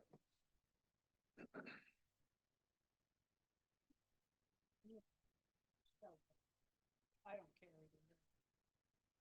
Not a thing for me.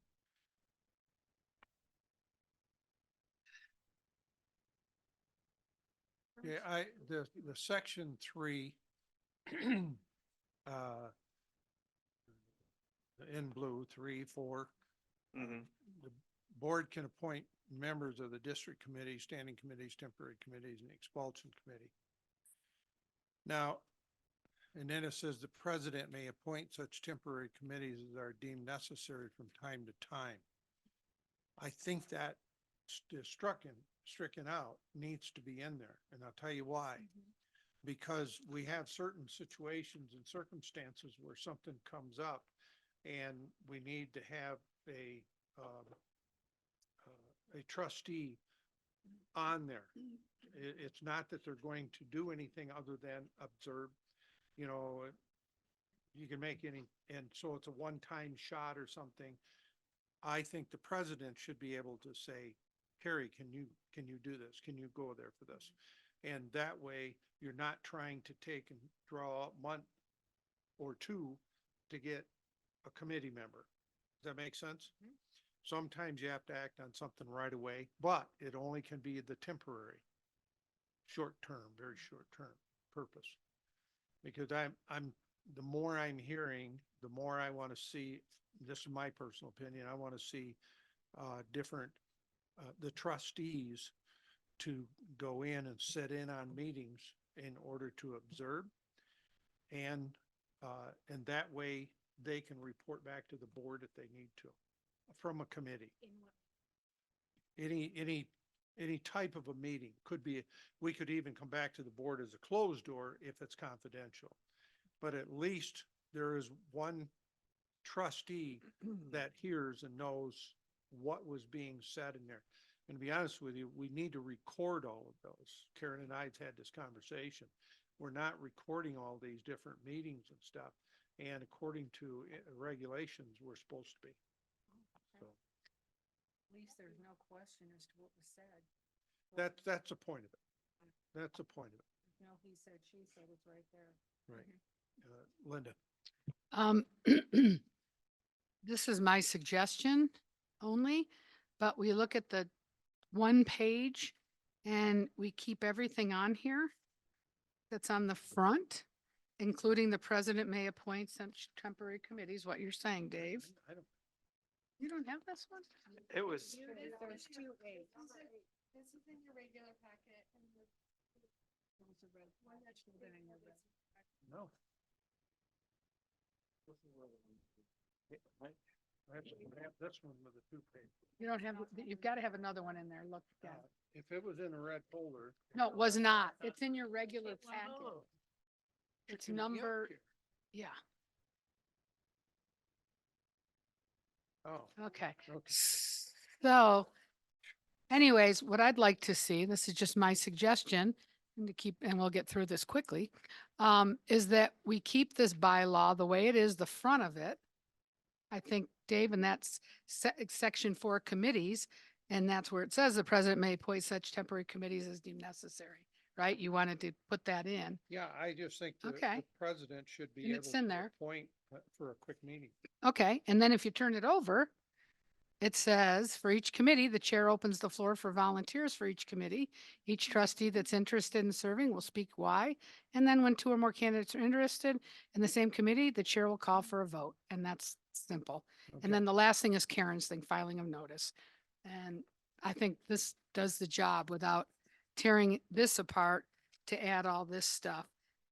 That, to me, the board shall choose a temporary chairman from among its trustees who shall call the meeting to order when we're doing elections. I don't think that makes any sense to me. I think the president should do that. I'm just saying, I like this one, the one page with the blue on the back. That's it. Okay, anybody That's my anyone opinion. have a different opinion on?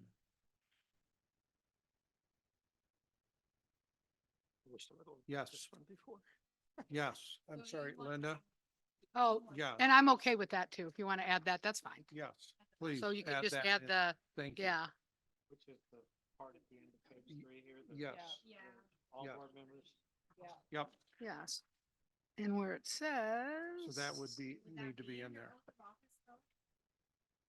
Hmm, What's that? I think it's under the committee still. No, the question I have is this end part that you have here on Yes. this page, would that go under oath of office? Cause that's where it's at right now, right? It is. Under number 3? Or is it Committees, it's under number 4? 4 I'm committees. very confused. It's under committees. under committees. It's So you under just put it at the committees. bottom Okay. of, you just add it at the bottom of each committee, Too that many little papers. thing that you want Yeah. there. Yeah. Okay, that's all. That's all we need to add. Kara, Kara, is that good? The So we- comment, Making too much. What was your question? no, it wasn't a question. She, Linda is saying to take that one page and then take the part on the end. And On the where did third you want it? page, Where'd you And want then it you put? put that right, attach it right below the blue on the back. Correct. Jeannie and I were discussing though, so if you look at the 3-page one Right. and section 3 committees. And I know, Dave, you said that you wanted to, excuse me, President Burns, that you wanted to keep the president may appoint such temporary committees. Mm-hmm. Yes. I do think that the blue language is important as well, right? So that's one of the consent agenda items today was voting to approve the committees that you approved last time. We didn't take an affirmative vote last time. And so this is saying that the existence of the committees and who's on them shall be approved by majority vote. And the last line in there, that if there's a tie in the vote, the motion will fail and you have to go back and figure it out. And that's not in the And- single page. Correct. And that is per Robert's rules, that last line. And that's Yeah. for committees? Yeah. Okay. And that's the way that, I mean, you did, President may appoint such temporary committees. that would be my only. Advisory For, well, I think last meeting, The chair. Yeah, no, it says it right here in the blue. It says it right here in the blue.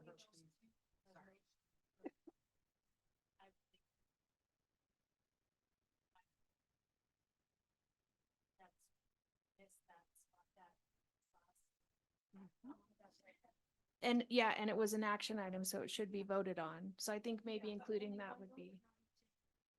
Just one thing to vote the whole thing. What applies to one applies to all. Yes. I mean, why wouldn't it?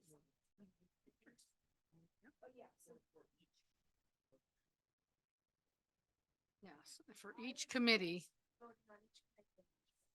And then the whole thing at the end, Yes. right? Is that what you're Yes. saying, Jeannie? So for each committee, the chair opens it up, each trustee, and then we're two or more. Then the chair calls for a vote, determine who'll serve. And then at the end, we do a vote for the entire committee list. So I just have to add that another bullet after for each committee Okay. and just add that one thing. That should So work. keeping the one page, which is how it stands. Mhm. I mean, that's as written. Mhm. And then changing, well, it's already keeping a vote. And then having under the committees, keeping the president may appoint such temporary committees, Mhm. adding the blue language. Yep. And then adding the bullet. adding the bullet on the one page and then adding the bullet at the end on the 3 page. The blue. Yes, Yes, yes, yes, okay. yes, I gotcha. Okay, We can draft that for the Okay. second all right, reading. sounds good. Yeah. Who wants all that on the one about behaving at the meetings? Do we have to make a motion? I think she's just going to bring it back. We have to make a vote for the first. Yeah. The first reading. Yeah, first reading. Okay. What they're doing, have them make a motion. Linda, you got that down? Yeah, You want to make a motion? yeah. What number is it? It's number 8. I would like to approve the changes of the first reading of bylaws 050. Do I have to state the changes? Do you want me to state them all? As discussed. Yeah, okay. I approve the changes as discussed as the first reading of board bylaw 050. I will second that. Discussion is, no discussion? I Okay. think we did discuss. All in favor of the motion, say aye. Aye. Opposed? Motion carried unanimous. All right. Oh, quickly we got there.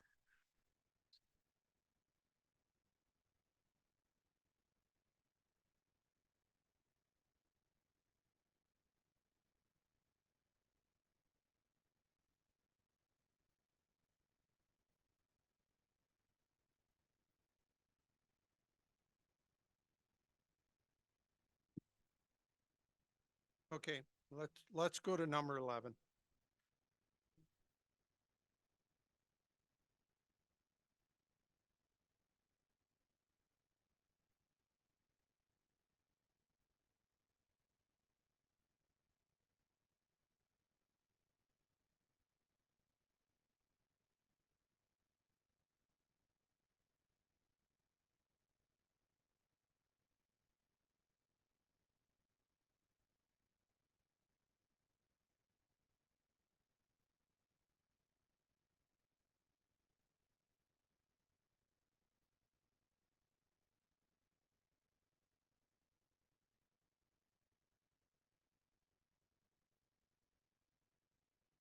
Yep. I'm just waiting. Anybody comment? Or, number 11. Student representative on the school board, on the Board of Trustees.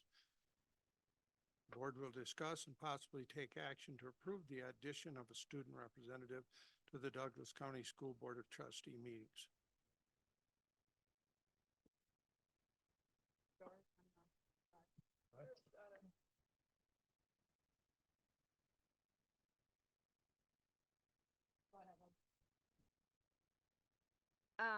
I just think it's important to understand that,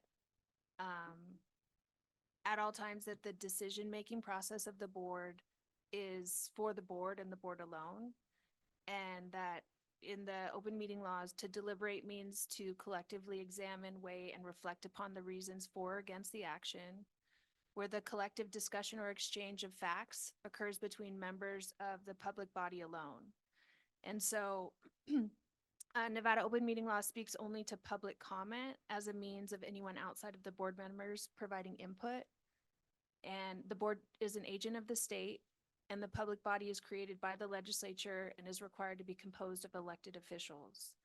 So I just think it's important to note that the public meetings are for the deliberation, decision-making, action, and votes. And that the board meetings are where the public does its work, where the board does its work in public. And a meeting is specifically defined as a gathering of members of a public body to deliberate towards a decision or to take actions on matters within the public body's jurisdiction. So I think when considering this action item, obviously the student representative, there are certain limitations. And so I think it would be pertinent to consider that it could also be a form of public comment. It could also be a supplemental material. And so it's important just to know that there would be certain limitations as to the role that the student representative could play and what they could be involved in. Yeah, they they couldn't be involved in closed door sessions, but the open meeting law is specifically for public bodies. So the public meetings are for the public body. Yeah, but your closed door sessions are mostly all confidential. Yeah, so they could not be involved in that. Correct. I thought you were saying they could. No, Well, yeah, they would be non-voting. well, but if I'm understanding, are you saying that there's having a student representative up here would go against regular public meeting laws or something? I mean, public comment? No, Procedure, no, I don't, no. This statute doesn't speak to that option, right? So the statute is silent on that.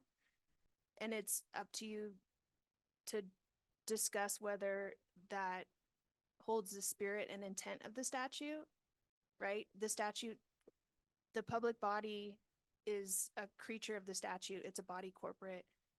It does its meetings in public. You all only have power at a public meeting while you're doing your meeting. And so the meeting is specifically for the public body.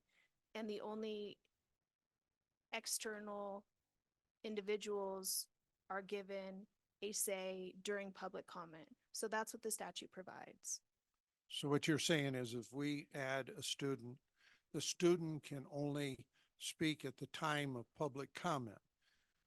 As far as speaking on the board, that is specifically for the elected trustees. We think that you could include something for a participant to possibly give you feedback or input during the process other than a public comment. But the statute is silent on it, and it only talks to outside participants participating in public comment. I think it would be really important to have a student. I think one, it's a great opportunity to teach them about the democracy, about voting, about this whole process. They don't get to vote. I 100% agree with that. But I think having their input on the board, I think would be really valuable. But you have to stay, and that's why I want to ask some questions. We must Right, stay within the law. NRS Absolutely. regulations. And Right. If there is a So- gray area or a question on that, Doesn't I really would want sound like that clarified before we There's move forward. a lot of clarification. There isn't, but what all I'm saying, and this is an opinion, is that the spirit and the intent behind the statute, behind the board, behind public bodies, is not to have people outside of elected officials, right? A public body is made of elected officials. And pursuant to like Administrative Procedure Act, right? And open meeting law, the public is invited to come in and speak, and you're supposed to use that in consideration in your deliberation in order to take action. And that's the purpose of that.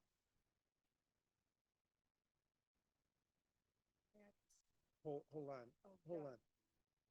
Yep, Doug. I was just gonna, so we bring a student on the board and they're not part of the public body. What's to say we don't decide at some point, well, I think it's important that we have a teacher on the board to give comment, or what's to say we put a parent or a community member on the board because they all have valuable insight. So I guess my concern would be, Preserving the integrity of the board and the the public board body. was elected to carry on the duties of the school district, and we take our advice we listen to the public, through public comment, to what people that are not on the board have to say. So I'm just wondering if we are heading on a slippery slope with that. I would say that we absolutely are, but it's something that, you look around the country, they've done it in some places. One thing I was suggesting, I was saying to Kira, is we could reach out to the Attorney General's office and ask for some guidance. But I do think it's a slippery slope, because at what point, do you say no? And, no one here is prevented from ever sitting with students and listening to their point of view. I mean, it might be something to think about, would be to allow her to sit with you and just what degree of participation. That might be something we seek an Attorney General's opinion. And then also it's something that we could do with our own policy. You know, it could be a very limited participation to just hear it, but also could be in the form of a student report to the board. But they come up and there's ways to skin it. I do think what Doug just said is very important because at what point do you tell people they can't participate? And it is going to be important, like I said, that they're not involved in certain things that are confidential. So at what point is their participation end? So it's something we should reach out to, but it's just not as simple as, okay, you can join. We're going to bring you up here. It really isn't. So It also states in the bylaws that only members can be elected to committees or appointed to committees currently, so as in board members. I think everything she does, if it's anything like that, where she is involved in some way, I say she because I want to see Maddie, but it would be something where maybe it's just in a you know, like honorable sense. She's just there to participate and view, but not really have too much of a involvement or say. I mean, just that's why the statute's created and the boards have that power. It's given to you by that statute. So you're kind of trying to go around it and say we're going to bring someone in that can, you know, participate in this, but as Kira keeps saying, it goes against the spirit of the statute. But again, I'm happy to seek, you know, the Attorney General's guidance. And, you know, sometimes they are very careful to not give us a yay or nay, but they will definitely frame things for us in a way that could provide beneficial that can bring back to everybody. It's not going to be a long time. I can probably make it happen pretty quickly. Okay, sure. Thank you. I was just looking this up and I saw that California law requires school districts with one or more high schools to appoint at least one student board member to their school board. The way I see this, and this is just the way I see it, because I love to be around the kids and have them involved, and I'm sure you do too. But you give them a place at the table, you give them a seat that they come to sit up here with us. And when we're deliberating certain things, that they should be able to give their opinion, raise their hand, get called on, just like we do, and give their opinion. And that's all. It's nice to get on some of these things. It's nice to hear because we're only giving them 90 seconds for them to come talk. So, you know, unless you allow students to come up and talk as long as they want or for 5 minutes, their opinion on an item, I really don't think that's, you know, we're not really going to get the feedback from the students that we want, you know, not that we want, but that we're looking for. If we're really going to include them in this process, then I think we need to give them a seat and have them and train them. And yeah, and then see how it goes. That's all. I don't think there's anything wrong. I just want to say that I'm in no way, shape, or form against it or for it. I actually think it would be great, but I'm just giving you a legal, you know, opinion. Again, I'm not, and I appreciate that. I'm not. But I don't want arguing anyone with to you. like, I think it'd be great, but Right. again, there's a reason why we haven't done so in the state here. And it's something we should look out to just so we're not. But there are other states that are requiring it. There are. So, and other counties, Yeah, now that would be my opinion, is to see how they're structured someplace else and take a look at that. Yes. And where's it at? Do you know, Karen? Sure. Yes. Sure. Why don't you? I'm sorry, you got overruled there. You'll be next.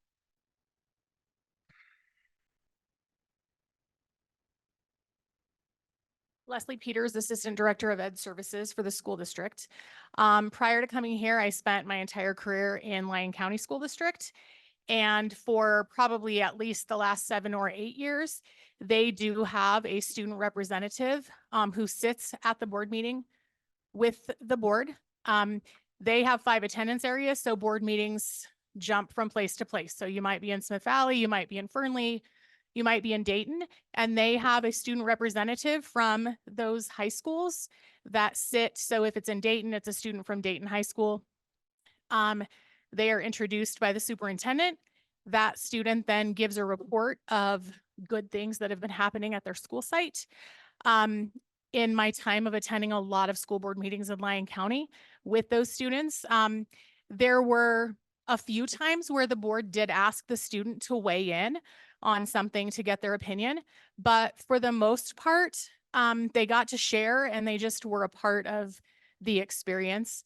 And we're there to really report the good things. I never heard that there was anything controversial. They didn't vote, they didn't attend closed sessions, but I think that the community appreciated it. And I know that students that I had in middle school loved the opportunity. So I think it would be a great thing to really consider. Can I ask you a question I- about that? Sure. I'm sorry. Excuse me. I want to see some guidelines because picking up on what you said, and I don't have a problem with the student sharing things, what's going on and stuff. But when you're in a discussion with the trustees on a particular topic, that needs to be left with the trustees, the way I see it with NRS regulations. Because that's the decision making and those are the things that should be, we are the legislative body for the school. That's what we're identified as because we're elected officials. And so the participation has to be very careful of not violating and going into a realm. So I think we need to hear from the Attorney General. I think there needs to be more framework put to that. So it's clear what we're doing when we do it. And you might want to reach out to Wayne Workman, the superintendent in Lyon County. He would be happy to, I mean, I think he's the superintendent that brought that on. He's a huge student advocate. All of our decisions were, you know, he always told us to go back and talk to our kids and what did your students say and get their opinion. So he might be a good resource. Yeah, I'd be more than happy to call him. So. I can't tell you how many times my kids have taught me more than I could learn from an adult. And I'm not questioning any of So, that. no, I know. but I'm we do just have- saying, we do have yes, to we do need to certain- follow the law. Yeah. I do agree. But I think that listening to these kids, I think it's important. Can I Yes, speak? go ahead. Because, so nothing personal against any student that would want to be on this board. I feel that we are a polarized board. I think that the problem for me is that if we didn't listen to the student that that you don't like students, you're not listening to students. I mean, I think it's a, for me, I'm not a fan. Now, how about giving 5 minutes to a student? And I like the idea of many of other students, not just one, that gives different views, because there are different students that have different views about the educational experience, not just one. So say that we let them come and speak, they're still part of the process. Sitting here listening to this is part of the process. So it's not about not listening to students, but give them 5 minutes, give them 10 minutes to sit and give a report, and this is what's going on. But I really feel, especially, I'm not a fan anyway, but especially with a polarized board, you know, this whole, I can see it, I already can see it. You know, I'm a grown up. I mean, I've had life experience, and there's going to be times I absolutely disagree with many students. Because if I've had life experience, it tells me, yeah, no, that's probably not a good idea. And it's going to look like I'm attacking a student and not listening to him. So I'm not a fan. Thank you.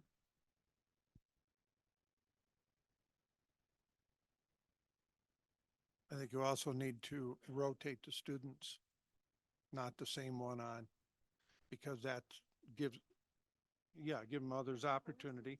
I mean, Les was just saying that when they moved the different schools, they had the ones representing there. So I think we need to rotate that. But I think we need to find out exactly what's permissible, what's not, and set an actual structured guideline. I am concerned greatly right now. We've not been out of a meeting before 10:30. And I just feel that that is a big mistake to put one of our students in a meeting when they've got school the next day.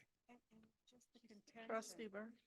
No, I know, I understand that, but it's a contentious situation here. Yeah, well, we can get past that. So I like the way Miss Peters described it. I like the idea of a student here, we could switch around, or at the lake, giving a report. How about they go first in public comment? They'll let us know how many minutes their presentation is. And I think that would be great. They could say what's going on in the district from their point of view. They could interview their friends. And they could come up with something different every time. They can set the format, but they could do, if they say they need 5 minutes, 10 minutes, they'll tell us in advance how much time they need, and they go first, because I don't like the kids having to stay up so late either. That way they can say what they want, what they need to say, be a big part of it, let's start off with a good, positive thing at the beginning of the meeting. Absolutely agree. That's my opinion. That is such a good idea. Get 15 minutes, 20 minutes, let them give a Yeah. report. Absolutely. Is it, We can take that time away from the superintendent's report, but can I add I some? did see a smile on that, Jeannie. Okay, I have a question. any more discussion? I just have one more question. Yeah. Is it possible we could hear from the student before? Could we have her come up to the, that's okay. Could she come up and tell us what she's thinking maybe? And maybe that. I know, honey, I think differently. That's all.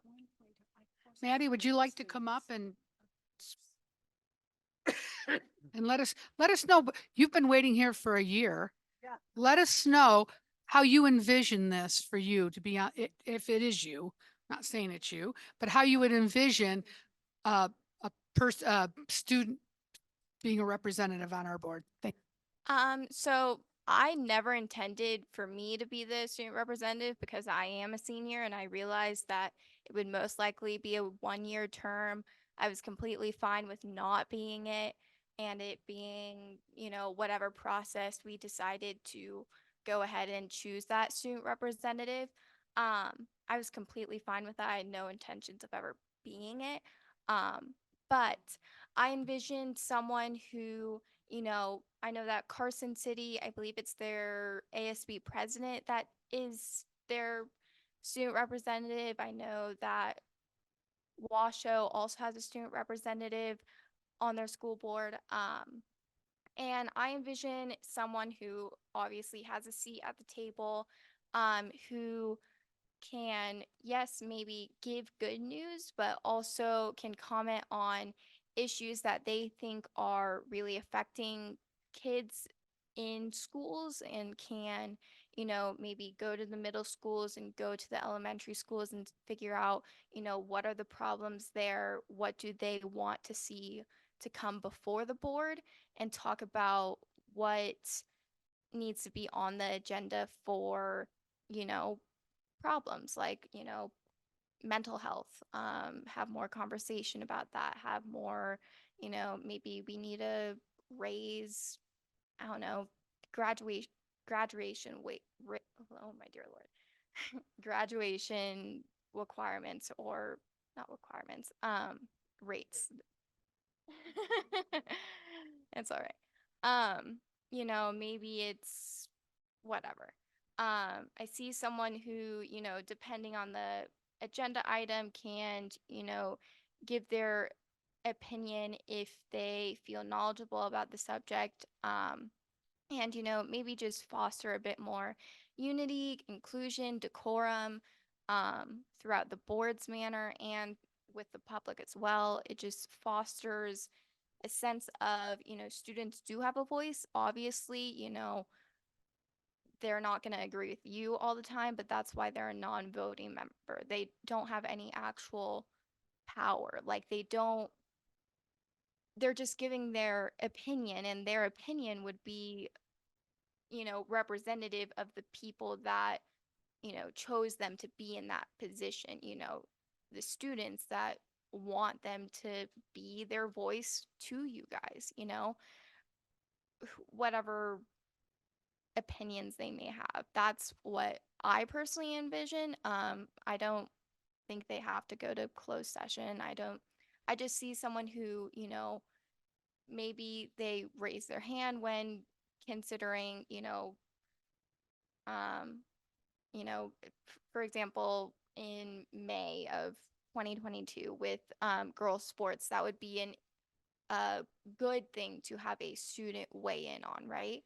Or several of these other, like gifted and talented, right? Like, students could weigh in on what they think could, benefit or, more money towards this, less money towards that, right? So that's what I personally envisioned for a student representative, but Thank you. Okay, thank you. Yeah, and I come back to what one of my biggest concern is when we're in deliberation, and we're discussing, that is for the trustees. And that should not, that's clear. Am I right? It's clear in NRS. So that has to be protected. Things like that have to be protected, that we don't get out of line with that. So I still want to see more clarity on it, so we don't have to fight anything down the road. And that's why having 20 minutes, 15 minutes at the beginning, and just having a report, and they'll have the agenda items early on. This is what I have gathered that a lot of students feel about this, that, or the other, or bring things that we don't have on the agenda that are concerning. But that doesn't have to put somebody literally on the board. I don't see why that step is so important when you're still part of the process. Everyone's hearing, and you have that time slot just for you to share your feelings about what's going on campus. I just see this as such a slippery slope. And if you don't agree, again, and there will be those times, then it looks like you're not listening to me. We hear it all the time, but there's times that's going to happen. There is, and that's going to just make too polarizing. Let me, maybe this will help. If you look at what we have right now, you have number 13 and 14, board report, superintendent report. Make it a student report. That's where they interject. Well, sure, it can be. It can be, but I'm just saying, it can be a student report. But if there are students on other boards in other districts, then maybe we could reach out to them, not just to Lyon County, but like she said, Washoe County, Carson City. We could reach out to them and find out, what are their statutes? What do they, Well, what are the guidelines they have? Lyon County have a whole different animal because they're scattered in a huge Right. area. And Right. that's a changes in students, so they may run one thing. As far as Clark and Washoe County, I don't even want to look at the comparison. But Carson They're City, totally different.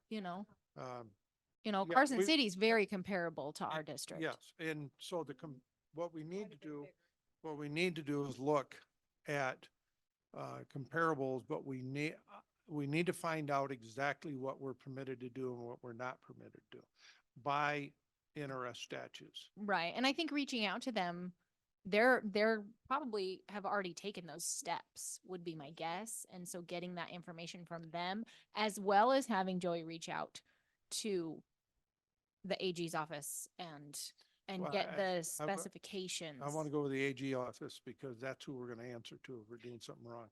Right. Not to another district and. No, but yeah. they may know who, what questions to ask or. Yeah. Yeah. Doug, I'm a little leery about it because it can tend to pit, adult against kid, and nobody wants to do that, or against student. But I think I'd be willing to do it if the idea of the ASB president, because that's someone that's, speaks for the whole school body because they were elected for that position. So if it was someone like that had that position and have them sit on the board and if they wanted to give a presentation, that's fine. If not, they could be here, and if we had questions, we could ask what they thought about it.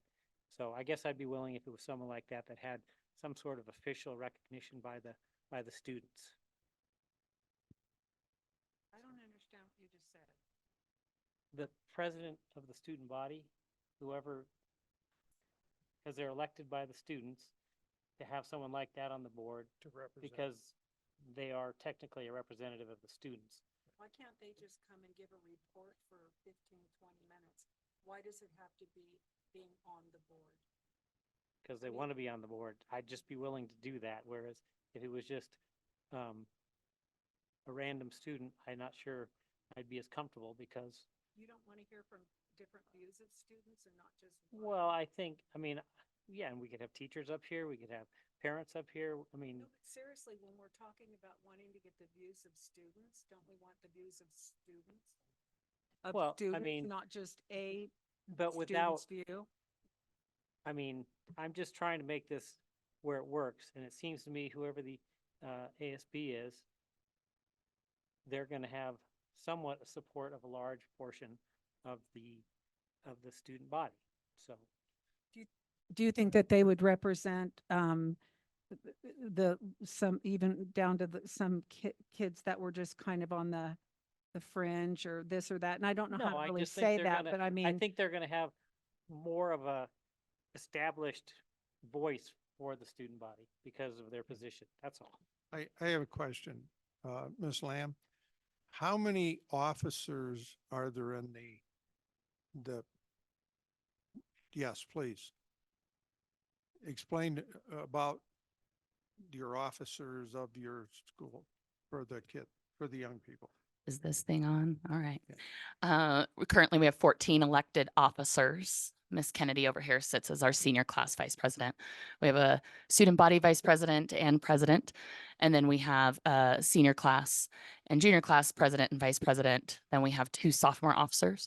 And then we have, in addition to that, several ASB commissioners who speak for as the student body. Some of them ran opposed, some of them did not. So if you're looking at the junior, senior bracket, It's mostly juniors and seniors. that's in there. Yes. I just have. a And our thought. current ASB vice president is a junior. Pardon? Our current ASB vice president is a junior, but obviously both seniors are seniors, both juniors are juniors, both sophomores are sophomores, et cetera. There's your officers and they could rotate. If you want other students to rotate. Yeah, I rotate would the never office. limit it to only the student body president, because I do think that you're asking kids, while some kids are asking for it, not all of them are asking for it, as we've seen here. But I would say that, you know, that it could be open to them. I also just want to say that while I appreciate the good news report, because I participated in that in the fall, I haven't had one, so we haven't had one since, I don't think. And so I think what we're looking for is consistency for their voice. Because when things are calm, we do it. But I'm the only current one in this school year, I believe, that's come up here. I also think that, and it's, you know, I have to do a student perception survey where every student gets to anonymously tell me what they think of me. And I'm required to do that in this district, as is every teacher. So I think that if you only want to hear good things from them, I don't think you're getting a full view of the student perception here. I'm not perfect, and I've had to hear from kids that are frustrated with me, and I have to learn and grow from that. And I think as adults, we should be willing to have kids give us that advice. It's not voting. They're not voting, but their opinion matters. Yeah. Any other questions? Any questions? And I'd be happy to help do some research into some boards. Thank you. Really quickly, I don't dispute that we can learn from kids. Again, I'll say it, I'm a grandma of 5 and I'm a mom. But I think that we need to remember that we have life experience as adults. We are grown-ups and they're still finding their way. They're on their journey. So I think ultimately it's our responsibility to guide young folks I 100 as adults. I 100% agree with you, Trustee Dickerson. However, in addition to that, I think that there are some kids that stand in this school who have far more life experience than some adults I know. And that's why they're not voting member. That's why they're learning and growing and giving them a position to learn about that. I mean, I teach here at Douglas High School, and obviously we are, the biggest population of students here, but I bet there's some opinions from Wattell students that would be really valid. And maybe are things we don't understand or know because we're not in it the same way. And so while I agree with you, I think that while they're still learning and growing, I'll echo what you say. I learn way more from my students than I could probably ever teach them. And if that disappoints someone in teachers, I apologize. Okay. Is this where we make a motion to gather more information and table this for another agenda? Future agenda? So I would make a motion that we gather more information and we table this agenda item for the next meeting. For a board meeting. continuation of discussion. For continuation of discussion and possible voting. And who's gathering the information? There's gonna be gotta designate here. Well, Well, I- Joey's gathering information We- and we Dave need- said we he need would legal gather counsel. information. The legal counsel on the NRS and our bylaws and such, regulations, that's a safe area there. That's one, yeah. Some of Jeannie the has an other idea. things, Jeannie has an idea. So you would direct the superintendent and then I would work with legal counsel and Karen if she would. And be I so just sent a willing. text message to a trustee in Clark County, so I asked for the information on adding the student to the board, so we'll see. So I move that we do all of those things. Linda will call Carson City. Yeah. Just, yeah. Okay. Did you catch all that, Karen? okay, we got a motion on the floor. Second. We have a second. Any more discussion?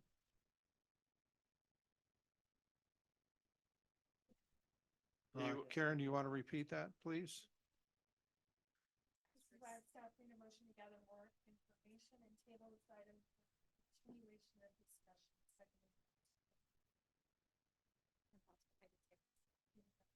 I did. I'm sorry.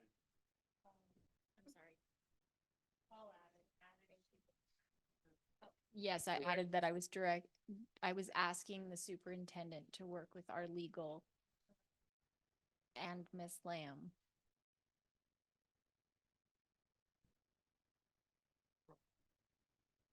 To gather the information so that we can. The Sorry. easiest way would Okay. be I'll be quiet. maybe just to direct the acting superintendent to work with legal and others to gather information. Yeah, Yes. just simply. Yes. And then I would second that simply. Okay, any discussion? Okay, we'll take a vote. All in favor, say aye. Aye. Oppose? Unanimous? We'll move on to number 9. And that is the first reading of the board policy 548, parental opt-in for student surveys. So we'll have discussion, possible action. The board will discuss and take possible action to approve the first reading of board policy number 548, parental opt-in for student surveys.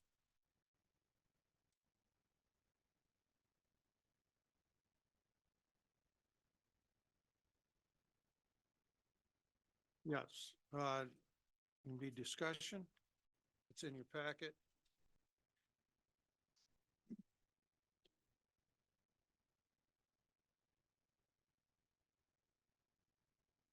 Mr. Burns. I have a quick question. Was this a future agenda item? Is that why we have this in front of us? We did not have it, but we had it introduced. Okay, I'm just curious. Yeah. Yeah, it was introduced. Yeah.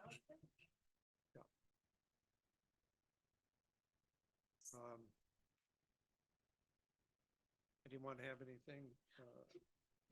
I have concerns about opt-in as a parent of children in this school district. When there are surveys that come and I don't want my children to participate for whatever reason, I jump online, I print off the opt-out, I sign it, I give it my kid and I say, take this to your teacher. They hand it to their teacher. They don't have to do whatever survey or whatever it is that I don't want them participating in. The information that is gathered from these surveys is essential in getting the grants. So that's my concern, is that we will have so few parents opt in because it's not an easy process, that we will lose out on getting grants because we don't have the information that we need. If you have, opt out, Right, which we currently have. but how many parents look for that? A phone call comes home.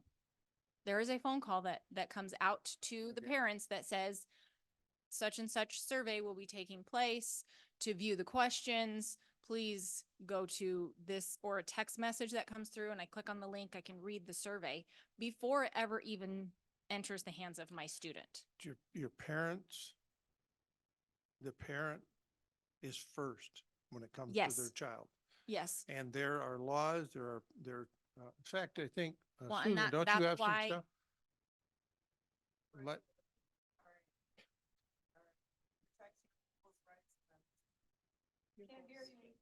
Pupils, sorry. The PPRA amendment, which is the Protection of Pupils' Rights Amendment, and it requires the school to notify parents or guardians to obtain active consent and opt in order for students to participate in school activities. And what we talked about, this was before you were on the board. Right. We talked about how so many parents don't get the information. I know that the school district tries its best. It's just the way it is. And so many parents had told me that they were unhappy that the kids took the survey and they didn't know about it. So I think it's the safest, and I think with opt-in, they should still get the same phone call and all the information so that the parents know to opt in. I just think it gives the parents another layer of protection, because under federal law, parents are supposed to be notified of their right to opt their children in or out of the survey. And again, they address the 8 things that are on here, political affiliations. So any questions like these 8, political affiliations, mental or psychological problems, sex behavior, attitudes, illegal or antisocial, self-incriminating or demeaning behavior, critical appraisals of others whom respondents have close family relationships, legally recognized privileged relationships, religious practices, income. So all these, they're asking pretty invasive questions. And again, you're a very conscientious parent, so you're going to be on top of it. We wish everyone was like that, but I don't believe that that's the case. And that's why I'm for opt in as opposed to opt out. So do we know how many parents, and I guess this would be maybe a question for Mark Walling, but do we know how many parents opt out of surveys? Is that something we could get information about? Oh, I was asking our table behind you, because they know more about how that process and how many students. don't go outside of the group here. I know, but.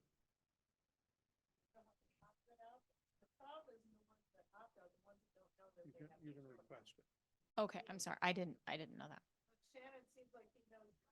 Microphone. Microphone. Your mic is on, or not on. I was just talking.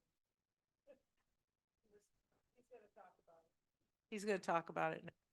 I'm going from memory, but it's pretty good. The most recent youth risk behavior survey, the one that asks about risky behaviors, is all opt-in. And the most recent one, I believe, was 2021, and we had 87% participation. Opt-in. Yeah.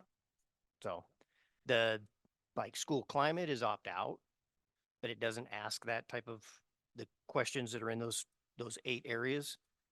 And I don't have the number. We can get it from the most recent one, but the majority of students participate on the school climate survey. School climate, SEL, is that Sorry, is that what school climate, just the SEL thing? Is it affiliated with that? It's called the Nevada School Climate. Got it. I looked that up today, but they connected that to social It emotional has learning. questions around social and emotional learning. Got it. It's all Thank you. posted on our website. Got it. I read that. Thank you. Okay. See, that's the things that pushes parents' buttons is when you're dealing with certain things and then they hear something like that. And they do not want their child involved in that, but it's an opt-out. And so if you're saying 87% on an opt-in, that means they're paying attention and they're responding to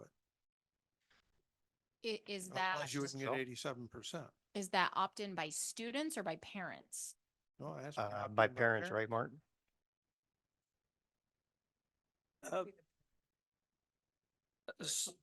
So that, yeah, and I'll say, I think I've heard conflicting information. I understand for that particular survey, 87%, I get it. But I've been told historically that opt-ins have low participation and it causes a lot of work for the school to try to follow up to get parents to pay attention to it. And then you can't move forward without it. Tremendous amount. And so what I would add to the YRBS is it's a sampling of students. And so we're not looking for the entire student population with something like that. So when I used to administer that, I worked with Trustee Gilkerson with partnership with community resources. We would select classes. It was a great project with our statistics students. So they would randomly select classes. We would go to those classes. We would send out the opt-in form. And then once we got the permission slips back, we would administer the survey. Right. So participation with something like that, we have a higher chance of getting a return from students. But if you're going student body wide, you're going to see low participation. Thank you. And how much of that information that we receive on those surveys do we use in grants? So the YRBS went to partnership with community resources, use that for grants. As far as grants that I have written, I haven't used survey data. The survey data that I would use would be more for like if we want to do a comprehensive needs assessment, something like that, we would use a survey for it. But in terms of any of the stuff in this policy, we wouldn't use. Or haven't. I shouldn't say wouldn't, but we haven't. And then the school climate survey drives our school performance plans. We have to have a goal around school climate. And by law, you have to have a school climate survey of some kind. So by using the Nevada one, it allows you to track data from year to year and write goals to improve school climate. And doesn't that affect school star ratings? Participation, I'd have to double check. I think it's reported out on the Nevada report card. I believe it's reported out but not factored in. Okay. It's valuable information for schools though. Okay. I just have this one thing to say, and I venomously mean this, that parents should have a say in everything their children are surveyed about. I don't care how big or how small, they are their children.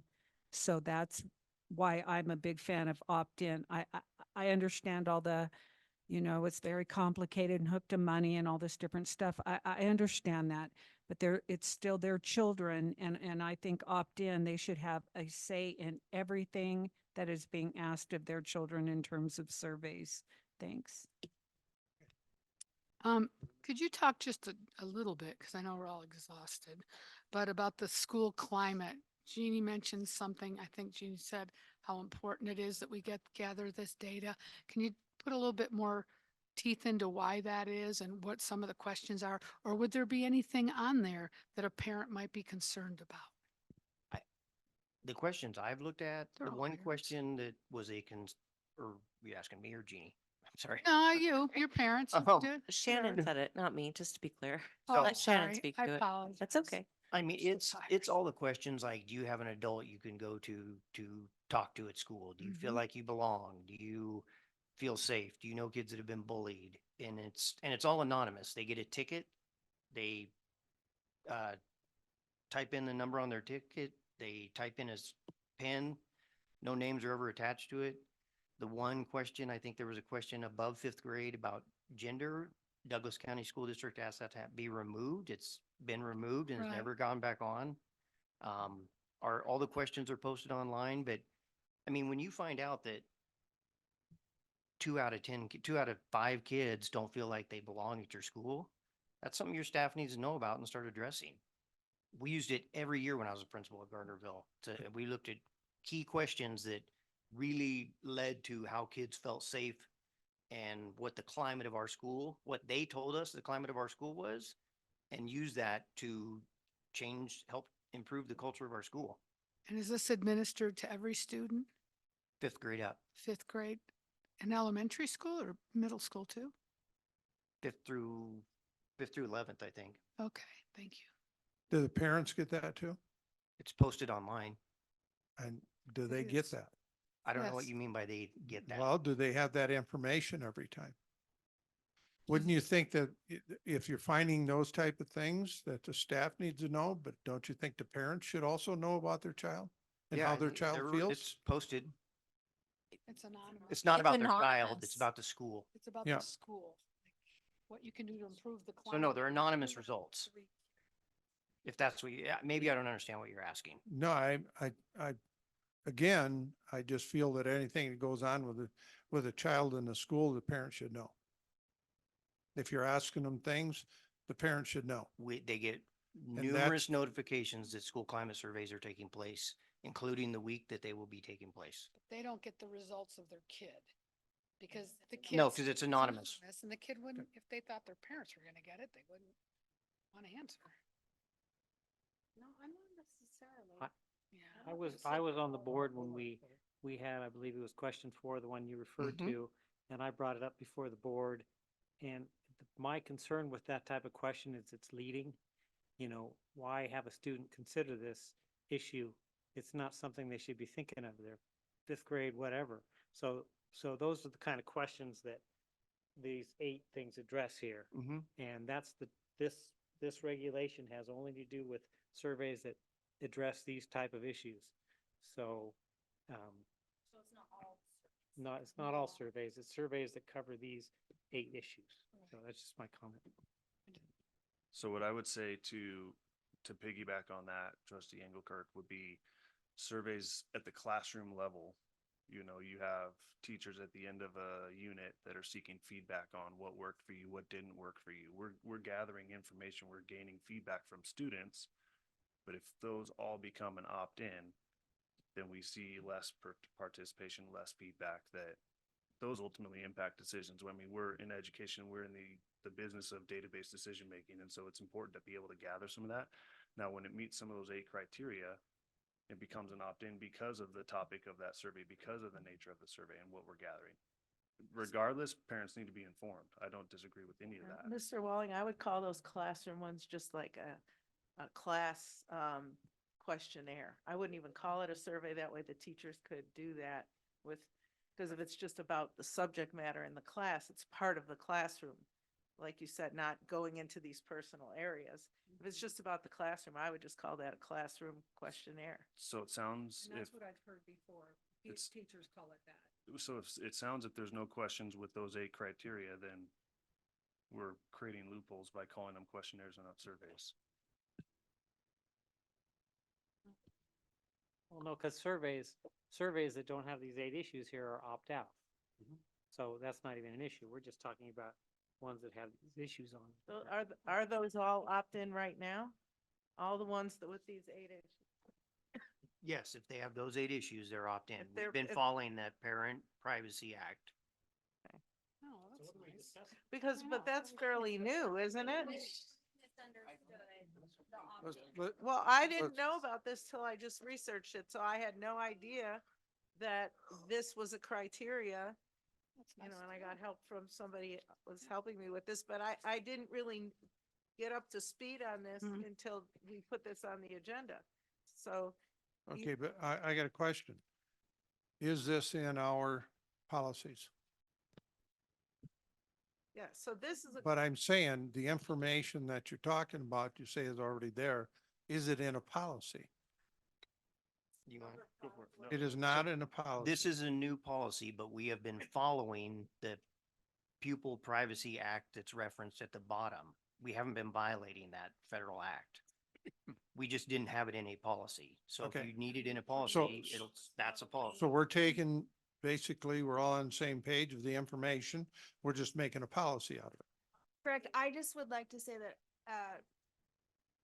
we would love to read both of them because they were just added, but to make sure that I just want to make sure that the language is, Yeah, that we would it just was want to have. copied from the US code and from the Lyon Yeah. County's policy. Yeah, and just make sure that all the language is, and then I just wanted to say also that it's, once you have the policy in place, then the administrative regulation that goes with it would be a great place that you could further delineate some of these things and give action to the administration on specifically what you want.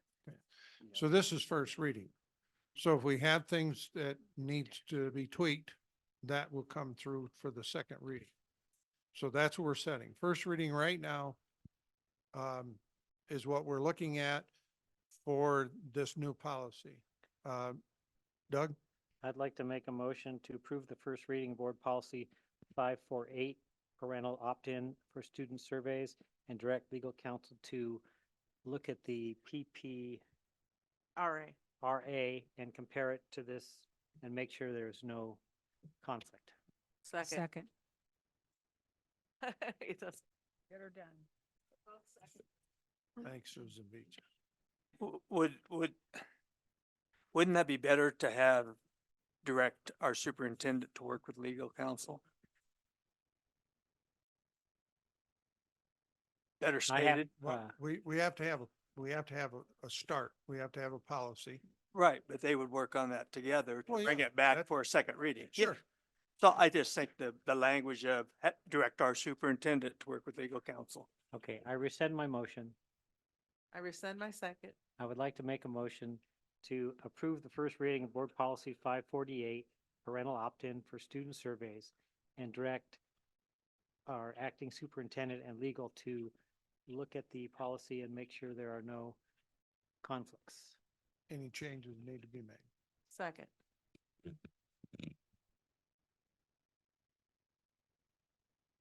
There's a spelling error, though. I don't know if you noticed. Okay, we have a motion and second. Any further discussion? Okay, I'm sorry. Linda? Jeannie asked me something. I was just giving her hand signals. Okay, you guys not? I just want to know where the spelling error was. It's on page 45. No, second number 1. It says will be going to be administered with 8, at least 1 weeks. Okay. I think everybody's eating anything. How dare you? All right, just thought, Okay, good. We're on the same page, Doug. okay, we've got a motion and a second on the floor. Take a vote. All in favor, say aye and raise your hand. Aye. Oppose? Motion carried unanimous.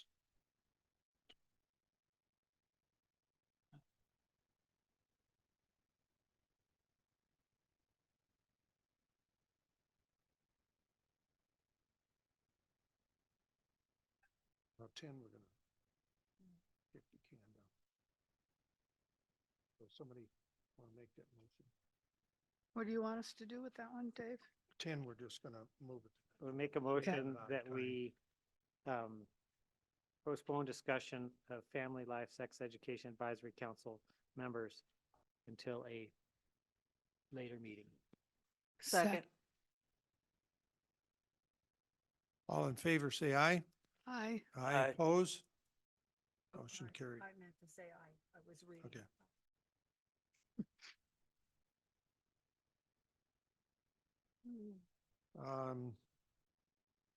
Gifted and talent presentation. Jeannie, can you wait? Okay, let's take 12. Board reports, can we wait? We'll do 13. Superintendent's report is 14. Board reports, superintendent report is 14. You move that? We can move that. No, you shouldn't move those. Cannot move it? It'll be quick if you'd Time let up. me just do it really quick. You ready? Yep. Um, Oh, excuse, hold it. So 12 and 13, we're gonna move forward. Anybody, I need a motion if we're going to. Oh, those are information only. Okay, so I really don't need that, right? Right. Okay, And board reports, really, you could just say there's nothing to discuss. You don't have any reports, any Because it'll committees come that up met. again, yeah. Yeah.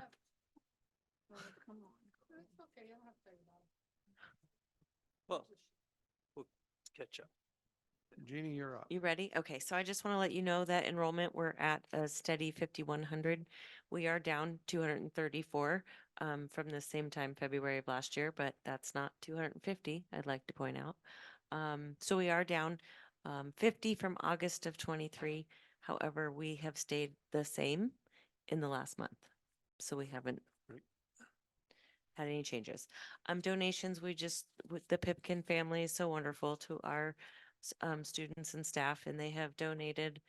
If you remember, the Pipkin family also, they made the $25,000 donation to our PAC program, which is why we were able to move that program and remodel the facility.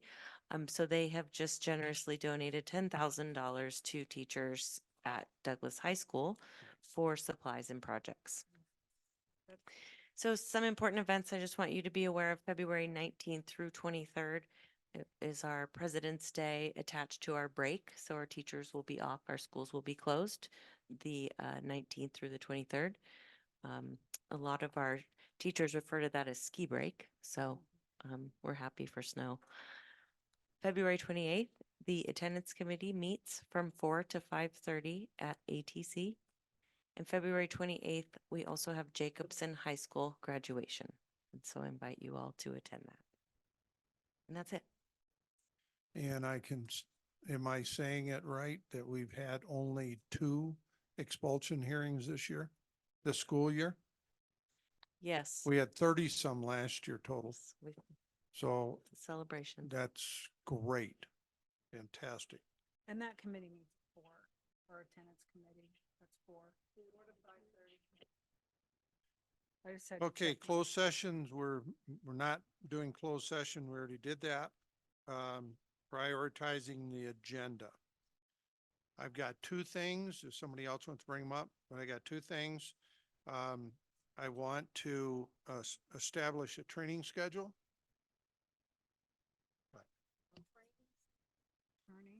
The training. The committees.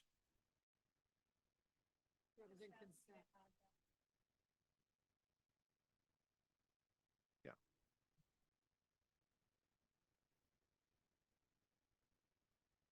So I want to start a training. And I would like to see once a month. So we can start going over some of this stuff of policies, bylaws. And once we establish this, then the newly elected next year can wind up starting right out. But I think it's very, very important that we understand NRS regulations, that we understand the ethics committee for this from the state, our bylaws and our policies, and also our roles and responsibilities then there. So I think it's important that we do that, but also as we go through there, we may see things that we want to update as far as bylaws and policies during that discussion and training. I want some input. I'd like to have comments. What is a good time? When do you think would be a good area to start doing that? As far as a different day before the board meeting? I mean, I'm just asking, throwing it out there. Linda. You know, at the, when we had our 2 prospective superintendents, and one was Mr. Holmes, he had said something when he was doing his presentation and talking to parents. Gosh, I'm thirsty, I'm so dry, sorry. He had said, oh, I've got one, thank you. He said that they have a policy committee at his school in Wyoming. And he said, it was made up of, a few teachers, a few district office, maybe a parent or two, a board member. And it was their work to meet and go through the policies. He did mention, and I'm not disparaging you, Mr. Gilbert, but he said there was no legal doing this. They weren't paying for legal. They were doing this themselves. And then they would bring it to legal though at the final thing. And I just was wondering if that would be a way to do these policies is not really. The policies I've seen have been brought forth by Kira mostly. And I'm just wondering if we could talk about maybe a future agenda item, because you brought that up, is maybe putting together a policy committee to work on policies together, but include different stakeholders with it. We have a lot of smart people on this board. We have a lot of smart people in our community. And I think they would be able to do something like this. That's just my 2 cents. Okay, this is for training. That's. I'm sorry. Yeah. This agenda misunderstood. item is A schedule future for board I'm so agenda tired. items. Yeah, that was what I was suggesting for a future board agenda item. That Yeah. Well, I'll second. I'm Jane. fading, sorry.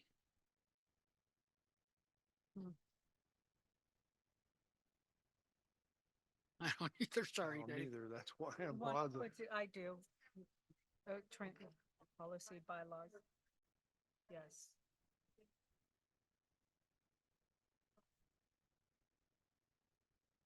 For the trustees, For the trustees. Well, trustees and I don't have a problem with superintendent being in there. And that and wouldn't be stuff to like that. change Yeah. anything. That would just be to learn them. Right, but we Right. would also observe and we would make notes of things that maybe would just need to be updated or something. Right. You know, simple changes. That can just make notes, but it could go into a separate discussion. This is specifically for training purposes. Okay. Who's doing the training? That's a good question. But that's okay. Are you volunteering? So are we just, I, I'm No, confused. I have Are we one discussing that I have right one now? source. Or we No, we're just have discussing the it future agenda item in a future. in the agenda. second? Yes. Okay, We're we'll not talk about it. discussing what it's gonna look No. like. You made a motion to Right. put this on the agenda Exactly. and then you have a second and then we're good. Yep. So I have a motion, second. That's it. That's it. It's on the agenda. It's on the agenda. I would like to make a motion to establish a procedure for the selection of a new superintendent to be discussed at our next meeting. I second. Okay, that's on the agenda. Anything else? And I want to discuss, put another one, all meetings must be recorded. That's Well, so we know, so when we talk about it, yeah, it's a discussion, but we need to put that into a, it's in the statute. in this, So well, not, I do have a limit of meetings, yes. Not every teacher that meets with a kid or something. Right. Some can't be probably. Yeah, we have negotiation meetings. There needs to be trustees in there. There needs, if they're prohibited, then it's in the statute as prohibited. Okay. So What statute is it? from what you're yeah, asking you're right. for. You're right. So all meetings must be recorded. record meetings, or That's are they different on the agenda. That's what I want to see. 241 requires. I'm sorry. I apologize.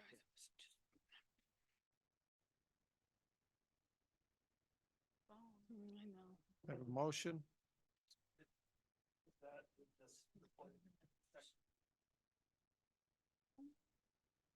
Second. Okay.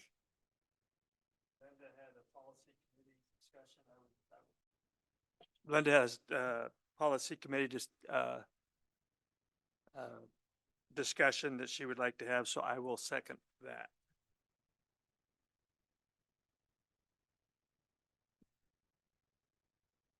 Anything else? Anyone else? That's future agenda. Okay. That is done on 16. And we shall open to Yeah, one more public comment. public comment.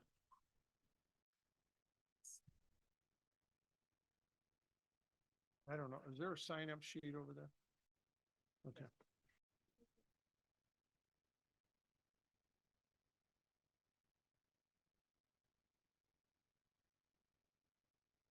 Whoopsie.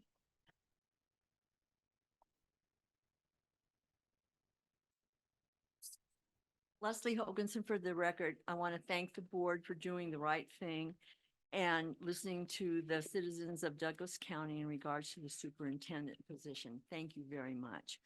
I'm asking, when is the board, some of the board, going to stop their political agenda? Example, the lady who wears her Trump hat, Virginia Scarrett, always calling citizens Marxists, Casey Rogers calling citizens communists, and then her other tirades about when COVID was going on here. Others calling citizens fascists, David Seats standing up and saying Biden is not the president and yelling out at the new superintendent will be a real patriot. And then tonight, calling citizens evil, fringe, mob, and bringing up the Salem witch hunt. Amazing that all of us citizens who are called these political slurs haven't called these people any of these things. If this behavior isn't disruptive and slanderous, I don't know what is. Not one of these people have ever been stopped like I was for quoting a previous president. And the current president, I asked you if I was, as the other 3 citizens who are on your list of 4 of being disruptive, going to be treated equally as every other citizen. I just think I deserve an answer. Thank you.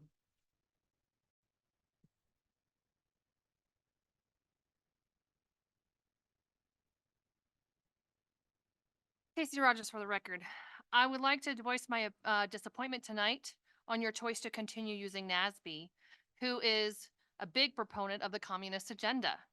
You see, silently and carefully, these ingredients have been baked into a pretty little cake with all these ingredients thrown in: diversity, equity, inclusion, social emotional learning, all these pretty little things that look great, sound great, but when it's all served up, it's pure poison. Why do you think our current country is in the state that it currently is? History has taught us that history has taught us nothing. DEI is an $8 billion industry. Why do you think all of a sudden we needed a program to tell us to include people? It's a moneymaker and a divider. It's poison. Secondly, you were beat down tonight by a well-organized mob that is guided by a current trustee and a former trustee. 8 years of these experts sitting on the board. You think that the emails that Linda got tonight were from people that were not included in this mob? That is who this whole organization is coming to and for. No way did she not benefit from that. So, finally and most importantly, the future has been planned and well organized. It is a totalitarian technocracy under a communist model. These things are being pointed out to you, and the communism is being brought up to your attention because it is what kills millions and destroyed billions of people across this globe. It is coming to fruition in the next few years. And if you don't talk about it and you don't stop it right now, we're headed straight for it. So just keep going along to get along.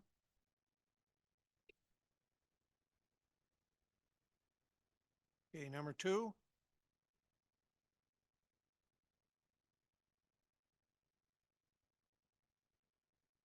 Esther Manning for the record. I wanted to say thank you for hearing us today and seeing what was best for our students as far as Ramirez was involved. I also wanted to say I appreciated the discussion between you guys on the student being involved as a potential representative on the board. I wanted to voice my opinion that I think it is a very important discussion and would be a very positive thing for our students to feel respected and heard, and a learning experience for them on democracy as well. Having the opportunity to be called upon to weigh in or raising their hand and having an opportunity to be called, I think would be positive. And looking at what other counties do, I appreciate that.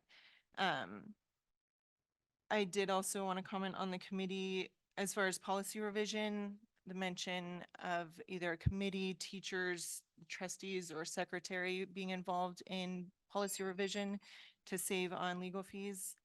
And also regarding the contract with Gilbert, the clause that Yvonne read, it was my understanding that the terms within the contract that were being questioned, that it was the terms within the contract that were being questioned, not whether the contract was voted in or out, or a second contract was voted on, or if the original was kept, and all those discussions that happened, but more so the authenticity of the contract because of the terms stated within it that would make it ineffective.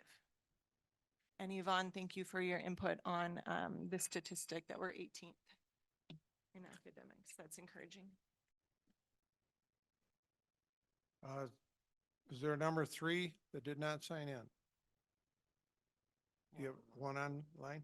Okay.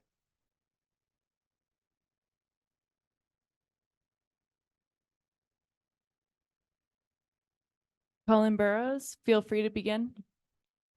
Hi, thank you also for hearing us tonight and getting rid of Mr. Ramirez. But I noticed during the first hour of the meeting, Joey Gilbert was not present at the table. Instead, he was in the back on his phone. When a legal question arose, he was nowhere to be found, requiring summons back to the board meeting and re-explanation of the issue. Considering the substantial fees paid by taxpayers for these services of this lawyer, his lack of attention was glaringly apparent to the audience, who openly mocked him for not being there. Billing for that hour seems unwarranted, and suitability of our legal representation is called into question. The taxpayers of this county are tired of being Joey Gilbert's bank account. We prefer money being spent on student programs and activities. Thank you. Anyone else? That's it? Okay. Meeting adjourned.